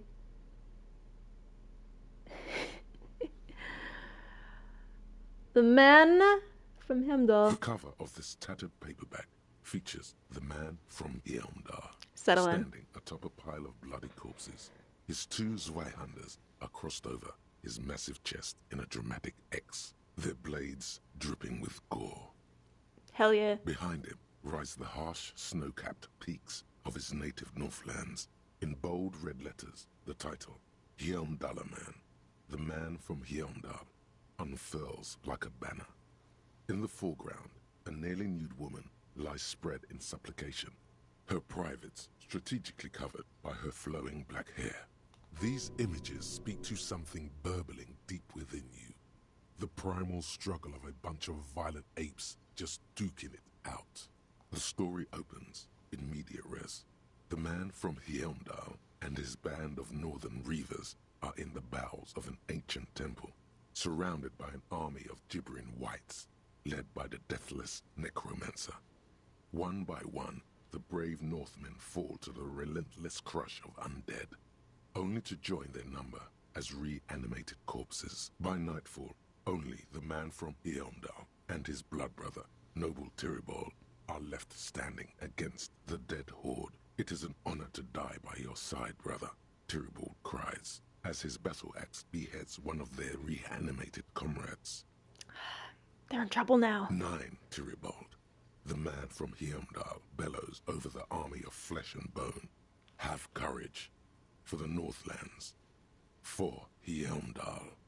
He leaps to the mezzanine to face the black-eyed figure, and like a mad ice bear, whirling twin Zweihanders, Sturm and Drang, he plows through the ranks of the deathless, surrounding the necromancer. The writer has never held a sword in their life, let alone two two-handed swords at the same time. And with deadly finesse, his twin blades scissor the necromancer's head from its body. The undead legions collapse like ragdolls as the dark magic leaves them, and the two Northmen stand alone in their cursed temple, where the bodies of their lost brothers litter the floors. A few chapters later, the man from Heimdall and Tyribol are in a completely different setting, high above an arid desert, riding a pair of griffins. that always seem to appear at narratively convenient moments. The Northmen find themselves in the court of a powerful southern king, Lord Hrothgar. The old king beseeches the man from Heimdall to rid his kingdom of the Nachtherra, a subterranean clan of blind wizards who traded their souls for demonic powers. The man from Heimdall extracts a high price from the desperate king. He asks land for the homeless desert pygmies living exiled in the kingdom's borderlands. Hrothgar offers the hand of his eldest daughter instead, but the son of winter does not budge. Wait, why is he even doing that? What do you mean? I mean, why? What's his motive? Because the flame of justice burns bright within his chest. Because, above all, honor to the name of his beloved, Heimdall. Because his noble Cutland blood lusts for glory and conquest. It cannot be denied.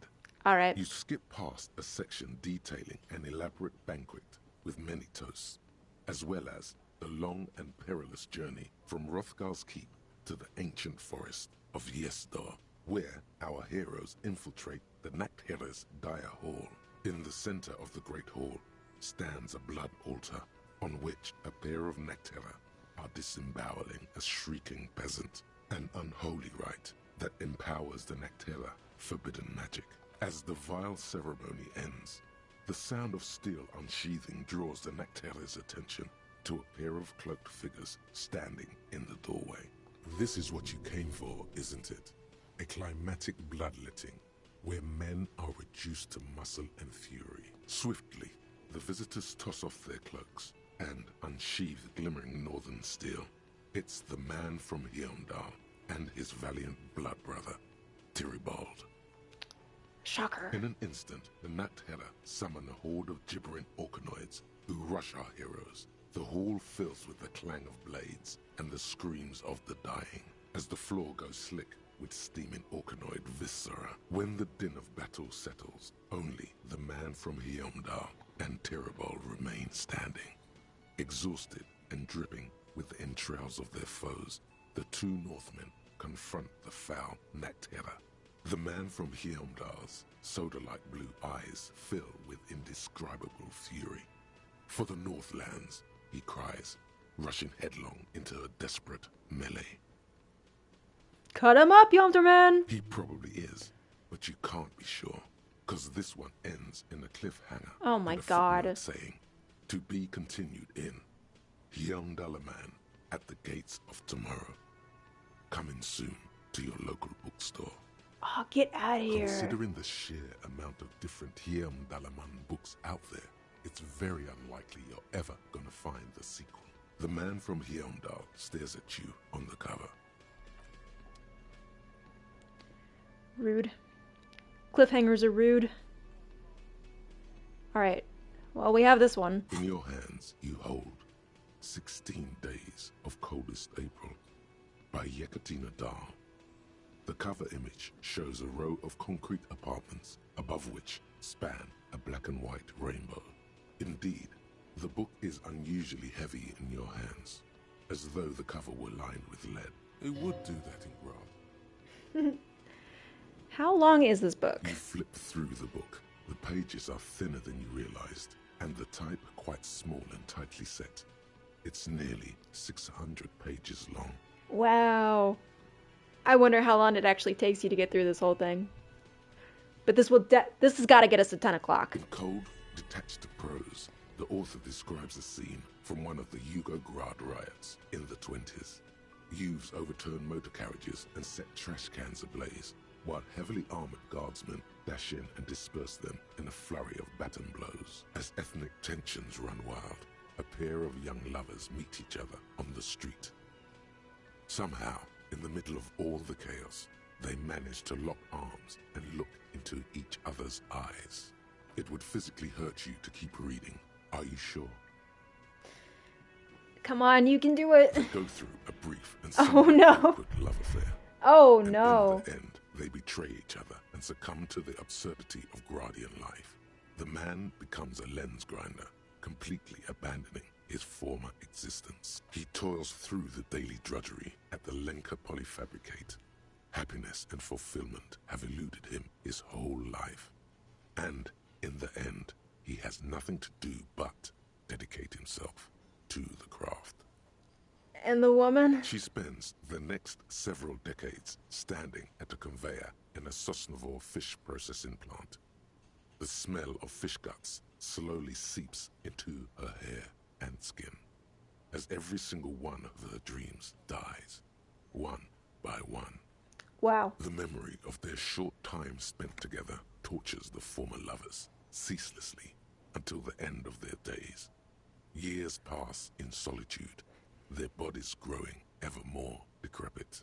Oh, why would anyone actually read something like this? As life leaves their remains between the soil sheets, their final thoughts are filled with regret. Wow. Not only did that not take a lot of time, but it was so depressing it physically hurt me. Great. Cool. The Jamrock Shuffle. In a way, yes, you are treasure hunting. Most officers from Precinct 41 do what is called the Jamrock Shuffle, cracking open containers. Most of them are from Jamrock or Coal City, the poorest parts of Revachol, that also overlap with the network of royal catacombs called Le Royaume, just beneath the streets. As children, you would all go underground, hoping to find treasure, and come back with a rat's tail or a used needle. That playful curiosity must still be in you. Who knows, maybe one day the Orbe de Montagne, the Holy Scepter, and the Cocaine Skull will all be yours. Maybe. Maybe.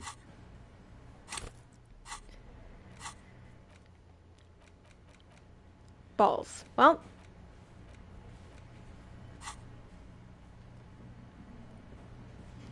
Four hours. 4 hours left till the final showdown.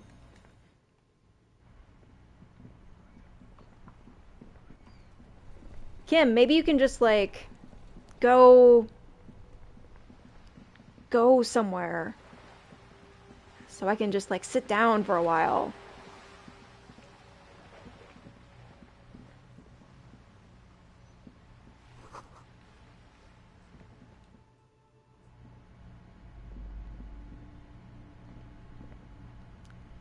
Can I actually just, like, can I tell you to fuck off for a second? Yes? I'd love you, Kim, but this would go so much faster if you just, like, let me take a nap. Excuse me? Frankly, Detective, you're in a deranged state. I can't let you proceed without close supervision. In fact, under normal circumstances, I'd be duty-bound to report you. Take it as a token of good faith between our precincts that I haven't done so. Joy should have a dialogue for reality check if you haven't done that yet. Thinks you're some unaccountable wreck who needs constant supervision. But you don't have to listen to him. You're free to disobey. Some you time? This is a police investigation, not a journey of self-discovery. You'll still have your evenings to yourself. A moment passes. The lieutenant glances at the sports watch on...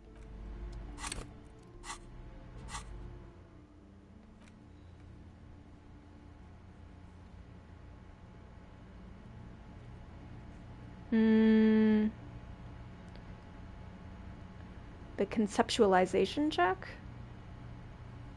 It's the only check I have with her. I can talk to her about reality.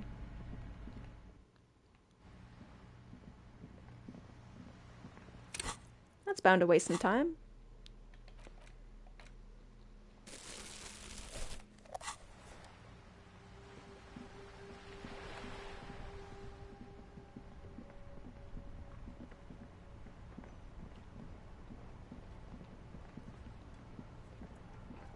That ride is fucking lightning. Hey, piss. Look.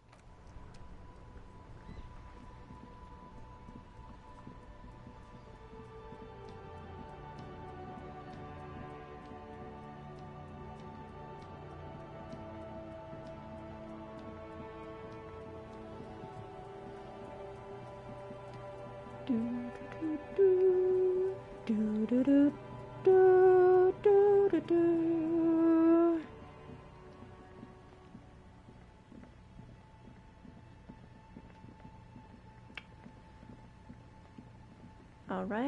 Alright. Let's see here.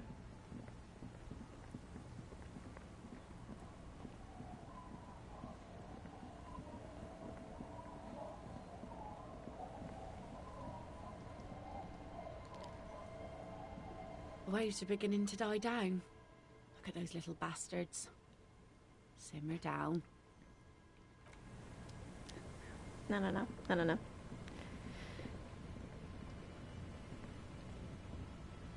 You're back. Good. What can I help you with? More lessons in basic reality? My favorite part of the day. Go ahead, ask me anything.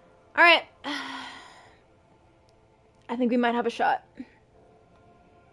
Maybe we'll get more bonuses if we talk to her about reality. Where are we? We're in Martinez, baby. Baby? A casual term of endearment popular among the 50-plus crowd. It's a disco holdover, pay it no heed. I also happen to be a disco holdover. Aren't we all? Martinez is a district of Revachol. A very small district tucked away near the industrial harbour. North of the 881 and Jamrock. You would be excused for not knowing about it. Unimportant, they say. Forgotten, even. Shelled to smithereens during the Revolution. It has its charms, just not this time of year. Tell me more about Martinez. I'm not a good ambassador. I've only been here once before, as a teenager. Not a lot has changed. There are ruins, a terminal, fishing boats, reeds, boys with boxy shoulders. This place used to be a province, a workers' resort before the city swallowed it and the artillery did its work. The reeds are the real star of the show here now. The further down the coast, the wilder it gets. What is the sea that you mentioned? It's not really a sea, it's the Bay of Revachol. And the bay feeds into the ocean. Are we near the ocean? Yes. We're on an island in an ocean. The world's largest body of water. The Insulindic. Vast, lukewarm and unknowable. Flowing in and out of sight. Okay. What's the name of this island? Caillou, as you already know. Imagine a pebble. A smoothed over pebble amidst a great blue sea. Misshapen, cracked. The cracks are the River Esperance. We're in the delta of this river, on the 6th branch. The Martinez distributary. It is clear this pebble is of enormous value to her.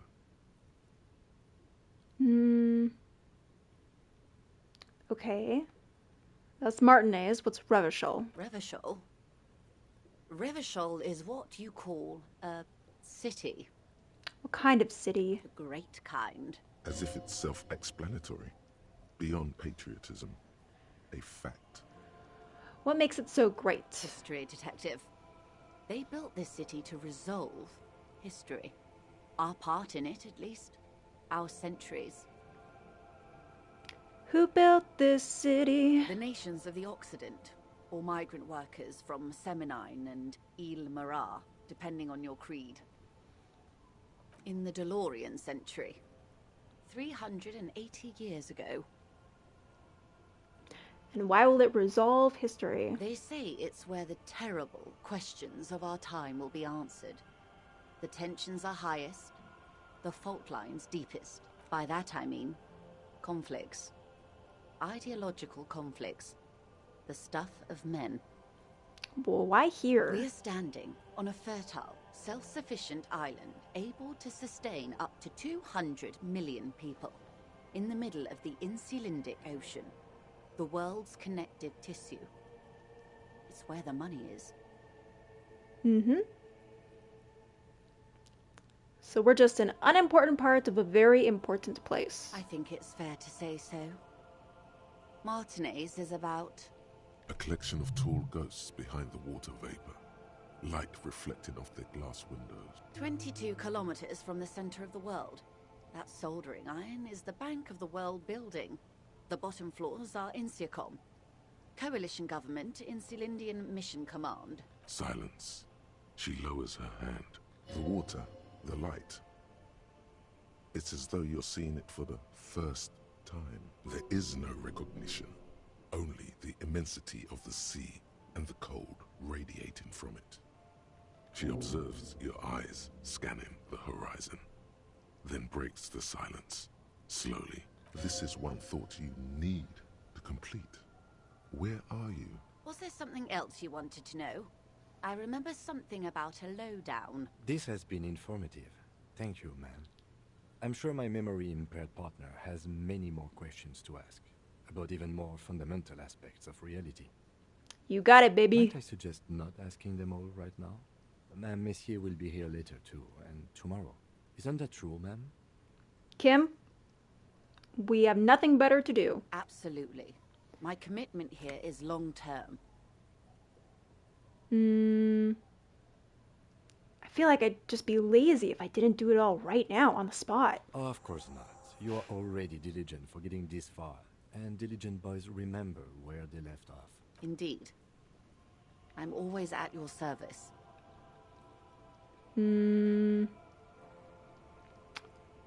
What are you? What I am not is a basic term of reality. Everyone wants to talk about themselves. She will, in time. What is this? A bird? A sphenicid? A flightless bird of the polar regions? Keep guessing. Some sort of krill hunter? No, wait. You're an ancient ruin. A symbol of hubris and decay. Half submerged in some salty sea. Of course you're not, my dear. I'm just terrible at guessing games. I meant, what is this place here? This place is an unmarked micro-settlement on the coast of Martinez. It's lovely, really. I'm thinking of buying it. Yes, so I can spite Everard and spoil his plans for this place. I'm a petty person, I admit. Don't worry. I'll never get around to it. The information you pass to me will remain confidential. Let's get back to reality, shall we? What times are these? These are unimportant times, Detective. You and I were born after the dust had settled. 1,000th of a second too late. Too late for what? For the big time. The smile of a predator. No doubt what she's got in mind. What's the big time? The revolution. What is this revolution I keep hearing about? It's quite easy. Every 100 years or so, our species gets together to decide what's next, who gets shot in the head, and who gets the mineral rights. It's a real kerfuffle. Would you describe it as a bunch of apes duking it out? Why, of course. We're talking Duke Out Central. Full swing intraspecies warfare. And the apes, were they evil? No. I would say the apes were neutral. Neutral. On the other hand... The apes will never change. They are all evil. End of discussion. When was the kerfuffle? The turn of the century revolution? Don't answer it. It's a trick question. The revolution began in '02 on the Isla of Grad, though by the end, nearly the whole world had gotten involved. Who started it? It wasn't a who, but a what. A pandemic of Zarat, a particularly virulent prion disease, which the authorities in Grad proved unable to contain. Then Mazov came along and overthrew the government. What did they do? It made people overthrow their governments. Wow. Of course not. It was a highly infectious microorganism that destroyed brain tissue. The actual causes of the revolution were material. The pandemic only provided the spark. Where did it spread from there? From Revachol and Grad? Not far. The world managed to cauterize itself. Mazov's government was overthrown in '08, and the coalition crushed the Revachol commune 2 years later. It was the end. So what came next? Why? You and I, officer. Our lives in the zone of control. Something tells you her life and yours are not that similar. Maybe it's because she has a boat and you have that necktie? A pair of pants? Yeah, so who's on the up and up, really? Our lives are very different, you know? No doubt. But we share the same time and position on the planet's crust. That counts for more than you think. What is the zone of control? A city-state divided into free market zones under the everlasting interregnum of the Coalition of Nations.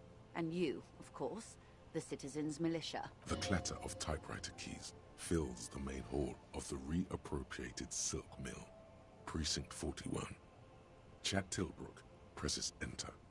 Outside, Officer Elfboy Williams slams the door of an armored motor carriage. The Zone of Control is the third incarnation of Revachol, after the failure of the Suzerain and the Commune. What happened to the rest of the world? Modernity. They developed the marvels of the inter-eastlery communication. Telematic milieus, radiation, colored plastics. Meanwhile, in Revachol West, the aftermath continues for the 5th decade. It's been like this for how long? 43 years. Hard to fathom, I know.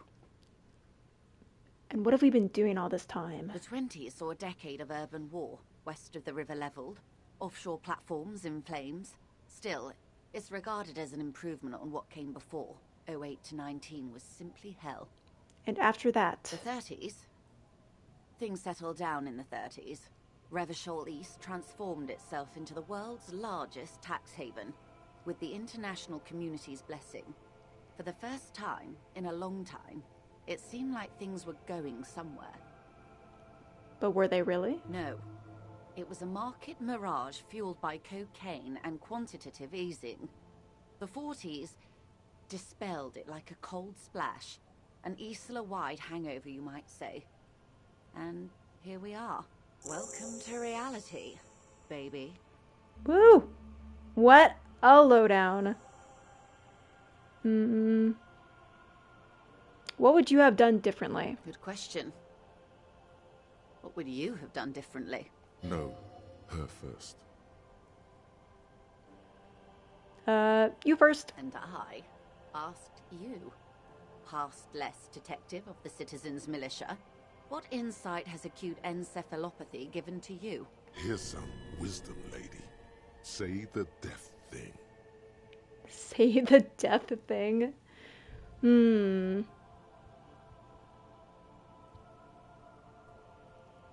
Sounds like the pandemic drove people mad. That's possible.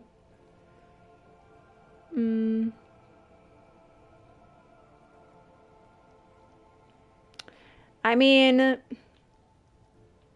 it's easy to say what you would have done differently when everything's already said and done, you know? Hindsight's 20/20 and all that.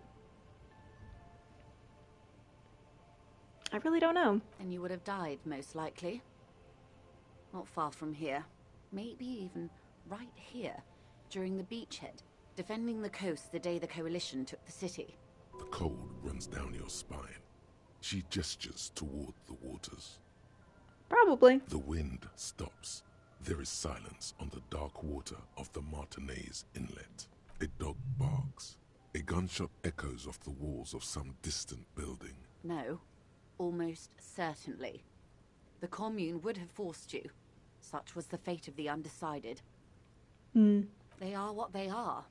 Who knows? Anyway, enough sentimentality. Now's your chance. Ask her who she is. She won't get out this time. Okay, I want to know what you are. She won't maneuver her way out of this one. Come on, stop tippy-tapping. I am the vilest of the vile. A traitor. A devourer of nations and infants. I am an ultra. It's sharp. Ooh. Dios mío, a liberal. Don't look them in the eye. An ultra-liberal. It's a type of liberal. from the revolution. It's, not the moderate kind. Haven't you heard? I am a nether creature of the Forbidden Swamp. One of those who pushed the king under a shit wagon and betrayed the revolution. We surrendered the nation to financial colonists. No sane person identifies as an ultra anymore. Not in broad daylight. Tell me, now that I've uncoiled myself, are you repulsed? Nah. In her green eyes, you see a mixture of truth and self-satire. Decades of guilt and pride. Forgive her, but only because you like pearlescent teeth and those light green eyes. I am infamously on the fence. A fitting punishment, to be forgotten, if not forgiven. Save a prayer for us in our chateaus on Azon and in Stella Maris. When the dust settled, the Liberals were the only ones left to clean up the mess. By virtue of their survival, they were handed enormous power to shape the future. This was all our last generation managed. Would you have done something different? With due respect to our overlords, the eternal caretaker government that keeps Martinez a monument to the efficacy of its artillery. An appropriate warning to those who'd cross the line and pull the city into madness once more. While a gentle wind sweeps the streets in the rebuilt east, light drizzle washing it clean, lights go up and motor carriages circulate the tracks. I would not have relinquished sovereignty to the Coalition. Not here in Martinez, and not in the Stella Maris or Delta Beachheads either. If not for my own sake, then for my daughters. We had an obligation to defend our sovereignty. We should have burned the whole Isola down rather than let them have it. Dark orange flames reflect in her green eyes. An oil fire on the ocean. You have daughters. Yes. Whatever else I am, I'm also a mother and a wife. Now, shall we return to reality? This is the only one that's highlighted. Nothing more nor less than the de facto law enforcement body of post-revolutionary Revachol, Detective. Yes, we are the Revachol Citizens Militia. Oh, I've already asked this, though. We are. Yes, that means not de jure. The RCM acts in what is poetically called the twilight of international law, both at the behest of the coalition government and to its chagrin. Permit me to conclude with this. Who you are to me is the police, the only legitimate law enforcement authority in Revachol. And if those authorities drink so hard they need help recalling the basic terms of reality, well, I am here to help. Not help at all. What is all of this? Whoa! We did it! The sound, the air. We conceptualized! What world? The only one, I suppose. The world of matter. And its pale antipode. A motherfucking miracle. The miracle of reality, baby. The camera of her mind glides over the surface of the water. What do you see? Great bodies of water, forest-covered surfaces, clusters of light where the cities lie. You've seen the montage. We all have. This world is enough. There is a term of endearment they coined for it, in the DeLorean century, when humanity was high on this world, discovering more and more of it, these archipelagos included. Mm-hmm. Elysium. Elysium.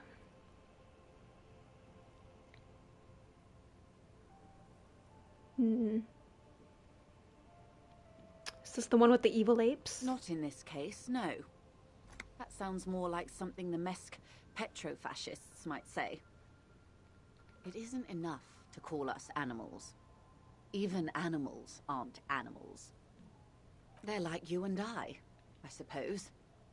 Living organisms don't identify with abstractions. Elysium is for particular beings. I think the world needs a term of endearment. It does. There are those who would call it hell. Yeah. A term of hatred that originates, like many such things, with the Mesk petro-fascists. Paint me a picture. Oh, you want a picture of the world? There is no complete set yet, dear. They're having some trouble reaching orbit. How come? Great things are difficult to achieve. For now, we're viewing the world from the inside, sideways. Inside sideways? We used to think it was a sphere, but that is beginning to look less and less likely by the day. You wouldn't know it from the tabloids, but the ORG nations have been launching weather balloons into the lower ionosphere since the 30s. ORG, Occident Revachol Grad. There's a steadily increasing trickle of images. Between the big three scientific contributors, they're piecing together a dark grey corona. Yes. Pale covers 72% of the surface. There are grey flares and prominences, even arcs above entire isolas. The images are blurry, but if there was a sphere in there, it certainly looks like it fractured a long time ago. A cold fear seeps into you. What the hell are you saying right now? You seem to be spooked. Please don't be. What do you mean, corona? They say there is a rarefied envelope of matter surrounding the darkened disk of our planet. That is, if we are still living on a planet. Or, to speak more plainly, imagine vast swathes of land disrupted by nothingness. I am sorry, dear. It must sound quite terrifying through the acute encephalopathy. Even scientific positivism isn't entirely convinced about what we're dealing with here. Piece of world. It does sound interesting. And kind of terrifying on like a cosmic scale. But this is one of the greatest questions of our time. Maybe when they get the complete set together, it will jolt us out of our rut, bring us together, however naive it may sound. A fractured corona doesn't sound like it's going to bring anyone together. You have misimagined it. I don't have the power to convey to you the effect and geometry of the images that depict our world from below low orbit. It's like the crowning of the world. It's insane. Very disco. You'd love it. Well, if it's disco. See? Everyone finds something worth holding on to in this world, however wasted its opportunities. The cold seeps into you. The air is heavy with 80% humidity. Suddenly, you're conscious of yourself standing there, on whatever this all is. Your arms hang down by your sides. The lieutenant observes you both, silently. He adjusts his glasses. Tell me more about the Pale. The Pale is not, technically speaking, part of reality. Yes. Also, I think we've had enough excitement for today. We do have a case to attend to. His voice is low, but firm. All she can say is... Of course, Lieutenant. Let's try something else. Ma'am, remember you are dealing with a very sensitive and impressionable police officer who is still recovering from a recent medical episode. I think Kim's getting worried. The Lieutenant's right. Let's change topics. What do you want to know? Anything.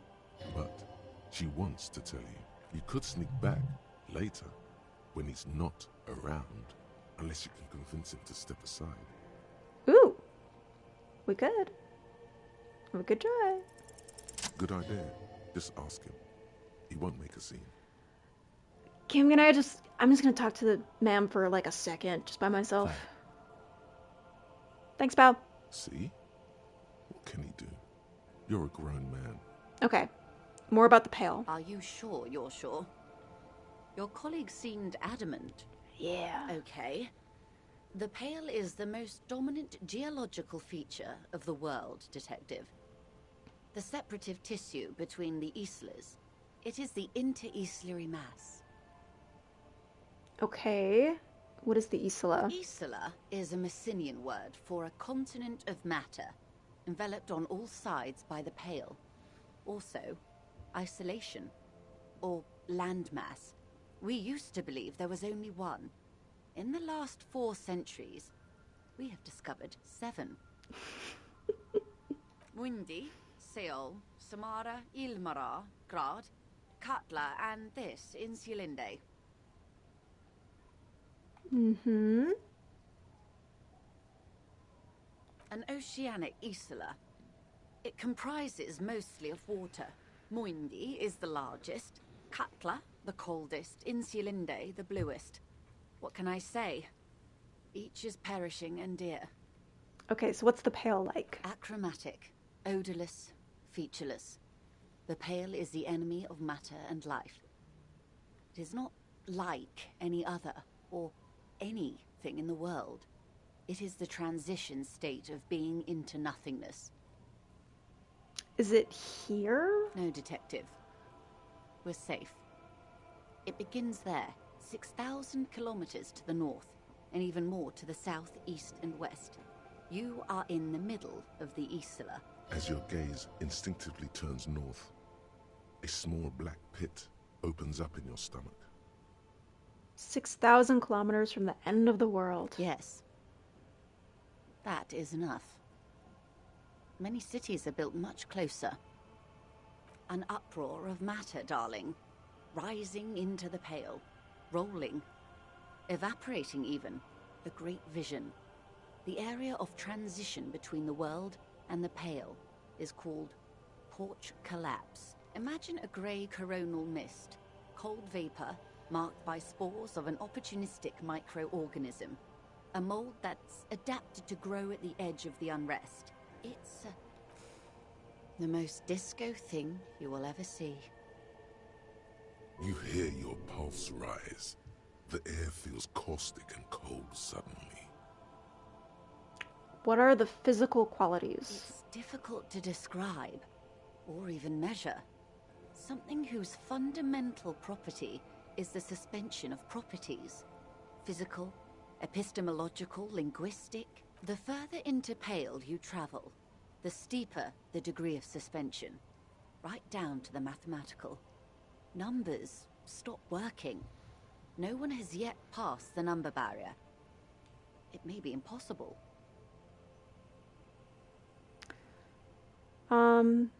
If we're surrounded by Pale, how do you get from Isla to Isla? Oh, it is so difficult for us. A squall of birds.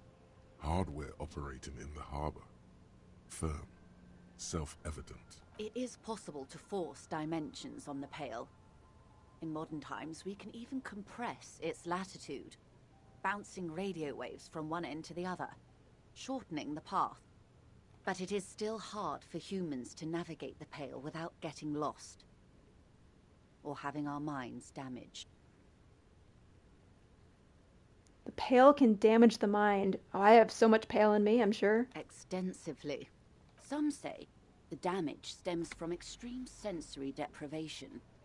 Others argue that Pale somehow consists of past information that's degrading, that it's rarefied past, not rarefied matter. They call it the blend over of the self. The Pale does not only suspend the laws of physics, but also the laws of psychology, maybe history even. The human mind becomes over-radiated by past. Who says and who argues? Who says and who argues? The logical positivists say, the dialectical materialists argue. And what does it feel like? It feels terrible. Absolutely terrible. International standards strictly limit civilian travelers to 6 days of Pale exposure per year.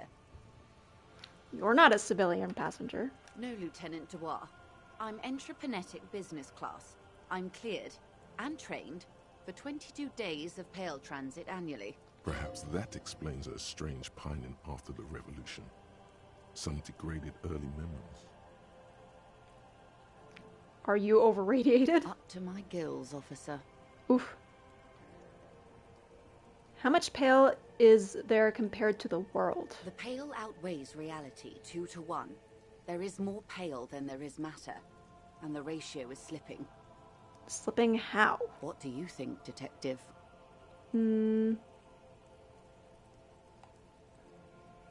growing. One of the few measurable effects of the Pale is that it is expanding at an unknown rate. An intuitive conclusion of that development is that one day the Pale will cover everything.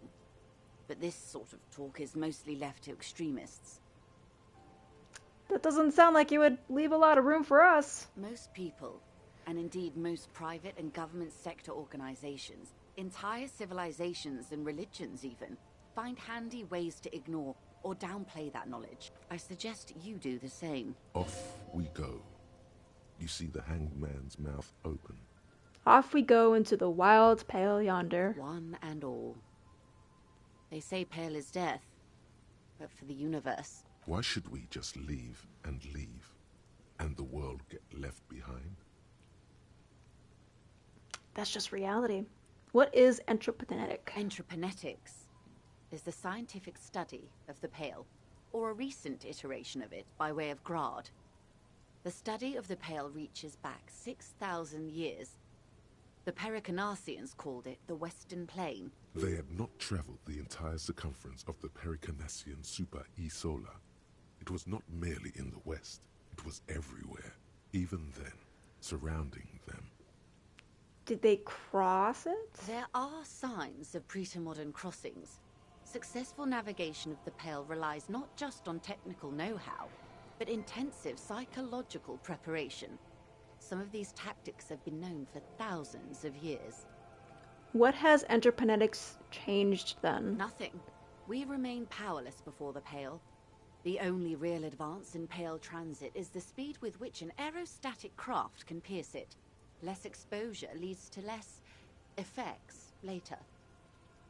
Aerostatic craft? Hybrid airships, Detective.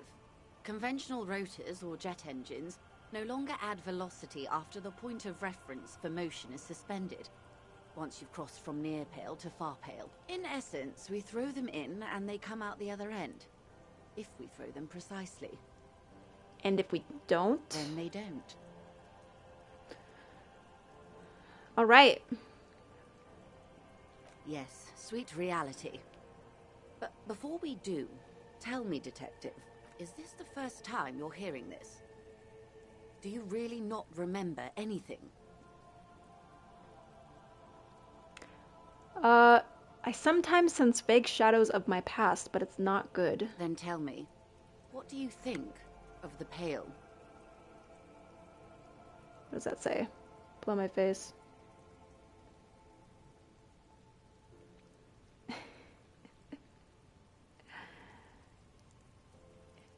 It sounds terrifying to me, if I'm being honest. Is this like a real study, real like thought experiment, the Pale? It's interesting.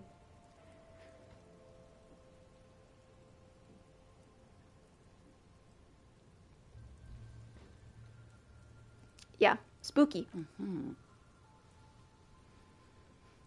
You really didn't know. This does not spell good for the investigation, Detective. If you don't know even this, then... I got it under control. I hope so. I truly do. If I may suggest, hold on to your colleague, Kitsuragi. I ran a check on him and he is very competent. In the meanwhile... Yes, he is, and he's practically glued to my hip. So no worries there. Some of that assurance is meant for herself, as much as it's meant for you. She must have a lot on the line here. You have me. I will assist you in any way I can, even if we have to do it one basic term at a time. Good. You have not passed out from it. Perhaps I worried for nothing. Are we still on the reality lowdown, or should we do actual police work now? Nah, Kim, that was pretty fucking insane. Sad you missed it. Yes, well, the rest of us have dealt with it for thousands of years, so... You will have to deal with it, too, the lieutenant thinks. This is why I didn't want you to know. Good luck, all right. Detectives. All right. I think we got plenty of info from her. Anti-object task force. Behold, the anti-object task force has assembled. God's avenging angel, arrayed against the lower emanations of the darkened one. shoe racks, tape recorders, motor carriages, and doors. So many doors. You're not just pounding it all to pieces. You're reforging the universe, from the anvil of the heavens to the worms below. Indulge in it. Be bold. Have an impact on the shape of creation. Out of the furnace of your rage. A new reality. Also, you should trash your room again. Hell yeah.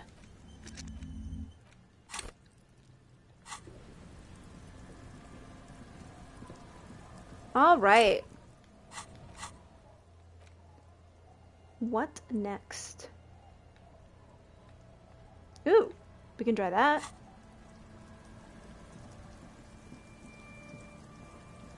Of course, the doors. Those doors are done. No door can stand between me and my victory now.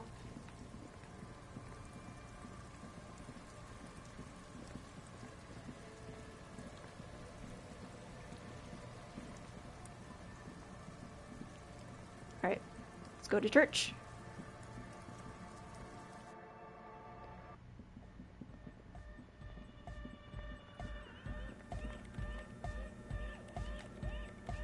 Yes, what is it?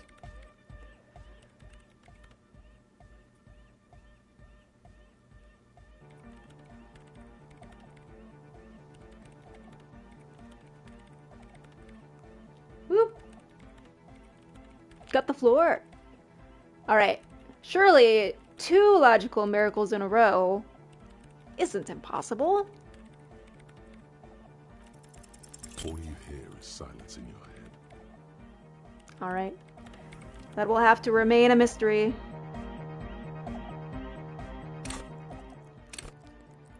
But we can try to dance again.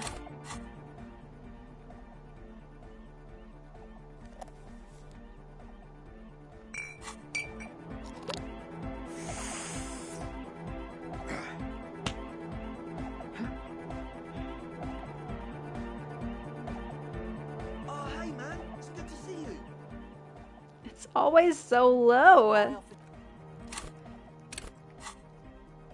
Even with all of my savoir-faire. That gives me some savoir-faire.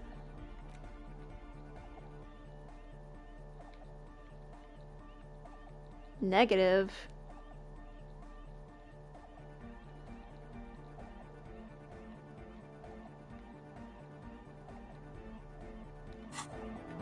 Whatever. Hey man, it's good to see you.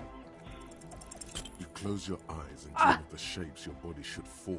But just puts a grin on salvation. Goodbye, officer.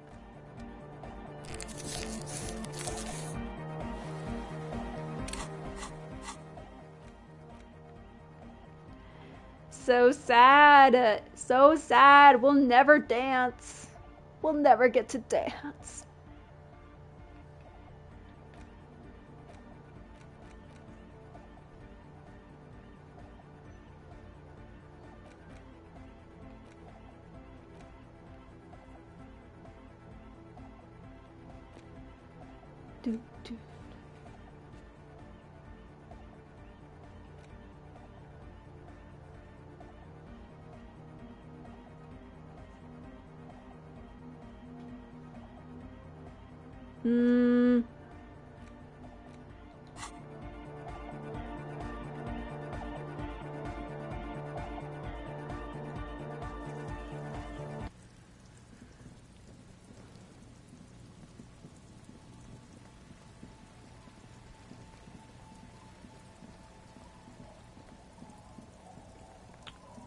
Okay. Maybe I can get Joyce to talk to me. I know I already tried this. Getting her to talk to me just because I found my badge. But I wonder if maybe there's like another check that I can make or something. You're back. Good. What can I help you with?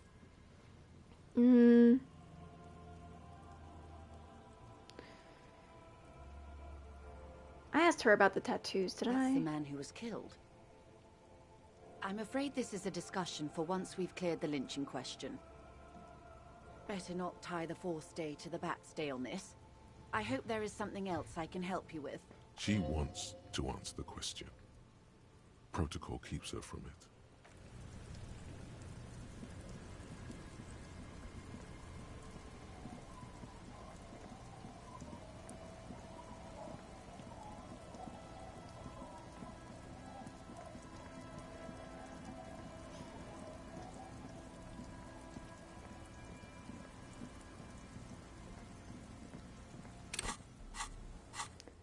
How am I meant to finish that quest?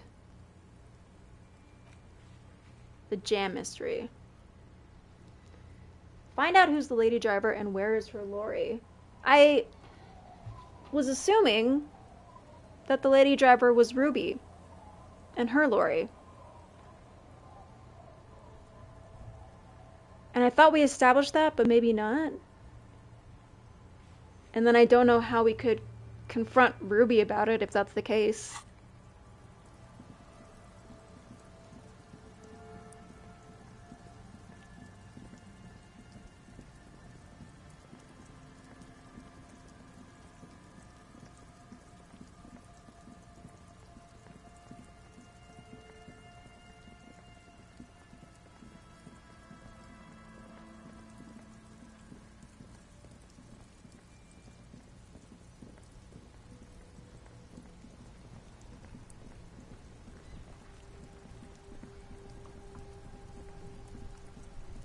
You can ask the other lorry drivers about it.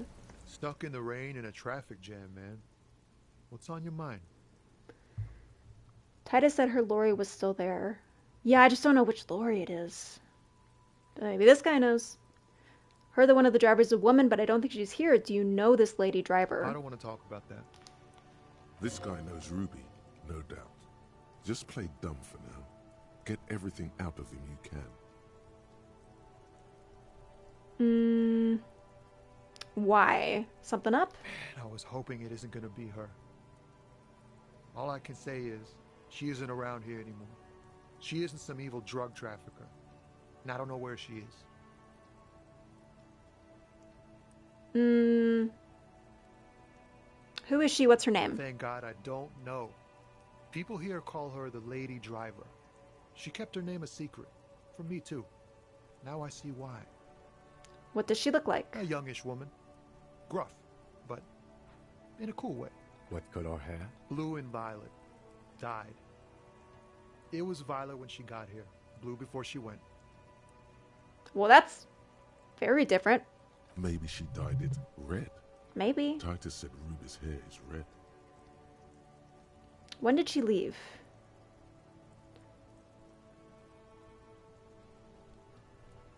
Trash, you had blue and violet hair before? That's awesome. Yeah, I've had blue and violet, but not together. Well, I guess they were saying no too. Yeah, dyed hair is so fun. I miss it sometimes. Who is she to you? A friend? An acquaintance. I don't know. She was the only person in this damn jam I could talk to. She's someone I don't want to rat out to the law, okay?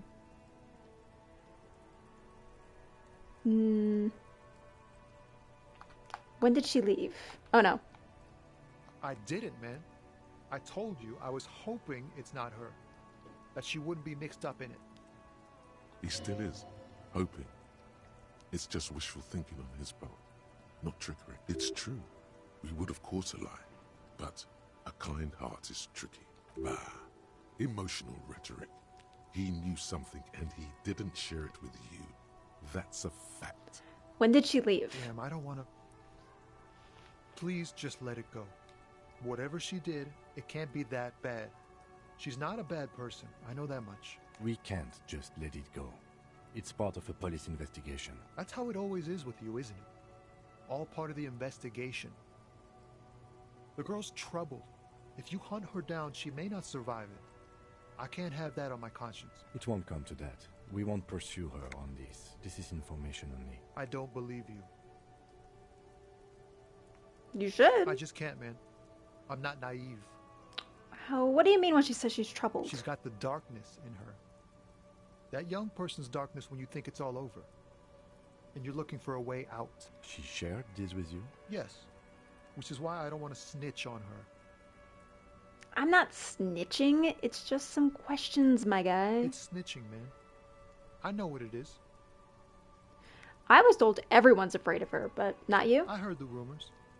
I saw the other drivers looking at me strange when we talked. And she told me, too, that she's had a violent life. But I wasn't afraid of her. More like for her. Did this violent life include drug trafficking? Tommy ain't no snitch. Well, it looks like it did now. But we didn't talk about that. We talked about life, you know? She talked about her mind.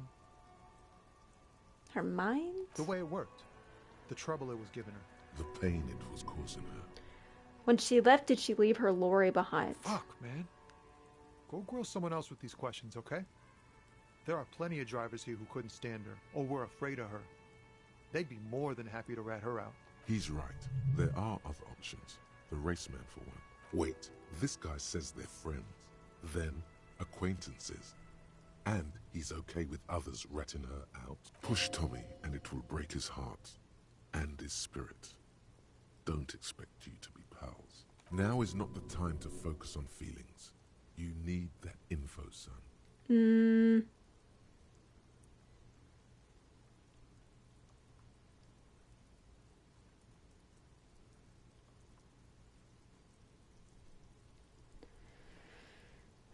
So you're alright with others ratting her out, you just don't want your hands dirty. Fine. I don't want to be a butcher. And I don't want to be a knight either. I just want to be a person who can sleep at night. A little fame wouldn't hurt, too. I'll see if somebody else can help me. Thank you, friend. But if they can't, I'll be back, Tommy. Be back for you. Hey, Slane, my bro. Everything's still cool here, officer. Oh, I can't ask him? Me? It's a boring story, officer. Very cool. Well.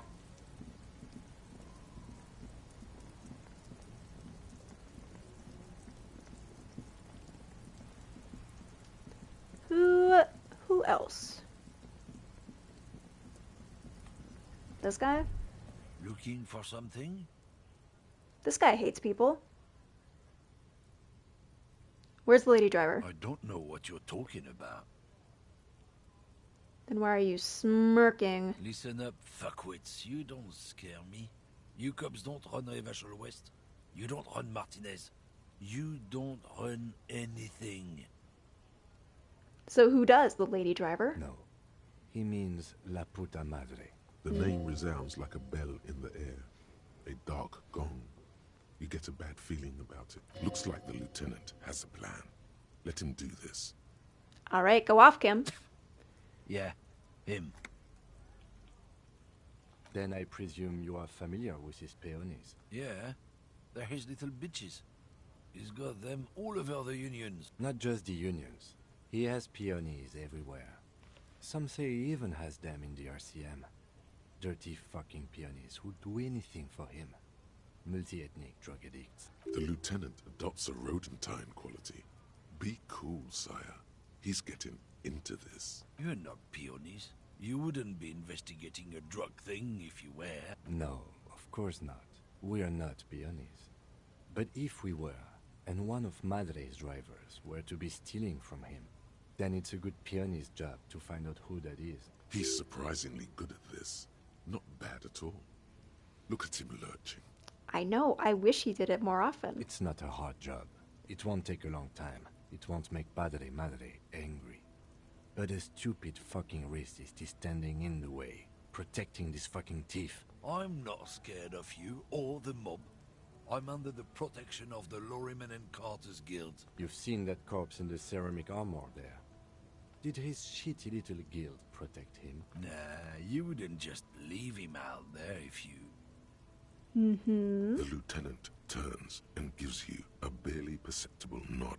I've softened him up as best I could. Now it's on you to finish the job.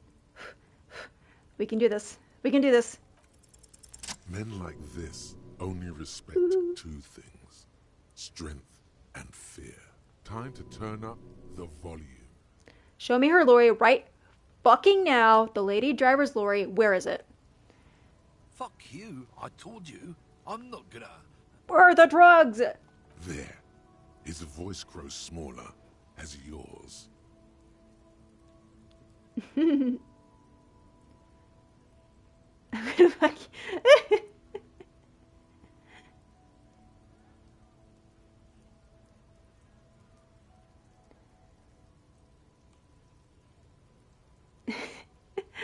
I'm gonna burn your fucking lorry down, you hear me? Look, fuck you, man. It's some lorry down there. Green, banged up thing. I don't fucking know who she is. When did she go away? I don't know. I don't even know her name. She just rolls with the fleet and acts like a big shot. Some dyke, probably. I haven't even seen her for days. Now it's not a big deal for him anymore. This is how he saves face. Where is it exactly? Past the monument. Down there. The Green Temple. Now, leave me the fuck alone. A small temple by the monument. Green. Let's get into that lorry. Looks like he got his adrenaline up, too. Hell yeah. Hell yeah. Way to fucking go, Kim. We're back on the case.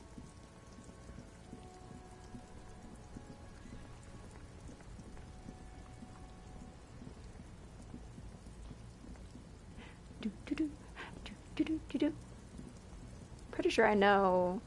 Yeah. I was wondering about this car here.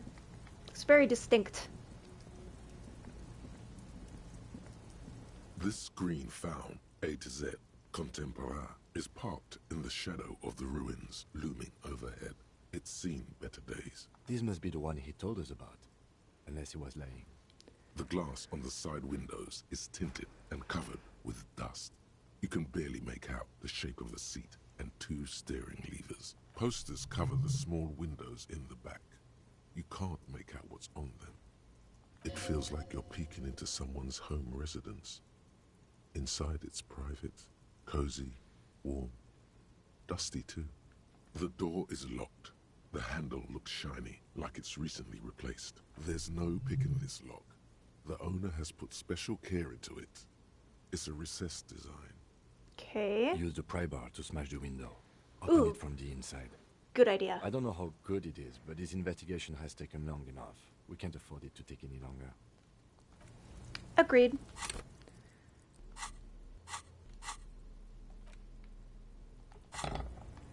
This screen found, A to Z, with a firm grip you raise the pry bar. A glint of light catching on the tip. Call down the hammer of truth and justice. Release your secrets, lorry cabin. The window shatters and droplets of glass fly everywhere, shattering over the lorry floor and pavement. Sato. The smell of cigarettes and perfume welcomes you. The cabin inside is plastered with old movie posters. Actresses smile from the walls.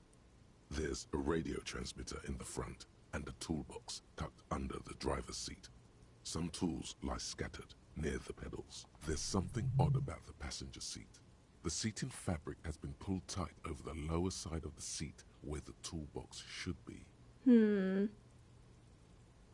Voila! A stack of neatly folded papers has been stashed behind the seating fabric. You see 3 maps depicting a large metropolitan area. It's Revachol. Some of its routes and highways have been outlined with a pen. Bonne prise. Okay. This large map displays the elevated motorway called 881. The intake leading to Martinez is marked with a blue X. There's another X on the off-ramp at a place called the Old South. Toll booths at the intakes are marked with a circle. It looks like there are scant few ways of getting onto the elevated motorway that runs over Jamrock. And this person knows them all. There, hundreds of thousands of motor carriages roar on the 881. High above the mess of brown and red roofs, that is Jamrock. The commuters don't even look down. The world ceases to exist outside the windshield. Where does that road lead? To Kuron, through the middle-income neighborhoods there, by the river. and then to Stella Maris and La Delta for work, while the men and women of Jamrock scuttle to their fates below the road. This municipal map from the 30s displays a complex system of storm sewers underneath a sub-district called the Pox, old military hospital, right adjacent to the 41st precinct. No storm will ever drown Revachol. The great solution to the riddle of history. Wind rips through the empty hallways of the once great military hospital, now just a ruin under an overgrown park. Beneath the hospital, great sewer tunnels hum and vibrate with life of their own. The final map displays a labyrinth of service tunnels left over from the construction of Motorway 881. A few routes have been marked with a pen, where the tunnels and sewers surface near the eminent domain and a traffic island in central Jamrock by the lake. These service tunnels were probably used during the construction of the foundation beneath the motorway. It means that the smugglers are secretly using the motorway to transport their goods and materials.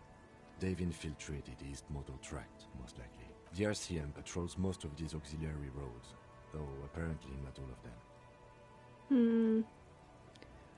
So where's the contraband? Hard to say.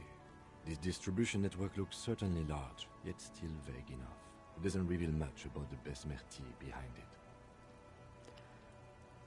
Does that sound familiar? The Besmerti is a Revacholian crime syndicate. They see themselves as the inheritors of the 14 Revacholian Indo-tribes, but really they're just violent gangs vying for control on the west side of Revachol, with cool names like La Puta Madre and Aura Masta. It's a dark parody. Alright, so who's behind this? I mean, I'm thinking Ruby, but... It's definitely not the Union. They just do some logistics. Oh, like on This a operation larger has scale. spread everywhere in Jamrock. If it's that widespread, then Madre remains the most likely suspect. Here's bad news. There have been attempts at a serious investigation before, but they haven't ended well for those involved. Lieutenant Kitsuragi is a brave man for saying Madre's name without the winces and whispers that usually accompany it. Especially bad news for cops who may have something in their past they don't even know is there. Best not to disturb the scene. I'll have forensics go over the lorry and pick these up later.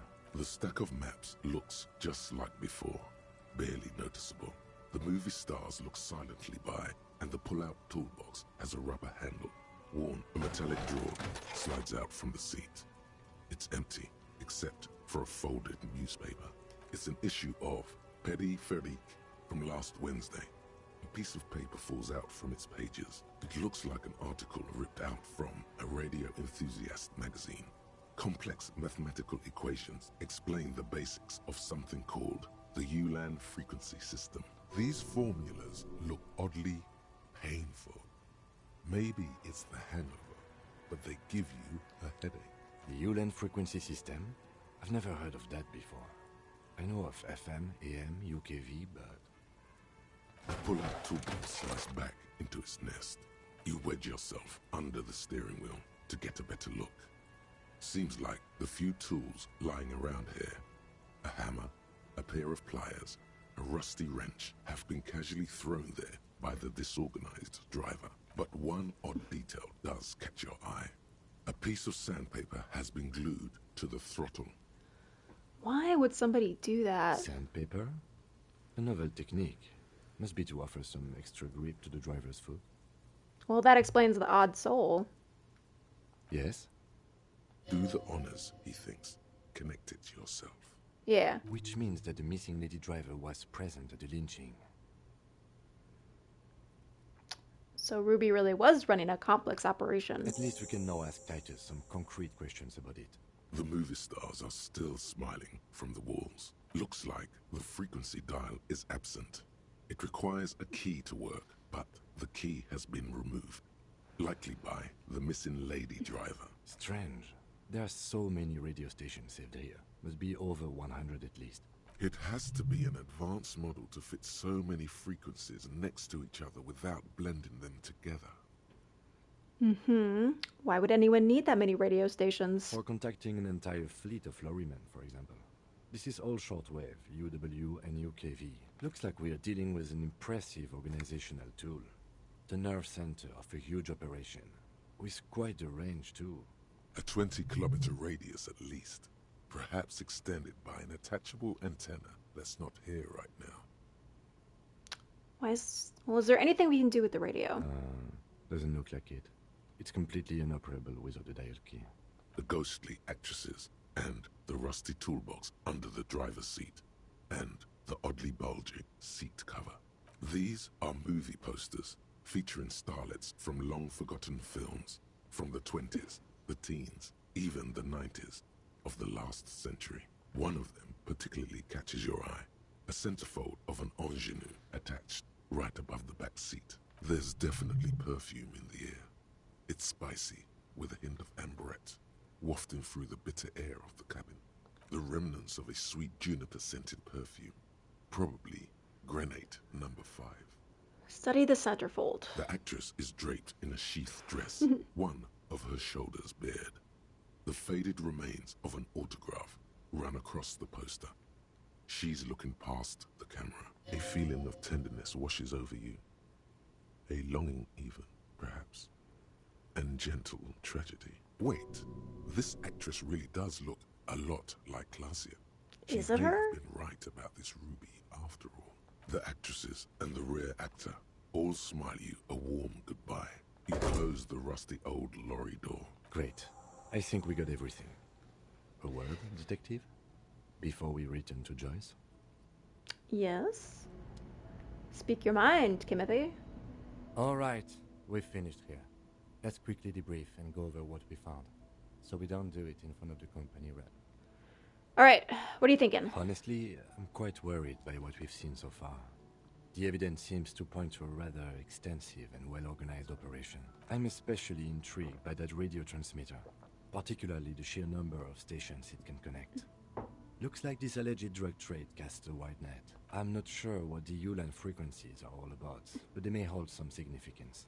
Perhaps it's a better way to connect between fleets while avoiding frequency bleed. Or maybe it's used to tap into RCM networks. Listening in on your calls between you and your station. Ooh. A worrying prospect. Oh, and the maps we found. They reveal the geographical extent of the operation. Looks like they've used abandoned tunnels and access roads to stay hidden.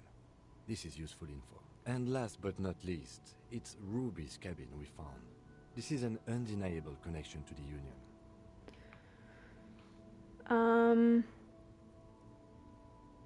Claudia might have been right about Ruby. She looks awfully lot like one of the poster girls in the cabin. Perhaps you're right. This is one connection I find a little dubious, to be honest. I prefer not to profile people's emotions. Perhaps it's because I'm not very good at it, but still. Actually, he's not bad at it at all. Union really is neck deep in here, huh? One way or another, they seem to be. Logistically, if nothing else. But don't expect to bust this open during our stay here. At best, this is an angle we can use against them, to other ends, as extra ammunition. Will the RCM open an investigation? We should return to the murder case. See what Joyce tells us about the lynching. When we are done for the day, I call my station and suggest our narcotics department look into it. There are more than enough grounds to start an official investigation, sometime later when we are done here. We do not want to get caught in that. The fact that one hasn't started already gives me pause. An investigation, I mean. Especially if the Madrid grouping is involved, and I can't imagine they aren't. It's certainly worrisome. Corruption maybe? All the same, I don't like the idea of internal affairs descending on the matter. That won't help anyone either. Okay. Debrief over. Debrief over. After you.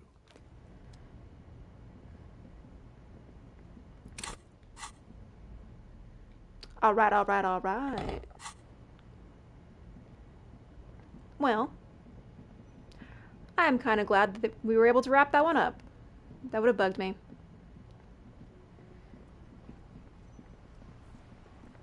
So can we talk to Titus more? About Ruby?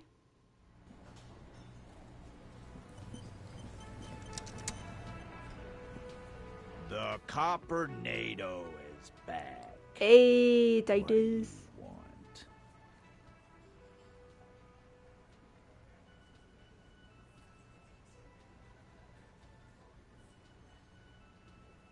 Yeah? What? Do you know what she was doing with Ulan frequencies? What now? I have no idea. Boys? She said she's building a pale emitter. A what? What? We were talking about radio equipment.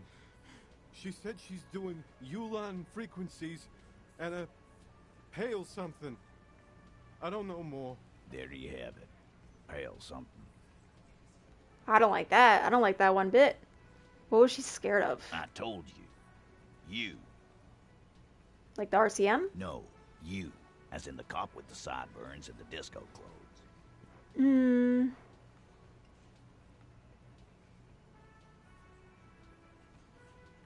No idea why she would single me out specifically. Sure.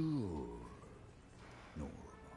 You know, when I first saw you limping here, I thought she was paranoid or sniffing her own supply. But now I'm not so sure. What else did Ruby tell you about me? She said you have a funny taste in clothes and that you won't stop. Can't stop, won't stop. Until you have something on her. She said she's heard of you from Jamrock, that you're a human can opener, that you play suspects against each other, open them up like cans. Man, I really want to meet past me and see what I was like. I sound like a badass. Fucking hell. Titus, did he just open Angus up like a can? Yes, he did. Now, we can whine about it, whack him, or we can go on with our lives. I'm having to go on with our lives kind of day, Al. How about you? It's not an actual question. Silence. He nods. Anything else? Yeah, there was something else. She wouldn't tell me, though. I could see she wanted to. It was burning on her lips. This called Titus, this called Pete. But she was too scared. Scared? You should be too. A strange fear creeps over you. A metallic taste in your mouth. Change the subject. Huh. Anything else you want, Cobb? I don't think so.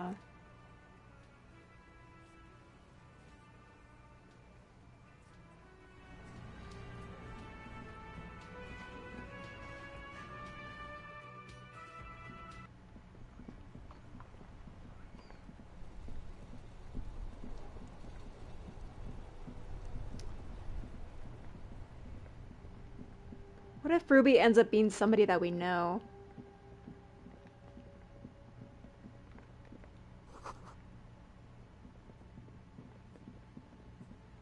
What if Ruby is Our Lady? How insane would that be?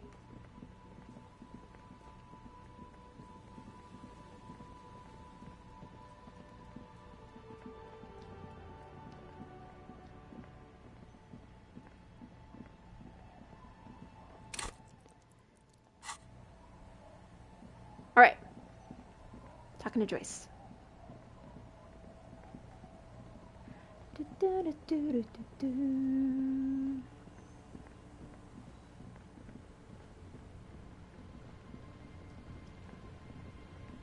You're back. Good. What can I help you with? Oh, so much. Until you come up with something at that intersection, I'm afraid I have little else to tell you. But I'll try. Wait, what? She simply nods. Yes, my eyes on the harbour have sent word to that effect. What have you discovered? We discovered enough to conclude for now. Yes. And... The lieutenant is about to interject. Cut him off. This decision should be yours. No, let Kim do something. He barely does anything. If there is an investigation, it will be part of an ongoing operation, subject to confidentiality. I am sure you understand. Of course, detectives. In any case, you've held up your end of our arrangement. I trust you with the rest. Now it's my turn. I wouldn't normally break protocol like this, but the situation demands it.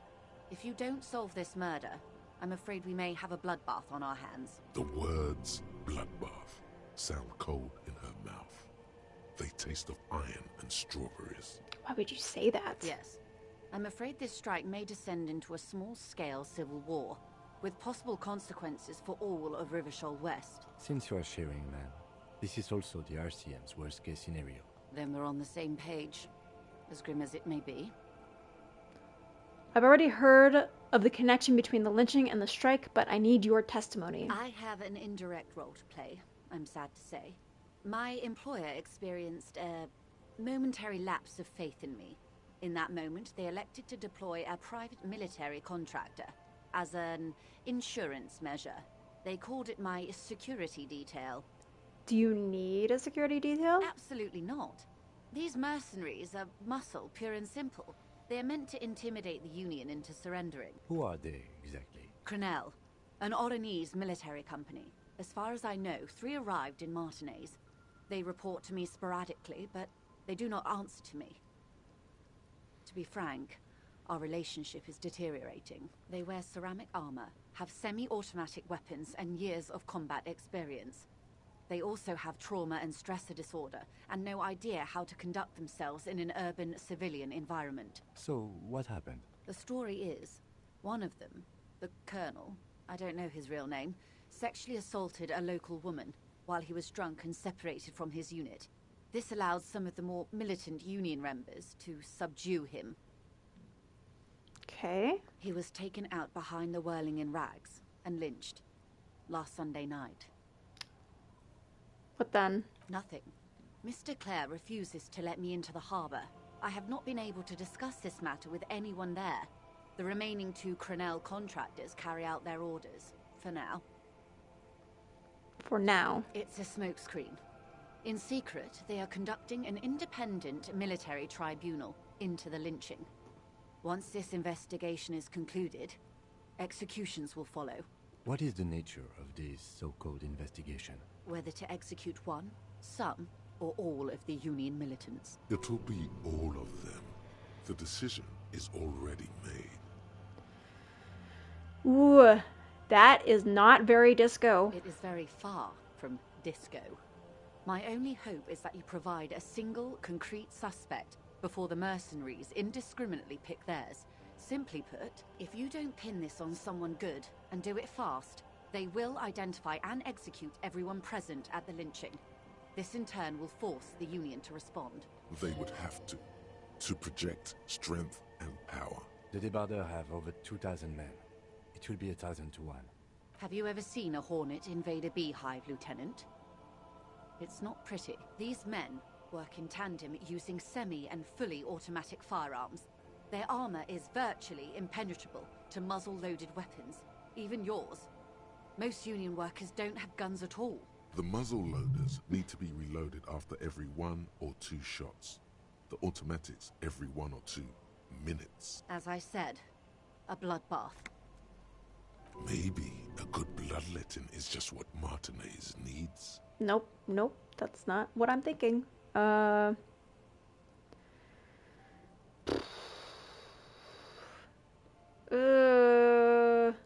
That's pretty bleak. That's pretty bad. Many bleak scenarios have already come true. Lieutenant W. Frater Dubois. All we can do is keep the rest from going the same way. One single concrete suspect delivered into civil court, and I may be able to defuse this situation. Where are the remaining 2 mercs right now? They've gone to ground, as it were. I don't recommend seeking them out. For one, they're likely to be armed to the teeth. They don't have the same respect for the Revershoal citizens' militia as I do. To put it bluntly, they think you're vigilantes. Ghetto savages. It will not be a fruitful meeting. Vigilantes. You're a professional officer of the only legitimate authority in Revershoal. You should show those meatheads exactly how savage you really are. We still need to know where they are. You're likely to run into them eventually. When that happens, I'll be in a better position to mediate if I don't appear involved. Oh no. Oh no. This is so embarrassing. You have no idea. There's something wrong with your brain.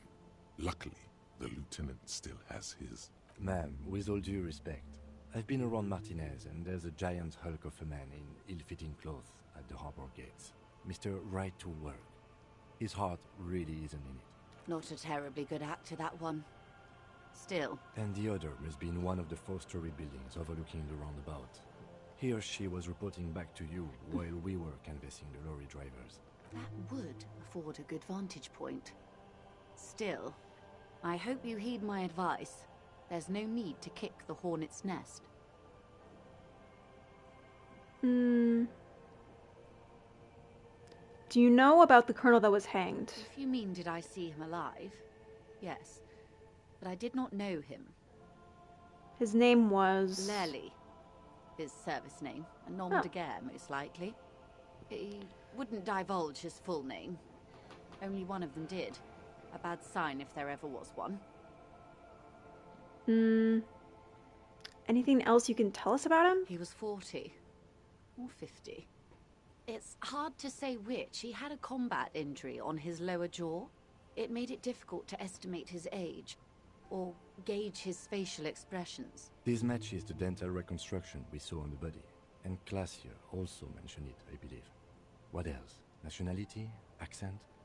He was, Occidental, I think. Light brown hair, a mixed accent, Oranese, or Messinian, maybe. His injury gave him an accent all his own. In a way, it was humanizing. He had to learn to speak through it. Through the injury. That's all I know, I guess. I only met him once. Must be hard to force your face to move in a new fashion. If you continue like this, you'll have an aneurysm. Then you'll have to.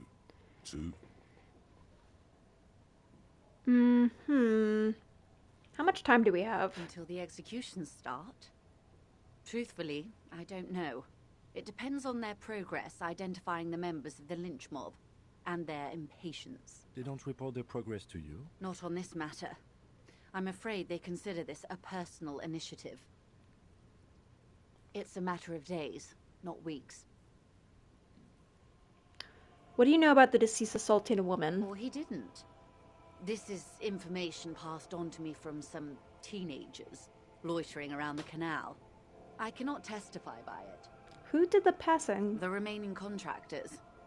Their tribunal. It's what they believe. And the teenagers? That the man was killed because he assaulted a local woman. I've asked around a bit. This seems to be the accepted story around Martinez. This does not come as news to us, but still. To your knowledge, where did this assault take place, if you know? Last Sunday night, at the Whirling in Rags, the hostel by the gates.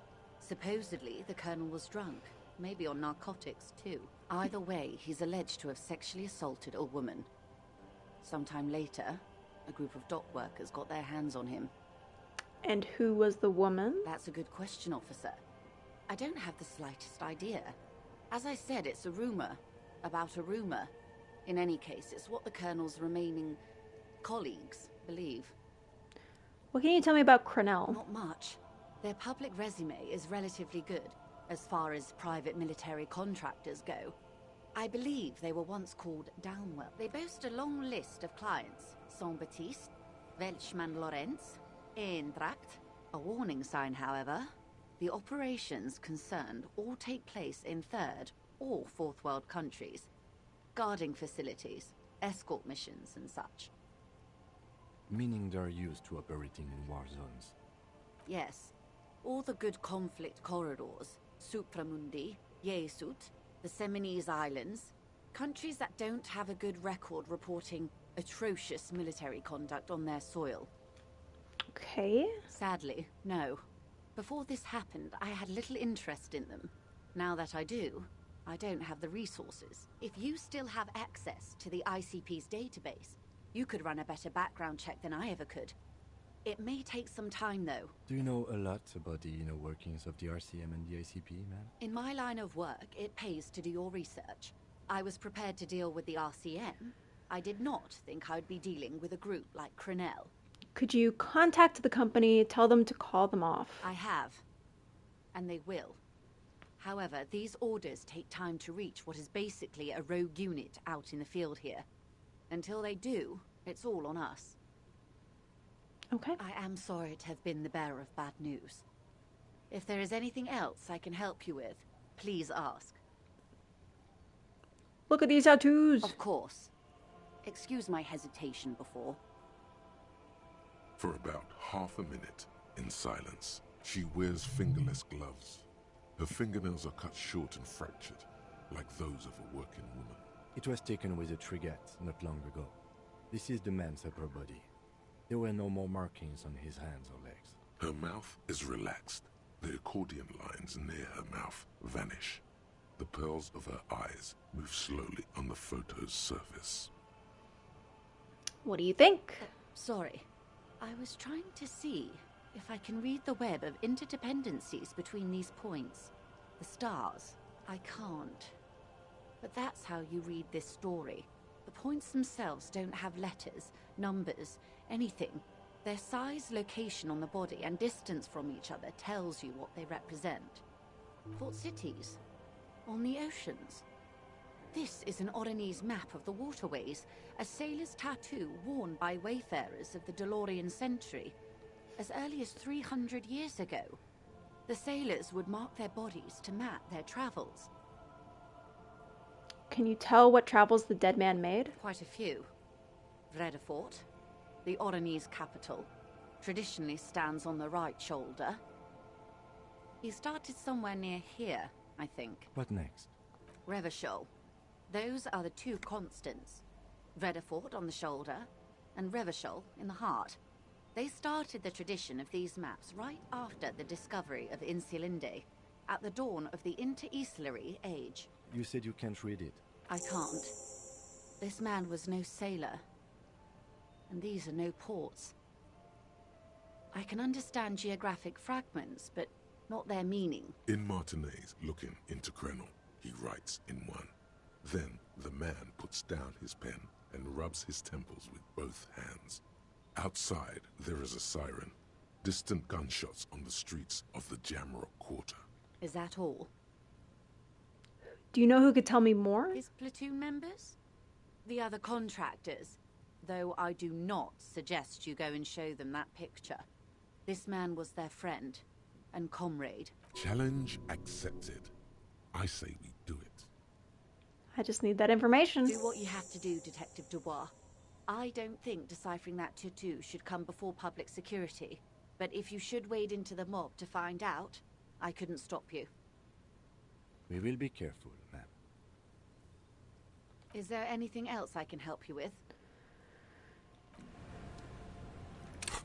Okay. So I'm thinking...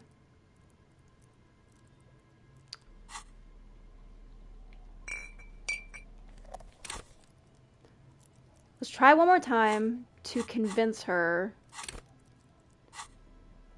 to give us the location of those other mercenaries.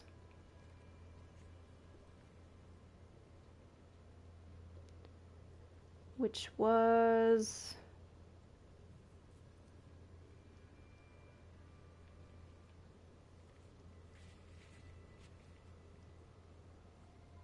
something we literally just did. Where's it at?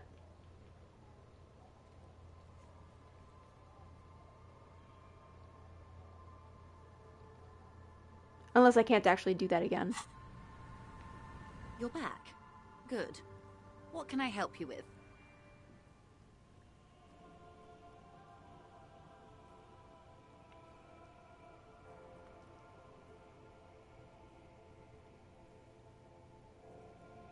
Kim sorted it out. Did he? Was I not paying attention? That's entirely possible.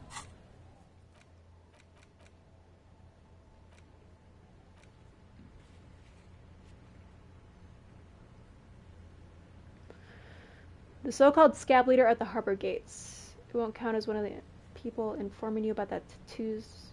Oh, like... Kim had sussed it out before we even brought it up in conversation. That's what he meant? Okay. Too smart for us, that Kimberly.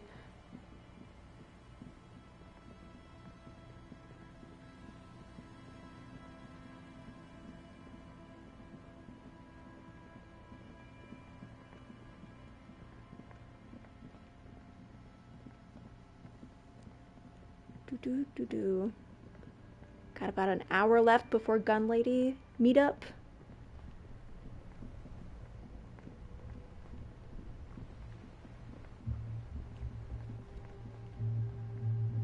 So this guy over here? Past the gate? Not past the gate, but in front of it. This guy? Right to work! Right to work! Shame on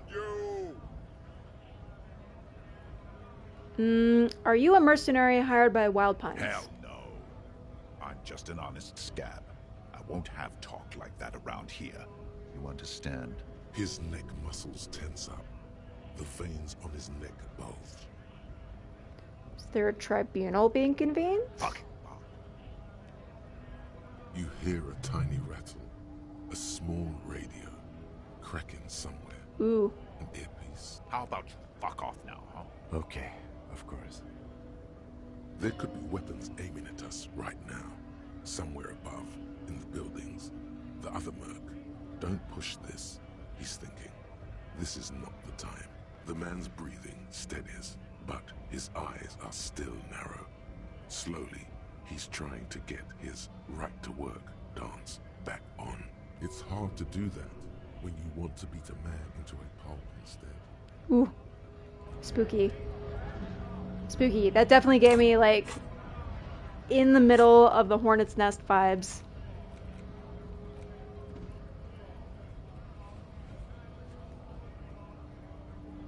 But it could be interesting. This is a bad idea.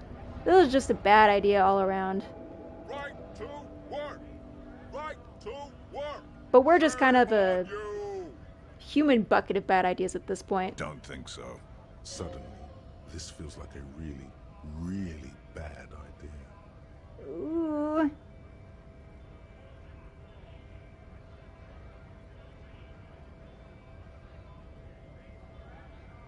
They were on the body of the man hanged behind the cafeteria. Silence. He takes the photo. Grey eyes dart back and forth on the glossy surface. His face is unmoving. You see dead flesh in colorful rivers of polychrome, melting skin and hair. Fucking loincloths. Really did him in. What was that about loincloths? Yeah. He's clenching his teeth. There is silent pressure behind them. What do the tattoos mean? What it means. I can tell you what this one means. Only one.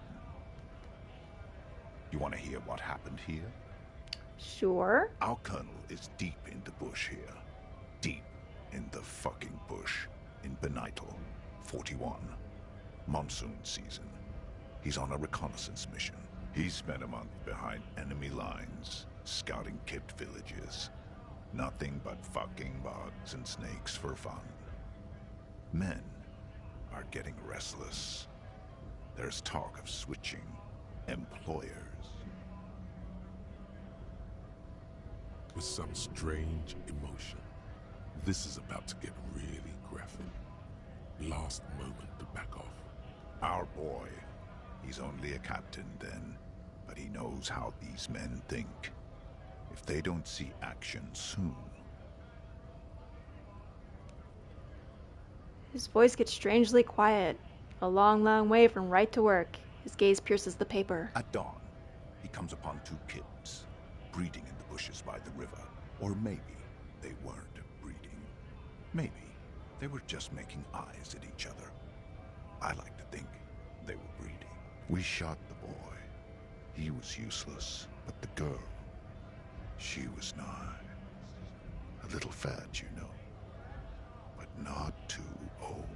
She was quite the entertainment for the week she lasted. Expired in the hands of Sarge Mason, the kind of guy who'd make Chief there shit his pants and cry like a bitch. God, Mason couldn't let go. Cut the tits off her cold body and fucking ate them. Said primitive spirits were watching over him now. Drowned in a creek a week later. Spirits my ass. Something stirs in your stomach. There's a word on the tip of your tongue. Colorless, odorless. It's... evil. You bet it was. Were you there? No, I was somewhere else. That's just a guess as to what this one little star on his belly might mean. I'm just a bouncer. That made my stomach curl up. That was awful. You're not really a scalp leader, are you? Fucking mask is getting sweaty. I want to take my mask off. He's under orders, and orders are orders. Can I have that back? Go ahead. All right now. Free commerce! Keep the goods flowing! Ooh. Oof.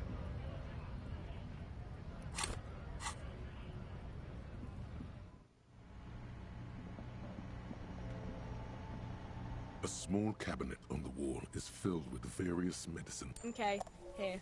I hope Saint Baptiste makes you feel... Okay, here. I hope...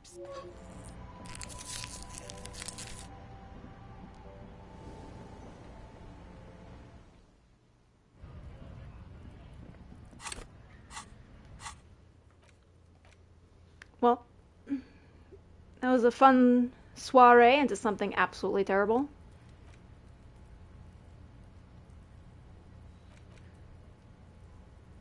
Where do we need to meet this person? Meet her near the old fish market at 2200.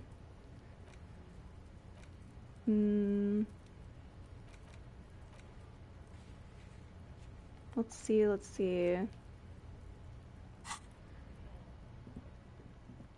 We still have a little time to kill. Let's talk to Titus again. Why the hell not? This could be our last chance to have him be super pissed off at us. The Copper-nado is back. What do you want?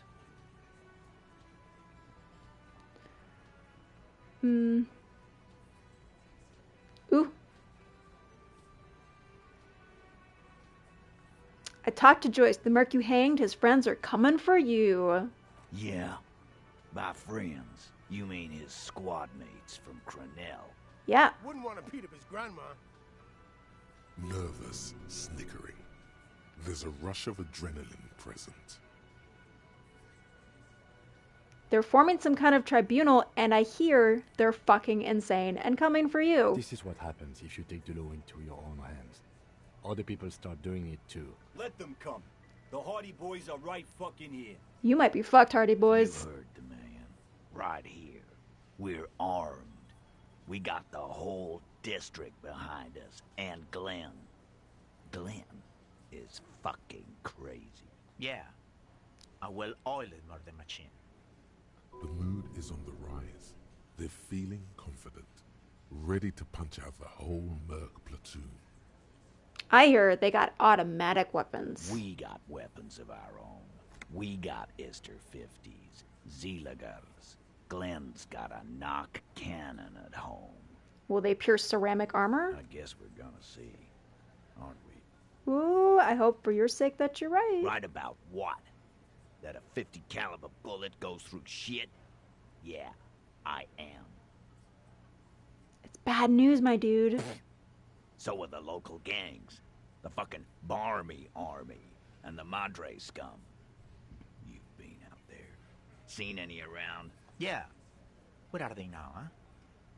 Sent back to Madre in an airtight cargo crate. These people are trained military professionals. Special forces, as you said. They're not a gang or a Barmy army. No, they're not. They're uncoordinated and drunk. Don't forget, we're listening in on their communications. Their shit is way apart. Joyce said they're rogue. No one's controlling them. Big fucking surprise. They hire psycho scum, arm them to the teeth, and let them loose in the city. What do you think is gonna happen? He's really prepped himself up for this. He has to keep the fear in check. Okay. What do you mean, okay?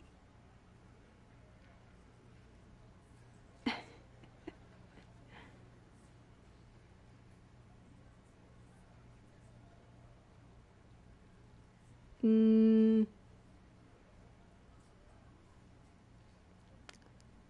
think they're gonna wipe you out, Titus. I'm sorry. No, they won't. Get out of here with your negative energy. He really doesn't like you ruffling their feathers like that on what might be the eve of battle. All he means is that the situation is serious. No wonder you cops get shot to shit every day. Can't go to war with an attitude like that. Yeah. Let's just tell him about the drug trade. I don't know what's gonna come of that. Like hell you have. There is no local drug trade. This place is as clean as a rifle. Go back to Jamrock and ask the local junkies how clean your streets are in Precinct 41 kilos. They don't call it that. We'll do that. In the meantime, did you know that there's an abandoned lorry at the intersection that was used to move raw ingredients for drugs from Terminal B to Jamrock? We know Ruby was the driver. We know that's your affiliation with her. Detective, you want to deliver the coup de grâce? No local drug trade except for you. That's a mighty interesting theory. I guess that's what you would need to do, theoretically. A big, strong, state-run monopoly would outcompete the runts on the street. Yeah, man. Theoretically, that's what you would do. To get rid of the gangs, the dealers, even some of the junkies. You would need good, trustworthy people to take their place, of course. Hardy men to run such a monopoly. For the good of the community, of course. Of course. Whatever helps you sleep at night. I know for a fact there's still plenty of drugs out there, though. No, there aren't. Some little shit and his dad are doing speed. Who fucking who? Stuff's probably from Jamrock. I keep finding drugs just laying around in all the nooks and crannies around here. Whatever you've seen is peanuts. Look at the big picture, man. The place is a paradise. And all thanks to Hardy Boys. Theoretically, of course. We're just talking politics here. My answer to your drug accusation is, how dare you? Go fuck yourself. And what about Ruby? You sure do love long walks through Theory Town, don't you? Well, I'm thirsty now. Thirsty for beer. Got any less theoretical questions, Cop? He doesn't let it show, but must be a little impressed. You've put a lot of things together, fast. I am mighty impressive. I wish more people would see it. Ooh, look at how tiny this list of things to do is. Okay, I think we got like a half hour left.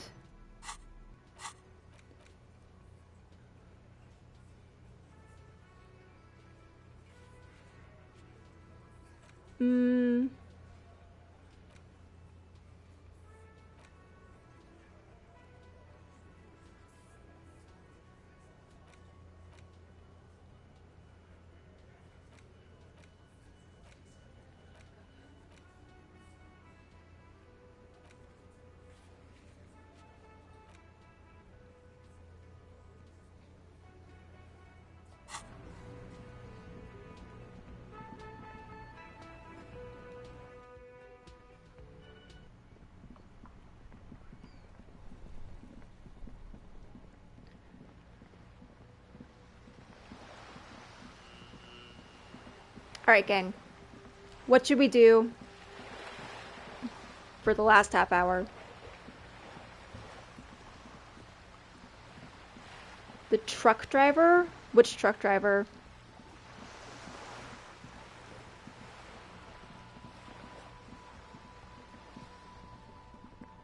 There are a few of them. You gotta be specific.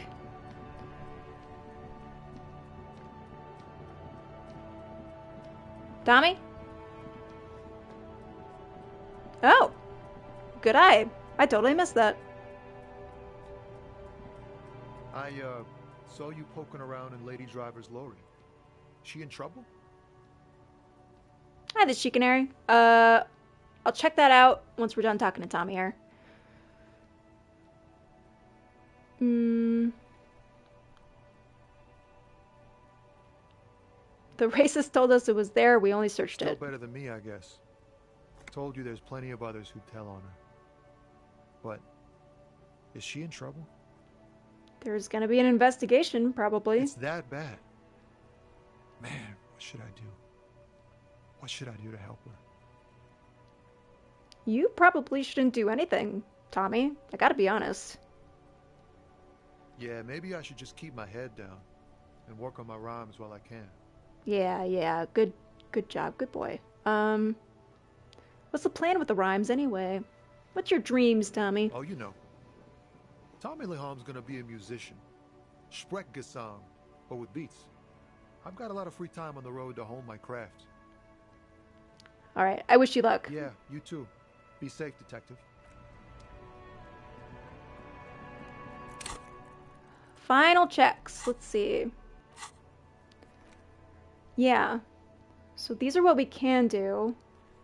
And I think we have a couple skill points to burn. Basically, I'm thinking that once I get the gun, I'm just going to go and do like the final confrontation. So if there's anything that anybody wants to see me do or experience, this is like the final knock, essentially. Because I'm cool with not doing absolutely everything.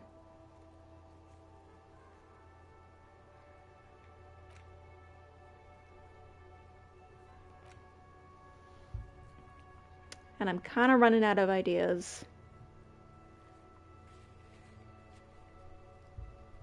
Did you talk about reality with Joyce? Yes. We got the whole lowdown about reality with Joyce, about who we are, what we are. We talked about the Pale a lot. That was crazy. So, that information. Stained glass window and computer woman. What was the stained glass window thing? I am interested in yeah, the Suna thing. Go back to the church? Yeah, we can do that.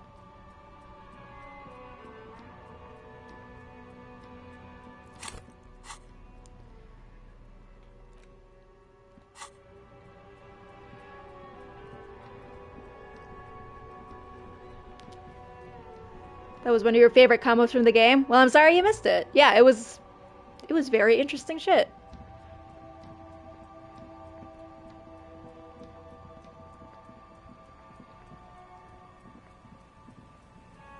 Alright. So what are we doing at the church? The computer lady? I do want to pass that check, but probably don't hold your breath because it's a logic thing, and we're so bad at those.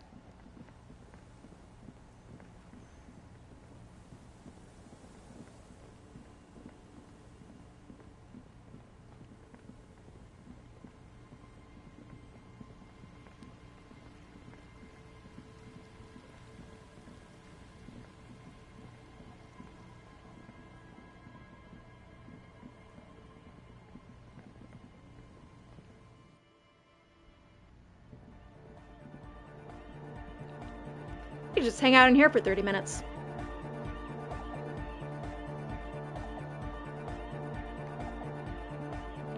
I think it is. I think it wouldn't have showed up on our list otherwise. Humanism stands above you. A Yeah. precious and complex wax painting on a single pane of glass. A crack runs across the length of her body, her face oval and sad. It's all intellect, yeah. It's all our worst trait.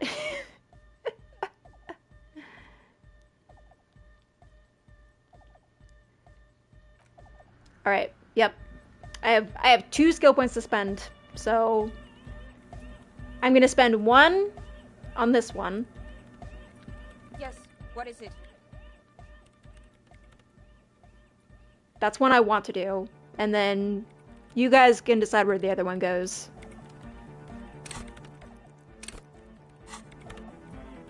I literally just looked at the trait and I forgot. Yes, what is it?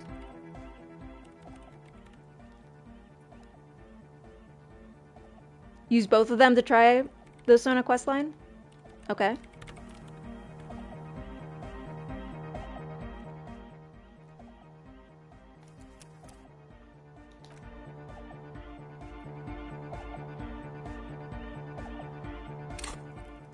Let's check it out.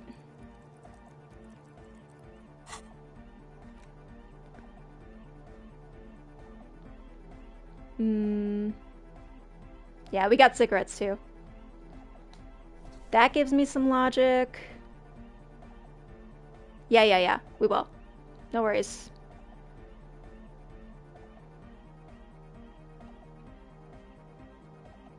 Unless I can't see some of this stuff.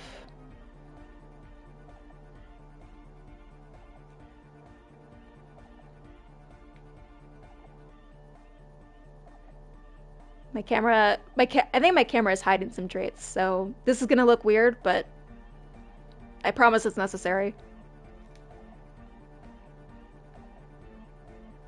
That gives me logic. Wouldn't have seen that. That gives me logic. That gives me logic. Look at us, so logical. That gives me 2 logic.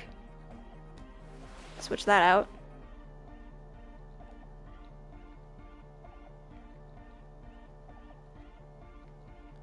Okay, I think... Hardcore!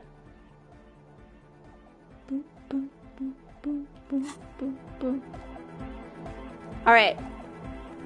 This is the most logical we've ever been in our entire lives.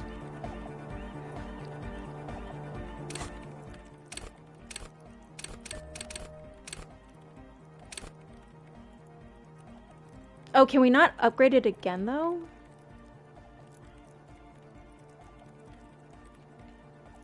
Is that the only one we can do?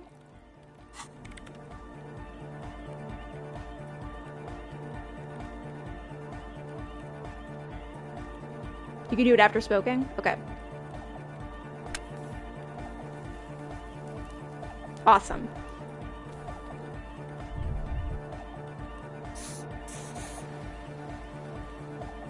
What is it? That's really good, actually. All right, Harrier, open your third eye. Form a theory on the 2mm hole of the world. All you hear is silence in your head. Okay, that didn't work. This didn't work. No need to panic, though.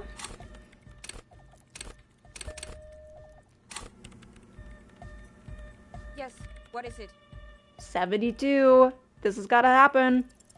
You don't have to. Let's go! A long time ago.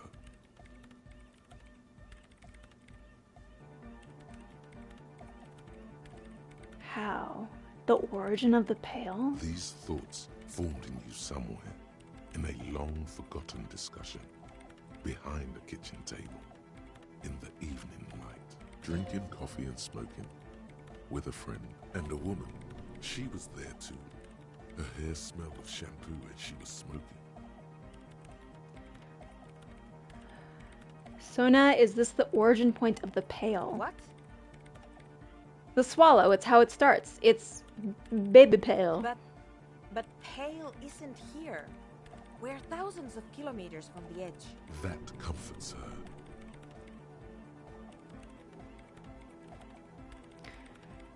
No, we're 20 meters from the very edge. She looks up into the darkness under the nave, then back at you. The Pale is only in effect a transition between the world and that. Then what is that? It's nothing. No, it's less than nothing. No. Less than nothing. The final rest state for reality. Imagine if all of this never was. Then the Pale is... simply a gradient. But the gradient, it clearly hasn't started yet. We're here, and the Pale is not. One day, when it's larger, it will be. I understand. A theory of the Pale where instead of an outer ocean, it metastasizes. Like a cancer or a mole. Erupting in points inside the world. And this is one of those places. According to this, how long? Until it starts swallowing, it's already started. It started with sound. And information. Causing data losses in the East Insulindian front. Have you considered why it's formed in a church? And also when or how it might start growing, or if it has other effects in addition to sound and data? An intellectual hunger fills her now, casting fear aside. I also have a question, since we are piling them on. How do you know this? I'm not doubting you. I'm simply curious as to how a detective of the RCM knows how to think this.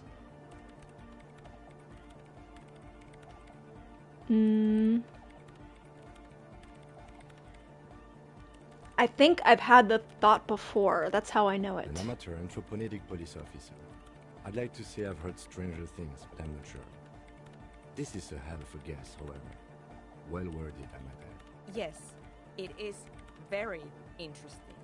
But I wouldn't say you know. This is a guess. One that's going to have to be proved by anthroponetic scientists. All the failed businesses in the doomed commercial area, all the failure in Martinez. You think the presence of that puncture has somehow influenced the outcome of events here? Even say software development? She already made up her mind when she heard it. Some kind of great and uncaring force had to play a part. Even the revolution. Even the revolution was defeated here. A kind of anthroponetic history. I told the producers we need to go and move to a normal office building with amenities. But no, the artists like the milieu, the writers like the history. I told them.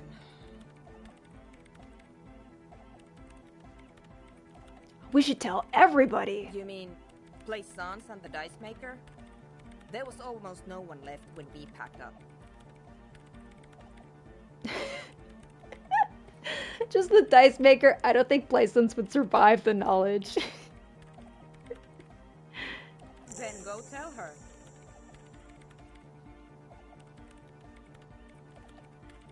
It didn't form in a church. The church formed around it. Mother of silence, baby. Of course!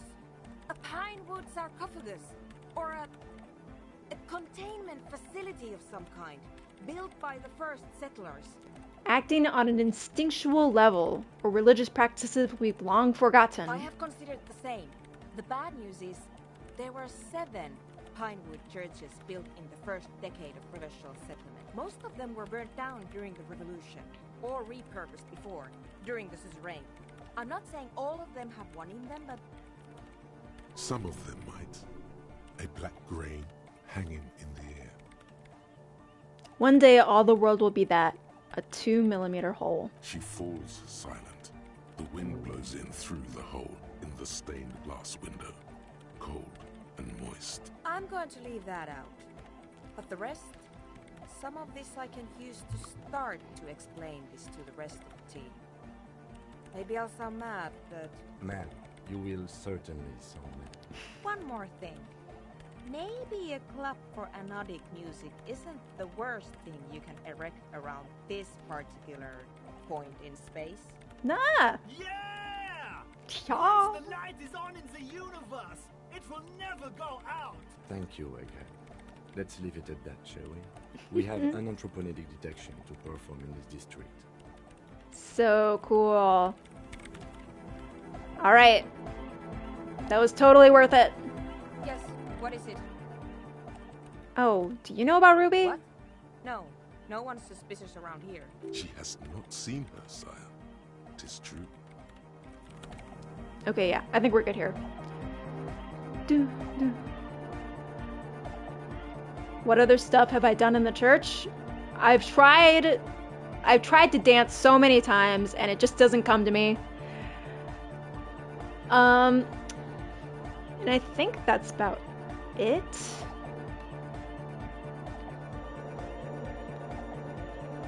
What's this stuff around here?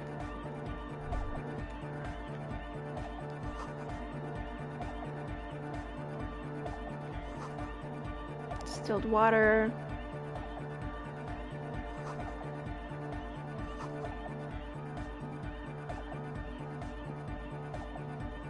I mean, I feel like we examined everything. Obviously, we did the whole nightclub quest. Looked at this, tried to dance, but we don't have any more skill points to waste on church stuff.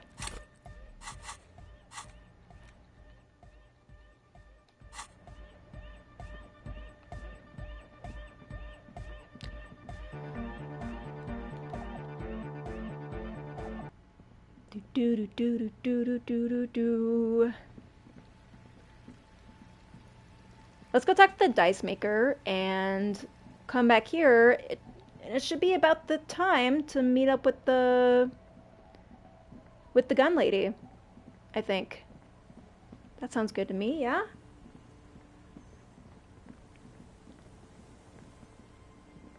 Oh, I don't know if you guys saw, but I did go back to Dice Lady and got my commissioned dice. Look at them.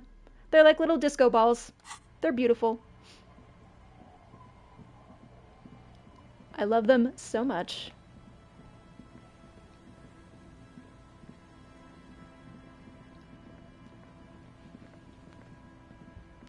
And even when the pail swallows me whole, I will still be here with my little disco ball dice.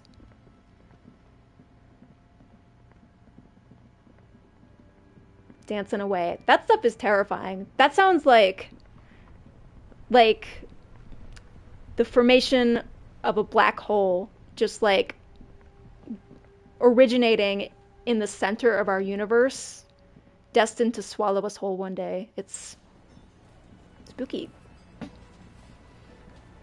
I'm not going the right way.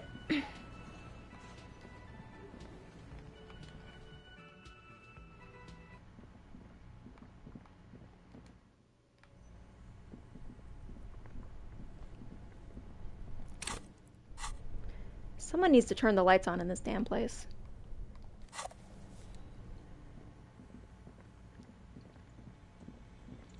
Somebody other than me, because I've done too much work around here already.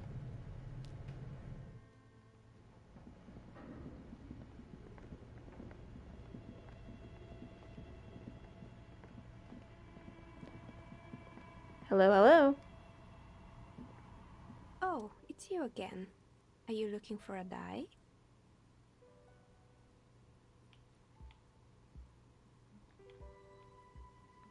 I think I found the source of the curse. And you gotta hear it. I thought we agreed that the curse isn't real. About that. I'm listening. There's a 2mm hole in reality located in a church on the other side of the canal, and I think it may be related to the Pale. Excuse me? A 2mm hole in reality? This can't be true. You can go over there and see it for yourself. I'm afraid it is, ma'am. Sona Lukanen killed the former lead programmer of Fortress Accident made the discovery. Sona is involved in this? So it's even worse than I thought. It's not just the commercial area that's cursed, it's the entire world. She looks outside the window where the night has fallen on the yard. I guess the least I can do is check up on Sona, see how she's doing. In any case, thank you for stopping by. It's good to have an answer, even if I can't claim to understand it fully. You are so welcome. Ooh, can we do that?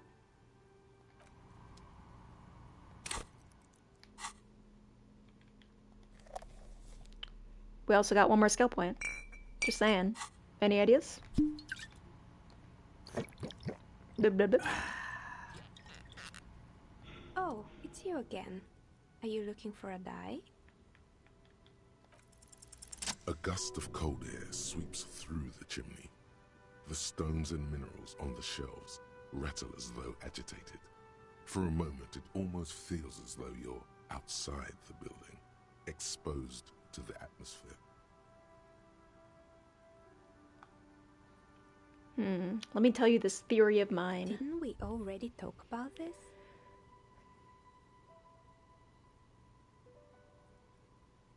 Because you're not in the same building as the others? Wait, where are we going with this? What are you talking about?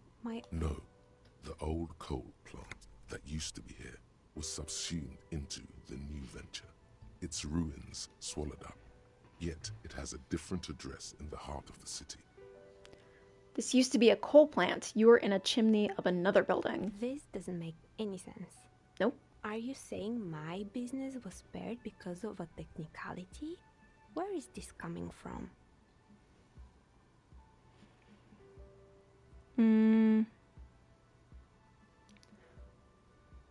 I'm just saying, it's windy in here. You probably haven't properly... What? I have my ways. Unusual ways. And what? Does it mean that I'm safe from failure? None of us are safe. Don't let her become complacent. She starts laughing, her fingers trying to rub away the exhaustion from her face. Do you know what this is? She raises her hand to reveal a piece of metal shining on her index finger. Some kind of lucky charm? It's a mourning ring. I made this when my first company failed. It was a small jewelry shop right here in the East Delta Commerce Center, built with the little I inherited from my parents. I drove it into the ground within a year.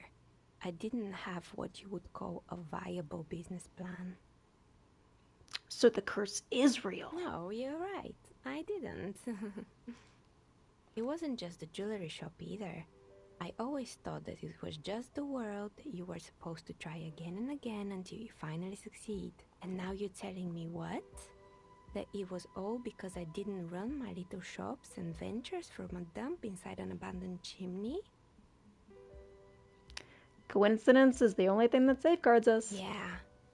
Or maybe it's the entire world that's cursed. It's such a precarious place. Nothing ever works out the way you want it. That's why people like role-playing games. You can be whoever you want to be, you can try again. Still, there is something inherently violent even about dice rolls. It's like every time you cast a die, something disappears. Some alternative ending, or an entirely different world. But anyway, thanks for sharing your theories, officer. Well,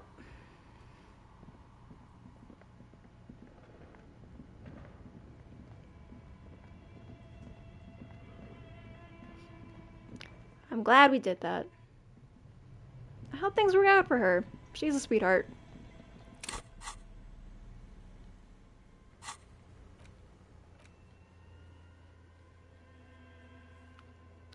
What did I want Kim to do? Yes? Why did the 41st send me? Look at you. It's because you're a failure. They sent you to slight Precinct 57. That doesn't sound right to me. Just think about it for a second. You're a raging alcoholic who showed up 3 days late wearing piss-stained disco garb. You weren't sent here to win.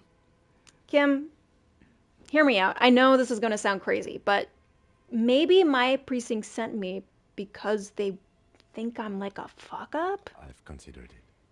What? Why wouldn't you say something, Kim? It would be immensely ugly of them, not to mention unprofessional. But I also think it's somewhat unlikely. Why is that? I checked the records. This jurisdiction dispute, who polices Martinez, reaches back to the 30s. It's as old as my station. And all this time we can't decide who gets Martinez? I think, yes, both stations would prefer a win.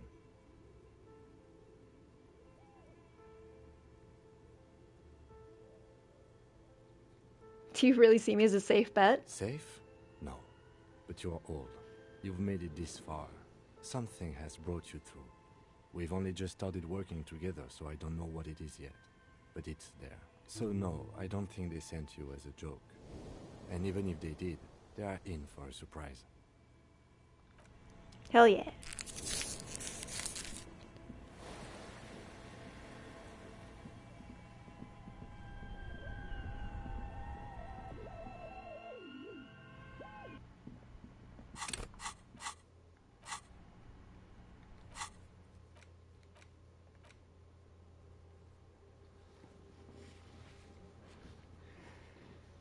Hmm.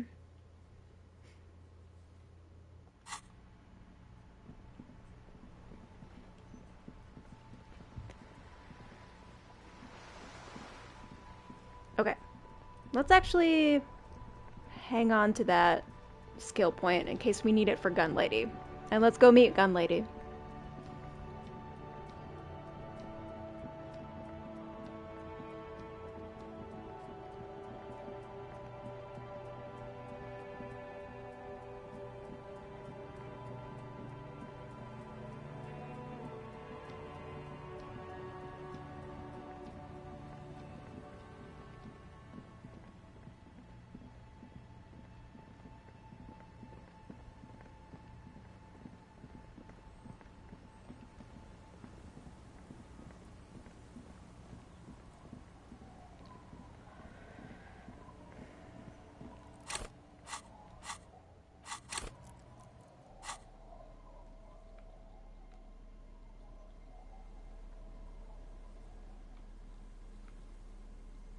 Got speed. I got all the things. So where is the... I guess it's still a couple minutes still, but where is the fishing market? Is it around here? Is this... This is it, right?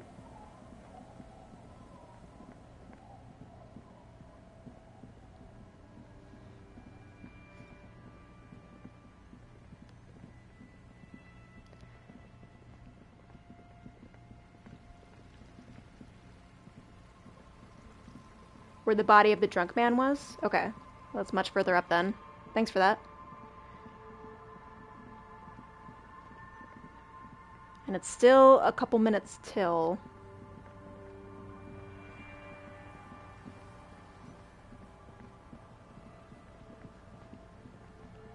I passed it.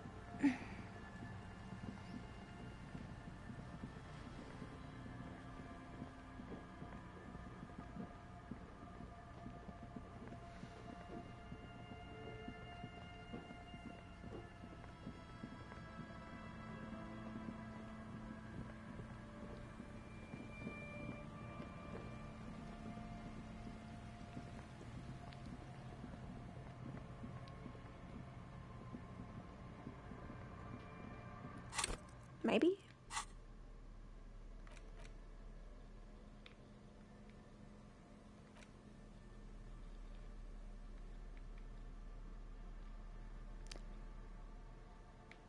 I guess this is a book. The face of King Freecell smiles at you. For some reason, the smile now strikes you as more forced than it did before. It takes a moment, but gradually it dawns on you that Kunst und Kultur must mean arts and culture. Why they decided to title this one section in Volda is beyond you. Obviously because it's cool to drop random phrases in foreign languages. It evokes a sense of recognition and fellowship among those privileged enough to understand. As you leaf through this section, you come across several reviews of recent radio plays, as well as a brief artist spotlight featuring a local artist identified only as CS. The main feature, though, is a long essay titled Tip Top Tournée, a critical Mazovian perspective. Sounds boring. You flip back to the front of the...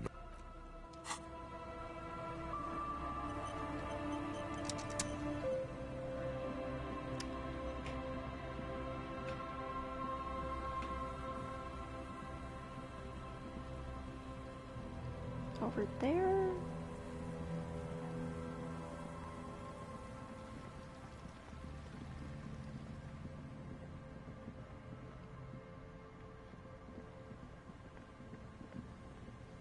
Oh boy.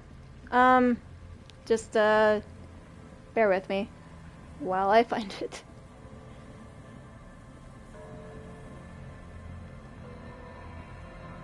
Over here. It's over here.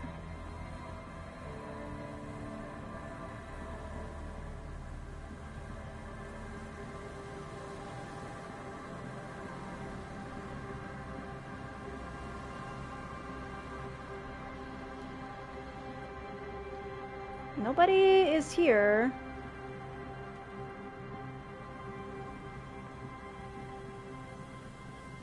Unless I pass them by.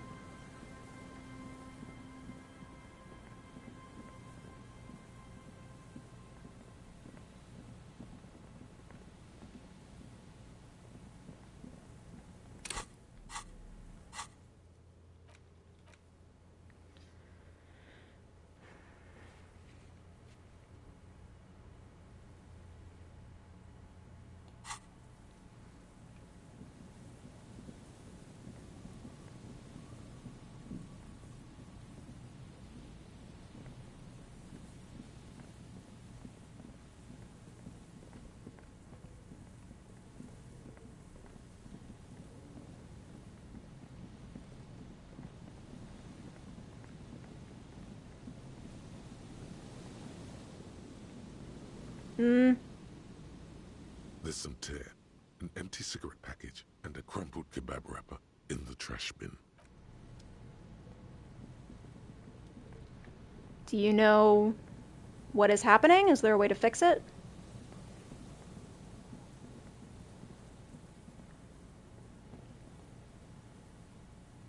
Get it fixed by loading the game. Let's try it out.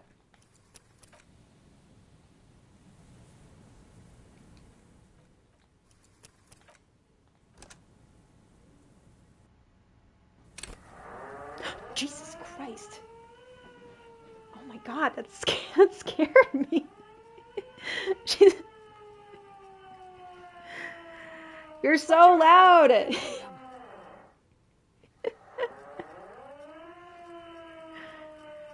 me your hands. This is the pigs. Show me your hands. Right now. Show me your hands. Right now. How did she even set this up? Scavenged, battery-powered police lights protrude from her back. The flickering light show reveals a gun in her shaking hand. Her hand is trembling from some sort of neurodegenerative disease. Madame, please drop the firearm immediately. I literally had to use an old save and redo like an hour and a half of conversations. Boo! Sorry to hear that's the chicanery. And I'm glad that didn't happen to me. You shouldn't be here. Something's very wrong with her. She's completely out of control. Take it easy, ma'am. Failure to comply. Suspect is displaying aggression. Officer, under duress. Officer, under duress. I am the police. Don't move. Don't move. Hands on your head. Suspect is armed and dangerous. I'm not moving. Suspect is on the loose. Suspect at large. Officer, administer street justice at our own peril. That one extra lick with a baton or extra knee strike above was what was actually required. Suspect is under control. Suspect is under control. Be careful, detective. Don't do anything that might set her off. This is dangerous. You're 70% certain you always leave your gun loaded. 70%, huh?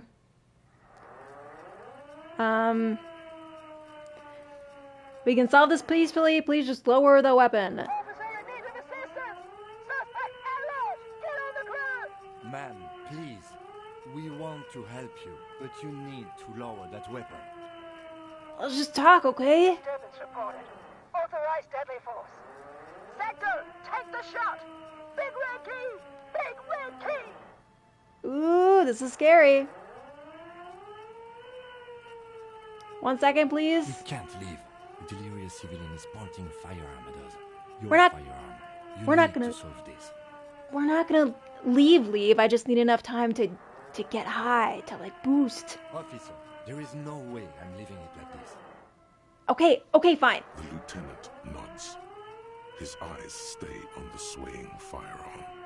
Let's do it. Let's just fucking go. First try. She's frantic, confused, teetering under all that gear. There's an opening if you just move fast enough. If not, the lieutenant's got her in his sights. Host almighty, don't count on that. You saw the Binoclad can't shoot for shit. Go for it. Suicide by cops. Split-second decisions. Idiot scumbag. God, I almost blew her head off. What is this? This isn't police issue. Police weapons have bullets. This isn't real. Police guns always have bullets. Ah, my gun. What is this?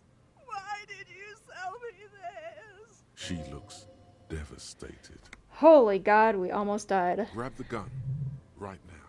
Yep. This might be your only chance. No one ever cares anymore.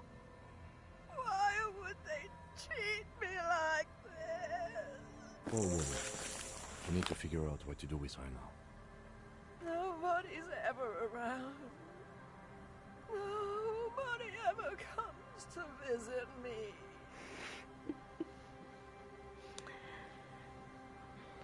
Probably because you try to shoot them. What the hell is happening to her? She's in a stupor. I've seen this before. God knows for how long. Could be days when they get like this. Okay. I've had disturbances similar to this before. Many cause, but never this bad. They're there. Her scratched skin is warm to the touch, but the person inside doesn't even know you're there. Should we arrest her? I don't think there's any need for that. In her current state, and without a gun, she isn't really a threat to anyone. We could let Titus know. This is a perfect problem for the local peacekeepers to handle. They might even know her family. Yeah, we can give it to Titus. Then we can ask him once we get back to the whirling. But we have to hurry, because it's late, and they might have already gone home. But I think we're done here for now. Let's head out. This is done. Please, leave the radio on. Reflex to what? Being left alone. She stands motionless. Just a heap of clothes and fleshes now. Maybe if you search her once more.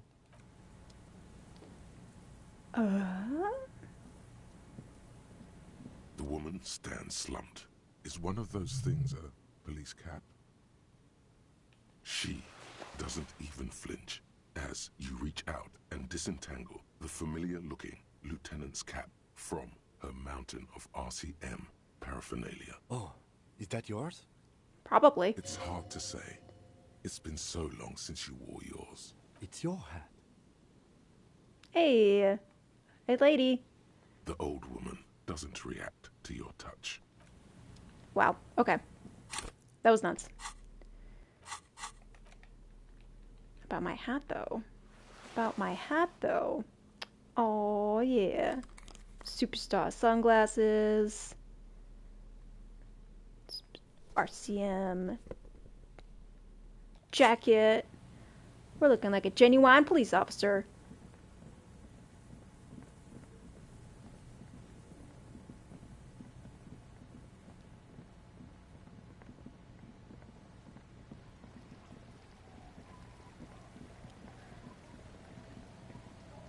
I didn't realize it gets so dark out here. Kim, get out of my way. I swear to God. So we have our gurn.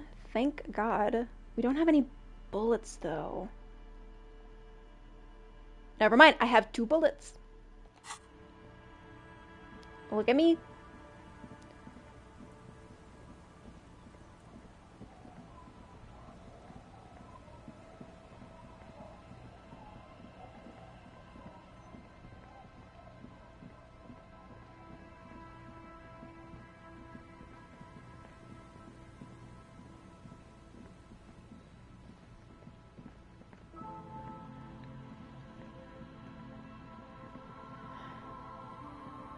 Oh, please let the Hardy Boys still be there.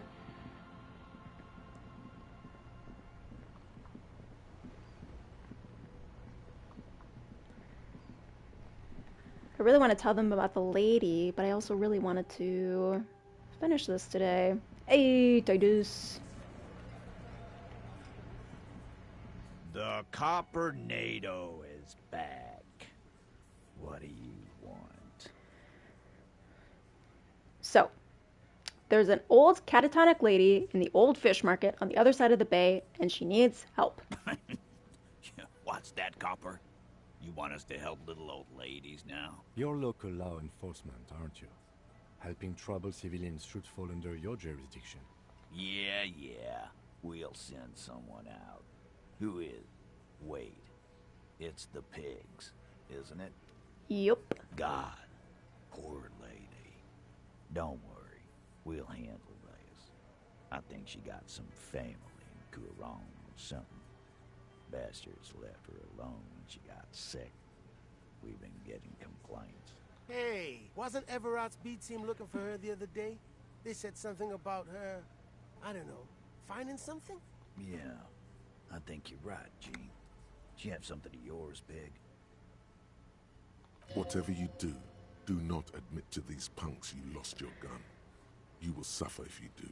Nope. Nothing of mine. No? Well, whatever then, Copper. No. They totally said what it was. What was it? Anyone remember? No. I don't remember. I was fucking drunk. Let me know if you figure it out back there. Now, anything else we can help you with?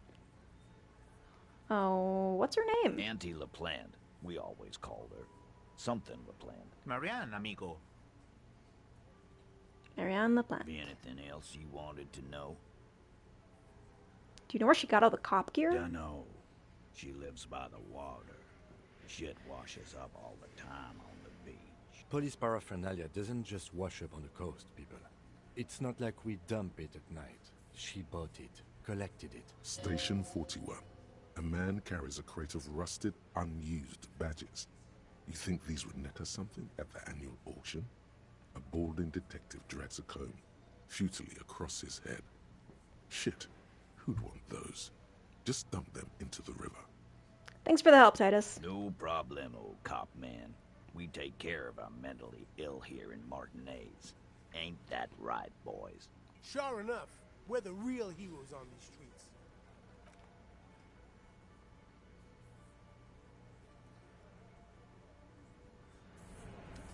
Okay.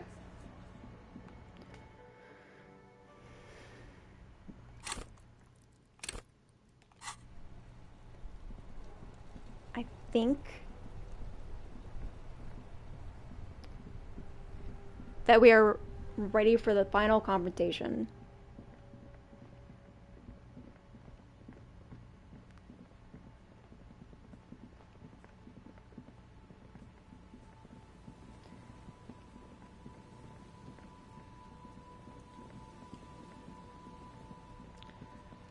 I think that we are going to make one more pit stop on the way, but then we're going to see what we can do, what this all will finally lead to. Oh, but if I go in here, will Kim leave? Alright, no pit stop. No pit stop, just action.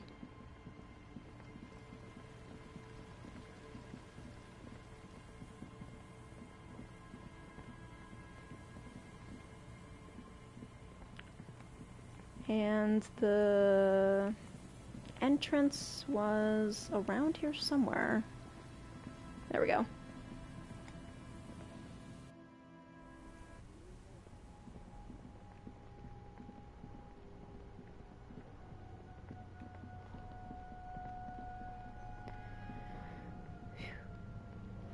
Okay.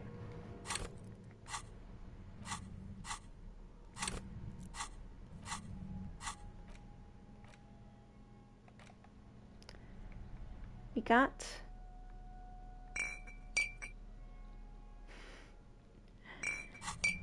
we're gonna get a little fucked up.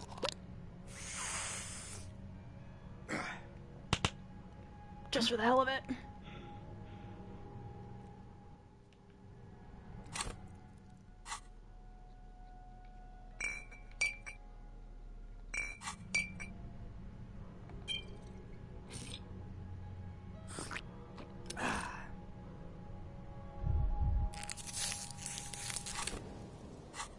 That's the good shit.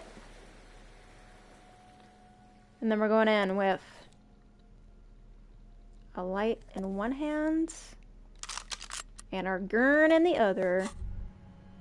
Holding the gun feels natural and satisfying. It's like an extension of your arm, the polished wooden handle almost fusing into your palm. I think my hand recognizes it. It reminds you of the day you first held it, with fear and respect, hoping you don't have to use it in vain. The sun was out in Jamrock. It was so long ago. But this is your gun. It's more of a symbol than anything else, because there is always a rational, sensible, reasonable solution to every situation. Sheathe it and know you have the moral high ground. We fucking got this.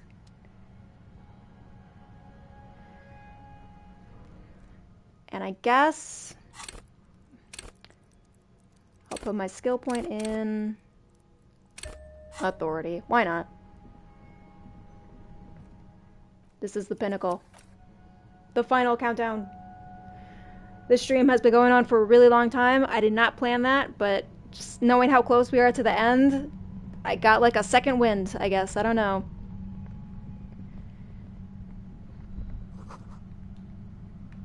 Yes?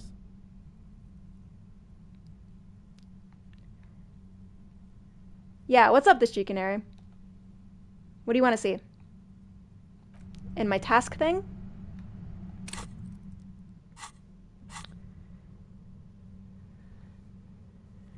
What are you looking for?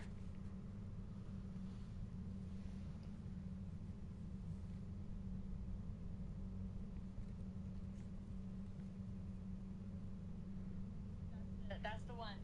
Got Oops. The number's at the left. If my face is blocking the way, I can get rid of that.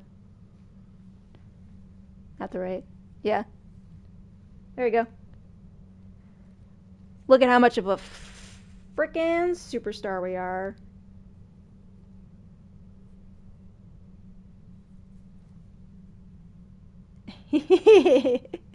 You know it, baby. Baby. Surely we can't fail.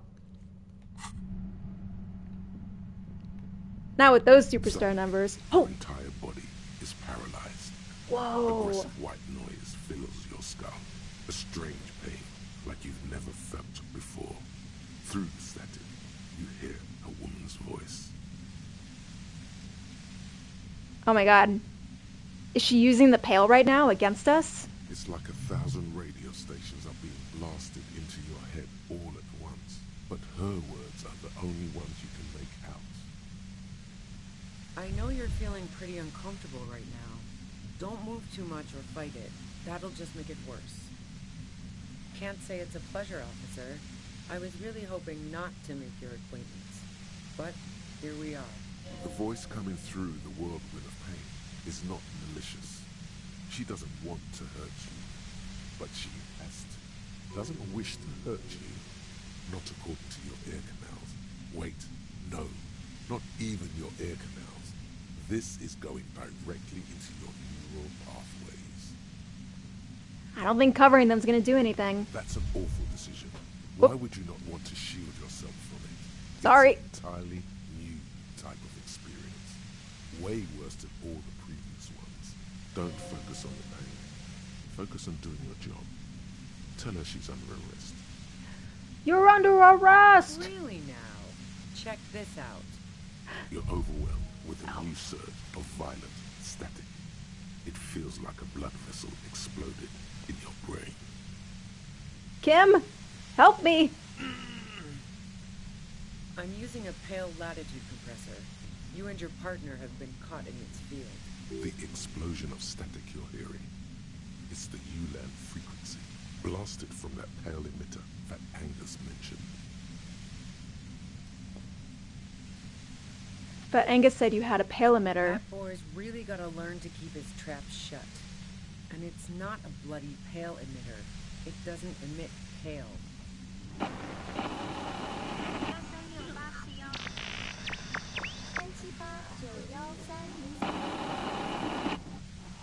Right behind you, Whoops. officer. Check on Kim. A pale latitude compressor is used to sort of make the pale more manageable.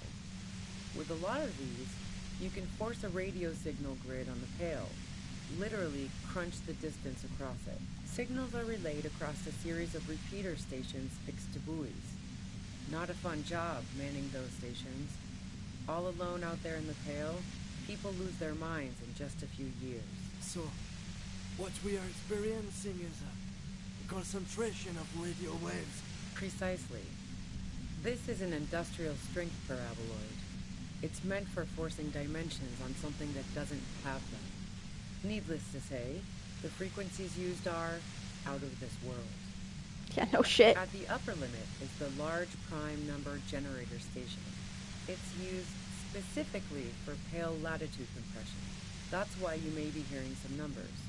But you might also hear, or think you're hearing, local radio chatter.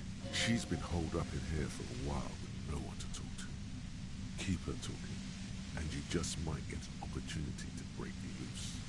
Have you experienced this yourself? It's terrible. Yeah, I stuck my head in there before using it on you. It seemed like the ethical thing to do. Can't say that I enjoyed it. The field was weaker, but I can imagine what you're going through. How did you get your hands on this thing? I built it myself. That's illegal. I'm guessing it's patented. But we are beyond that, aren't we? A little bit, Kim. Oh, yeah. Way beyond. Oh, God. This is all great, but we need to talk about the man who was killed. Yeah, let's not talk about that shit. You were hunting me and fell into my trap instead. That's all there is to say about it. Will I stay like this forever? No. Once I shut down the compressor, the pain will end. It may take a few minutes for you to steady yourself, though. It's a bit like waking out of a very confusing dream.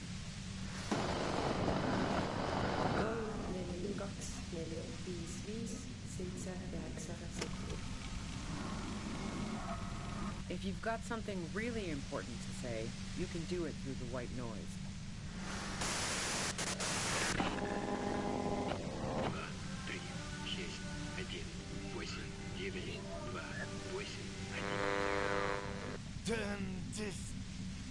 God damn it. Fine. If you really want to talk, I can dial it down. I've also got a gun, by the way. Yeah, me too. The gun she's carrying is a two-barreled front loader, not like the murder weapon. Well, it doesn't feel much better, but you can form sentences now. Thinking doesn't seem to hurt as much. Just keep her talking, and you'll get through this. Lou. How did you know we were coming? I heard you in the passages, and I've been preparing for quite a while. By hiding bullets under the floorboards? So you found my shack, huh? I'm not surprised. Her tone is bitter. She thinks she's been betrayed. Why hide the bullets? This could have turned out pretty bad for me if you hadn't walked right into 25 bands of ultra-high frequencies. It was dark in the shack. The waves outside had calmed down. She looked at the loaded gun. Then she cracked the barrel open and took the bullet out. Not today. No, I didn't do it. I only helped stage the lynching, though I doubt that makes much of a difference to you. So she says she didn't do it, and she doesn't trust you. Is it you specifically, or the citizens' militia that she distrusts? Who ratted me out, by the way? Was it Titus? No, he wouldn't have broken first. Classy. Oh, I knew the kitten had claws, but not like this. But she couldn't have known I was on the coast. How did you find me? Titus told me it took some convincing. Oh, fuck. Took some convincing my ass. Those guys liked me, I know it. This is what happens to people whom people like. A dull despair is creeping into her voice. How the fuck do the rest of you get by?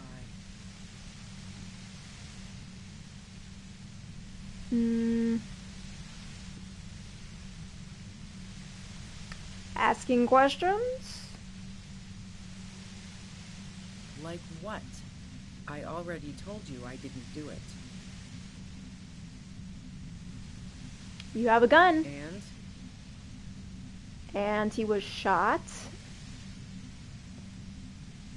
It's a front loader. Do you have another gun somewhere? Sure don't. A breech loader? No. This is such a wipeout. Where did you get it? The gun store. Trigger Happy Jacks. What? Doesn't sound like a real store. What did you think? That I'm going to squeal on my gun supplier? Sorry, I'm not that kind of gal.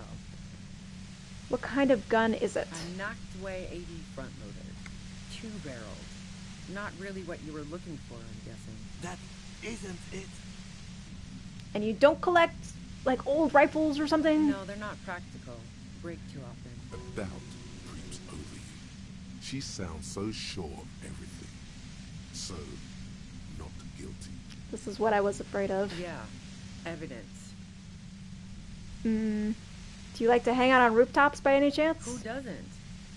Oh, you probably mean Claudia's rooftop. Sure, I've hung out there. She's got this great antenna. What's so great about it? It's very powerful. I used it to tune into RCM frequencies. That's how I knew to be prepared for your arrival.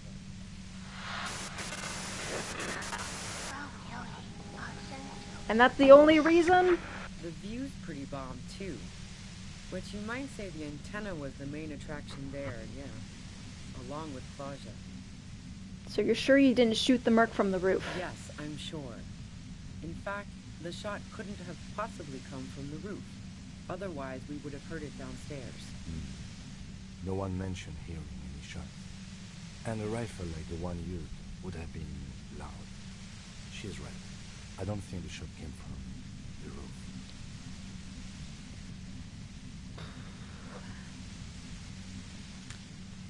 This is what I was saying before, Cam, and you were like, nah, I think it's probably the roof. I see how it is, Kim. I see how it is. Would you say Lele was a likable person? I didn't like him. Hardened mercenaries aren't particularly likable types. I'm listening. But you liked Claudia. I considered her a good friend, yeah. Are you a girl liker? What the hell, man? Yeah, why not? I've gotten worse. So you want to be more than friends. Oh, so that's where you were going with this. Like maybe wanting to run away with her? That's a very sentimental way of putting it. We both had pasts we didn't want to catch up with us. And we enjoyed listening to music together. Why not go on a road trip? The lieutenant watches her expectantly, occasionally shaking from the pain. Okay, fine. I was into her. Claudia was into me too for a time, I know it. We even fooled around once. And yeah, after that I thought maybe we could make a go of it. Then what happened? She rejected me with some wishy-washy bullshit about how she was confused because she felt so close to me and valued my friendship so much, and how guilty she felt for leading me on. I knew that wasn't the whole story, but thought, fine, I'll take it and move on. No ill will there. It wasn't a problem for her. Claudia said you got angry when she started seeing Lele, threatened her. Yeah. One time when we'd both been drinking, I said some heated things about how dangerous her patterns with men were. I was a little worried she'd blow it out of proportion in her head. All the drugs she was doing can make you feel like you're living in a DeLorean tragedy. And despite that, you helped her by staging a lynching. Yeah, the girl seemed terrified. The merc was beyond caring what happened to his mortal coil. It was a no-brainer. Is peeping a hobby of yours? I'm not following your clever insinuations, Detective. There was a hole in the wall that you could see into Claudia's room. Just saying. Look, I'm not aware of any hole in Claudia's wall. And if I had been, I would have told her to get it sealed. That's what friends do. Nope. Look, she has an effect on people. That je ne sais quoi that makes it impossible not to look at her when she walks into the room, and very difficult to look away. But travel enough and you realize, for the same reason that she's everyone's type as an object of desire, she's not irreplaceable. Okay. Go ahead. And mine too. he thinks. Sorry. But Kilo, this Sorry. must be done. You must have an alibi.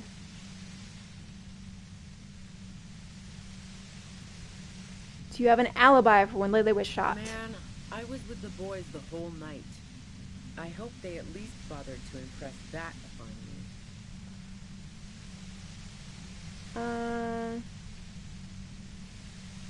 Oh god, how much time was missing? 15 minutes, I think? Yeah, and I'm sure they also made some funny remarks about it. They always do. I've driven a lot of long haul and chugged a lot of beer, man. Can't do either without some power of mind over bladder. And anyway, that wouldn't have been enough time. Actually, it would have been just enough time. Wow. Now I'm curious. Please, explain. Perhaps like a secret way from the first floor to the roof. Don't know it. But also, the shot couldn't have come from the roof. Or we would have all heard it downstairs. She has a point there. That didn't go super well. You've got to lay something better on her. I don't know what else we got. I really think we're missing something. That sucks. Flowers? No. Gifts of flowers and candy aren't really my style. Nope. I never did understand why, when someone dies, a hothouse's worth of flowers has to die too. Alright. No, I did not.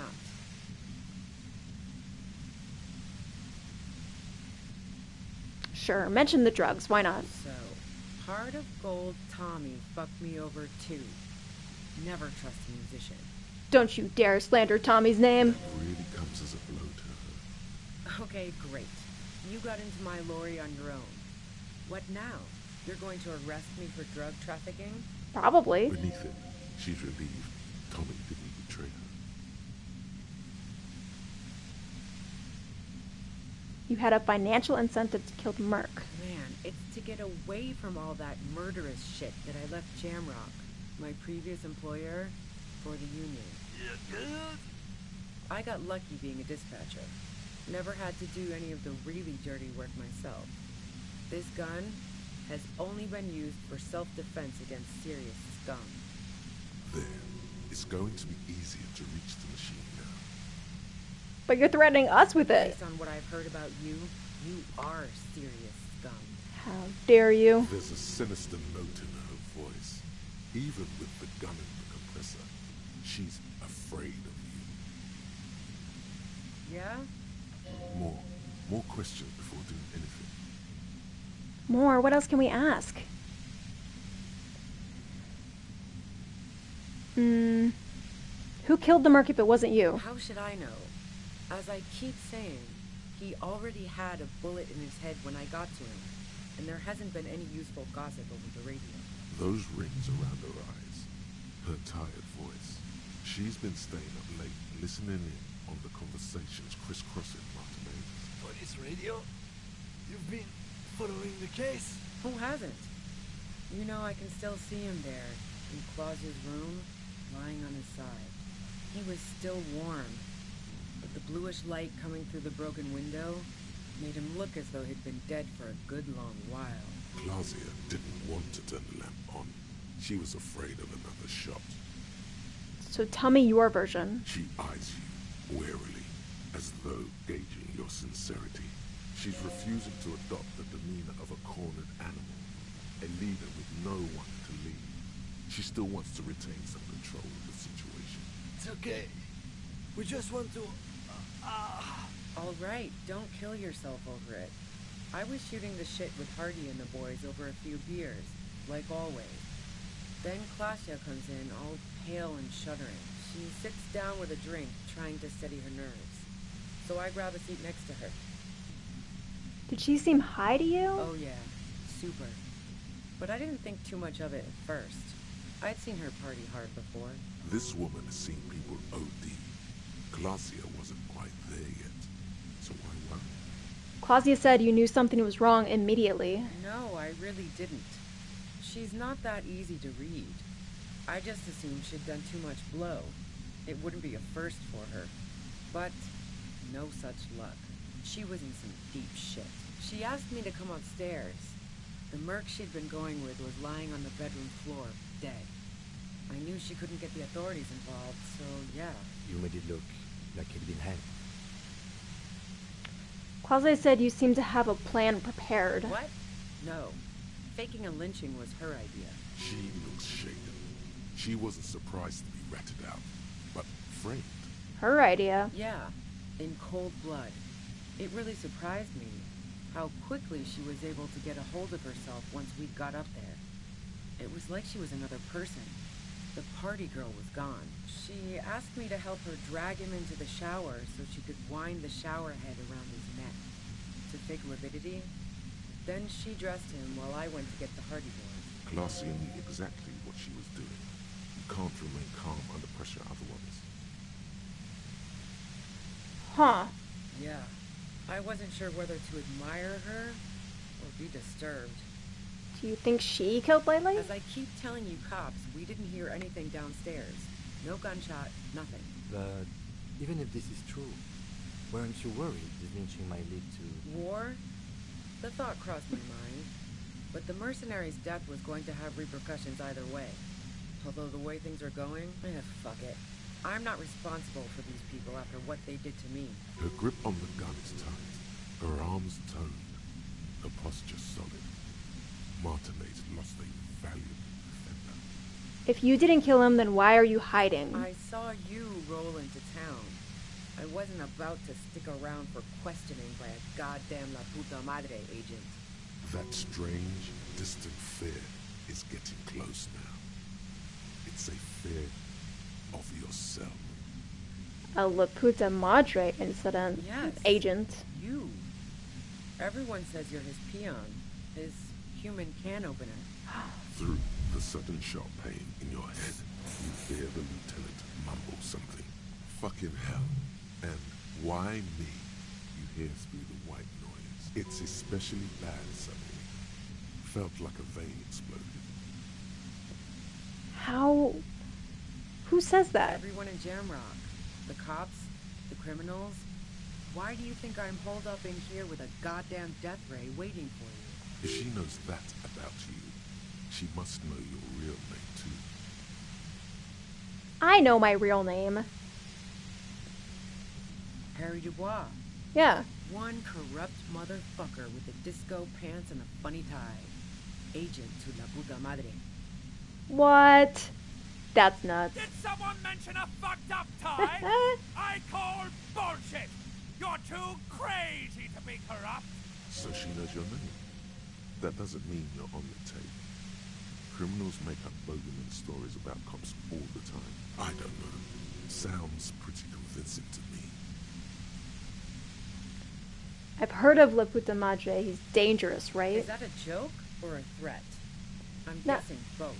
No, that was a real question. Yeah, sure. She doesn't believe you. I'm sure La Puta Madre himself will explain it all to you soon enough. What did you do to this Madre anyway? You've been to my lorry. You think the biggest player in Jamrock appreciates competition? And now I have Harry Can Opener in my lair. Fucking Titus. I thought we had an agreement, she thinks. This was not supposed to happen. She's not going to change her mind that easily. She still perceives you as a threat. Do you know about the bunker next door? What bunker? The communist hideout? Don't know anything about it. No one's been around since I set up camp. But I'm sure I'm not the first vagabond to... Ooh. Okay, we gotta get out of this thing. Keep calm. Breathe in. After the pain recedes, it's a little clearer.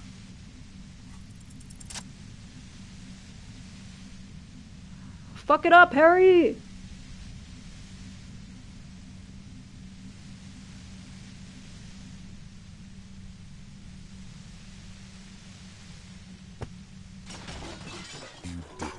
That's my guy. The compressor lies broken on its side. 2 sixes. Did you see that? Again. It still hurts like hell, but...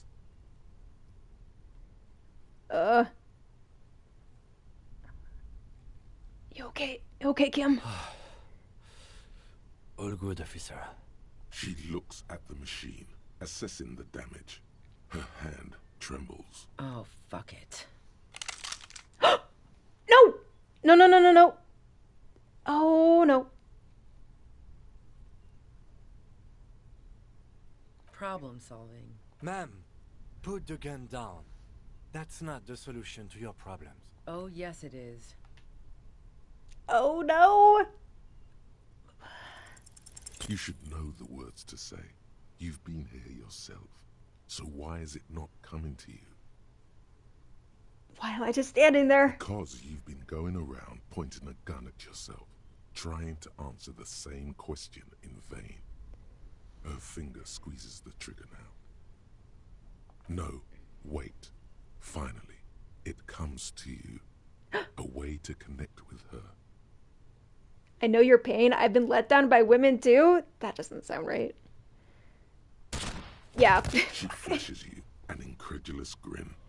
Then she exhales sharply, shakes her head, and pulls the trigger.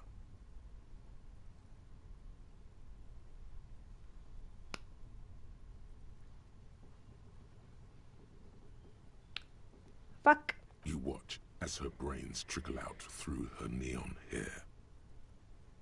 Fuck.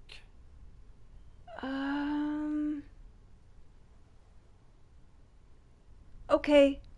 Okay. Okay. We clean up. It may take days for processing to pick up her body. We need to move it somewhere. That tent there.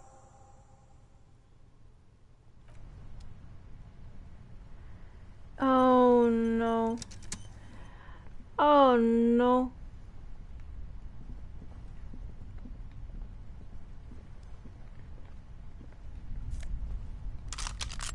Take a gun. Oh no.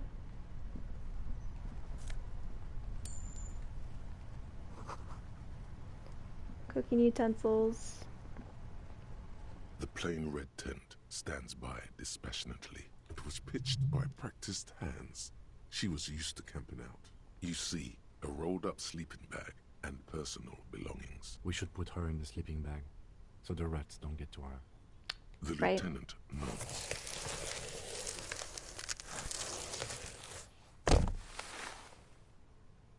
There she lies, cocooned in the sleeping bag, surrounded by empty cigarette packs, books, and half-read magazines. Magazines? You should look through them.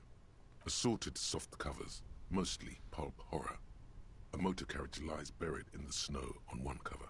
On another, a ghost airship. You also see a collection of radio enthusiast magazines. See anything? Rager Monthly, Journal of Material Science. More Technological Digest. One of the magazines doesn't have images on the cover. It's not a magazine, it's a leather notebook.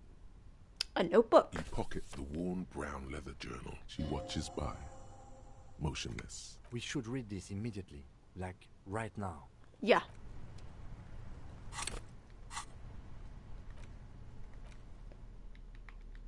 A thick journal. The cover is worn like someone used to carry it around in their back pocket. The journal falls open. About 2/3 of its ruled pages have been filled. It's a mix of logistical notes, diagrams, and personal reflections, all dated. We could learn a lot from this. Let's see. What kind of logistics? Hard to tell exactly. It's mostly noted down in code. Looks like contact information, quantities, directions. There could be useful information about local operations in those notes. We have a junior sergeant at my station who's good with codes. I can give this to her after we finish this. Professionalism is his coping mechanism. Diagrams? Esoteric radio technology. The most recent ones probably pertain to the latitude compressor, sketches, calculations of distance and density. You make out a familiar spiral shape. Anything personal? Short, wry observations of people and places. Probably a way to pass the time on the road. Also, what appears to be attempts to sort through some difficult decisions. There are a few passages with many questions in them. Staff issues. Always tough on the leadership. You smell traces of betrayal. How far back do these entries go? The first entry is from August 2nd of last year. It reads simply, I know my position is precarious. All I can do is make myself as useful as I can while looking for a way out. Remember, no one is indispensable. Anything about La Puta Madre? That name isn't mentioned as far as you can tell. Okay. What about this M? Could this be La Puta Madre? Here, March 9th and March 15th. Great. M's peon is coming to town, no doubt to investigate the lynching. But also, I feel it in my gut to finally put a bullet in my head while I'm napping in my lorry or on a smoke break. Well, I won't stick around just to twist my own neck by constantly looking over my shoulder. Then again, isn't that what I've been doing ever since I got the call? Things played out just as she had feared, except you didn't shoot her. It's in you to do something like this. Kill her. Physically, at least. You could pull the trigger if you had to. Is it? Can you be sure? What if you are secretly being manipulated by La Puta Madre as you pursue this investigation? What if he wiped your memory on purpose? I don't know. This is the first I've heard of him in the entire game. Been holed up here for 3 days now. I'm used to being alone and all, but I don't know when I'll be able to leave, or if I'll be ratted out. They will rat me out, of course. I've made it a point to believe in the best in people, the boys, for example. But experience tells me, did M feel truly betrayed by me? I was feeling threatened. He'd have to know if he threatened people, they'd take measures to protect themselves. Even I know that. Economic measures, first of all. Gotta make a living, right? I can still hear his voice in the receiver. Taste the plastic. The entry ends abruptly. The call was a courtesy. He must have held her in high regard to personally tell her he knew about her plan to run drugs for the competition. What did she write on the day that Laylee died? Nothing on March 4th. March 5th, though. Well, that's bound to come back and bite me in the ass. I'm bad at this. Loyal to a fault. But that's another matter entirely. You have no idea what she means. These are personal notes. Don't expect to understand all of it. Okay. And the most recent entry? The most recent entry is from today. It reads, even when I leave here, if I leave here alive, what's my next move? Staging a lynching is a crime, even if I'm not accused of murder on top of that. Forever on the run. Not really my idea of the open road. Man, I was really looking forward to winning. I don't think she killed the mercenary. It looks like she might have been framed. This whole thing was a detour, and a fatal one, he thinks. Don't get emotional.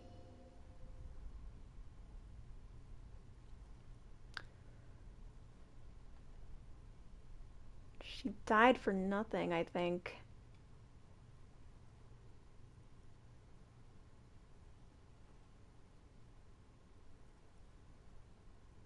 She was in plenty of trouble, even without the murder charge.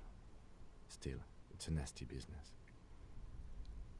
Do you really think I'm a La Puta Madre's agent? No, I don't think you are. Ask someone in your precinct if you want to be sure. Uh-oh. Okay, so who do you think killed the merc? Classio was the one who pointed the finger at Ruby. Perhaps she was trying to steer us away from herself, or... Nobody heard the shot, though. Maybe she had an accomplice. Either way, we need to keep an eye on her. One thing is for certain. We have business back in the whirling and rags. Questions to ask. We should get to it. Oh boy.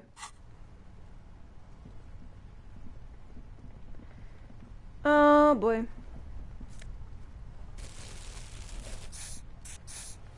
Boy, I needed that.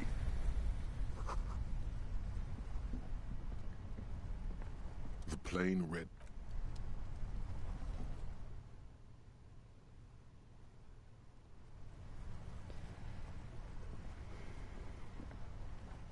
Alright, gang. Here's the deal. I've been streaming for like 7 hours now. I thought we would have reached an ending by now.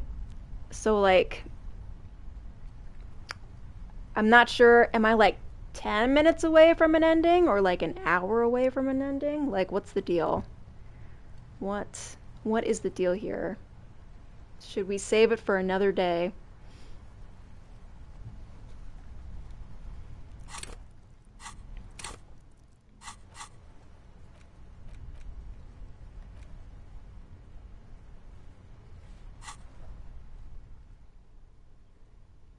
Couple hours left. Okay, yeah.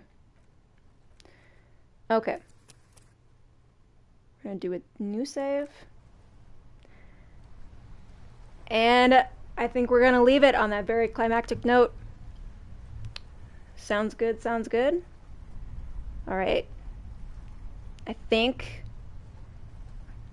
I might finish it up sometime this weekend just because I'm so eager to see, like, where this goes.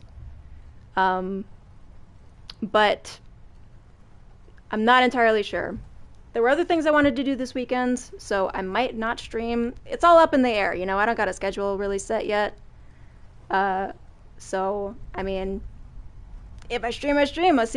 We'll see what happens. But if I don't do it the weekend, then definitely I'll come back to this on Monday and finish this up. And yeah, and then we'll do something else. Who knows? Kashima, I look forward to the finale. Okay, awesome. I look forward to seeing you there. And anybody else who joined me, I know this was like such a long stream, so whoever stuck with me for the entire time, that's so awesome of you. And anybody else who just popped in, I super appreciate you being here. It was a lot of fun. Let me see real quick.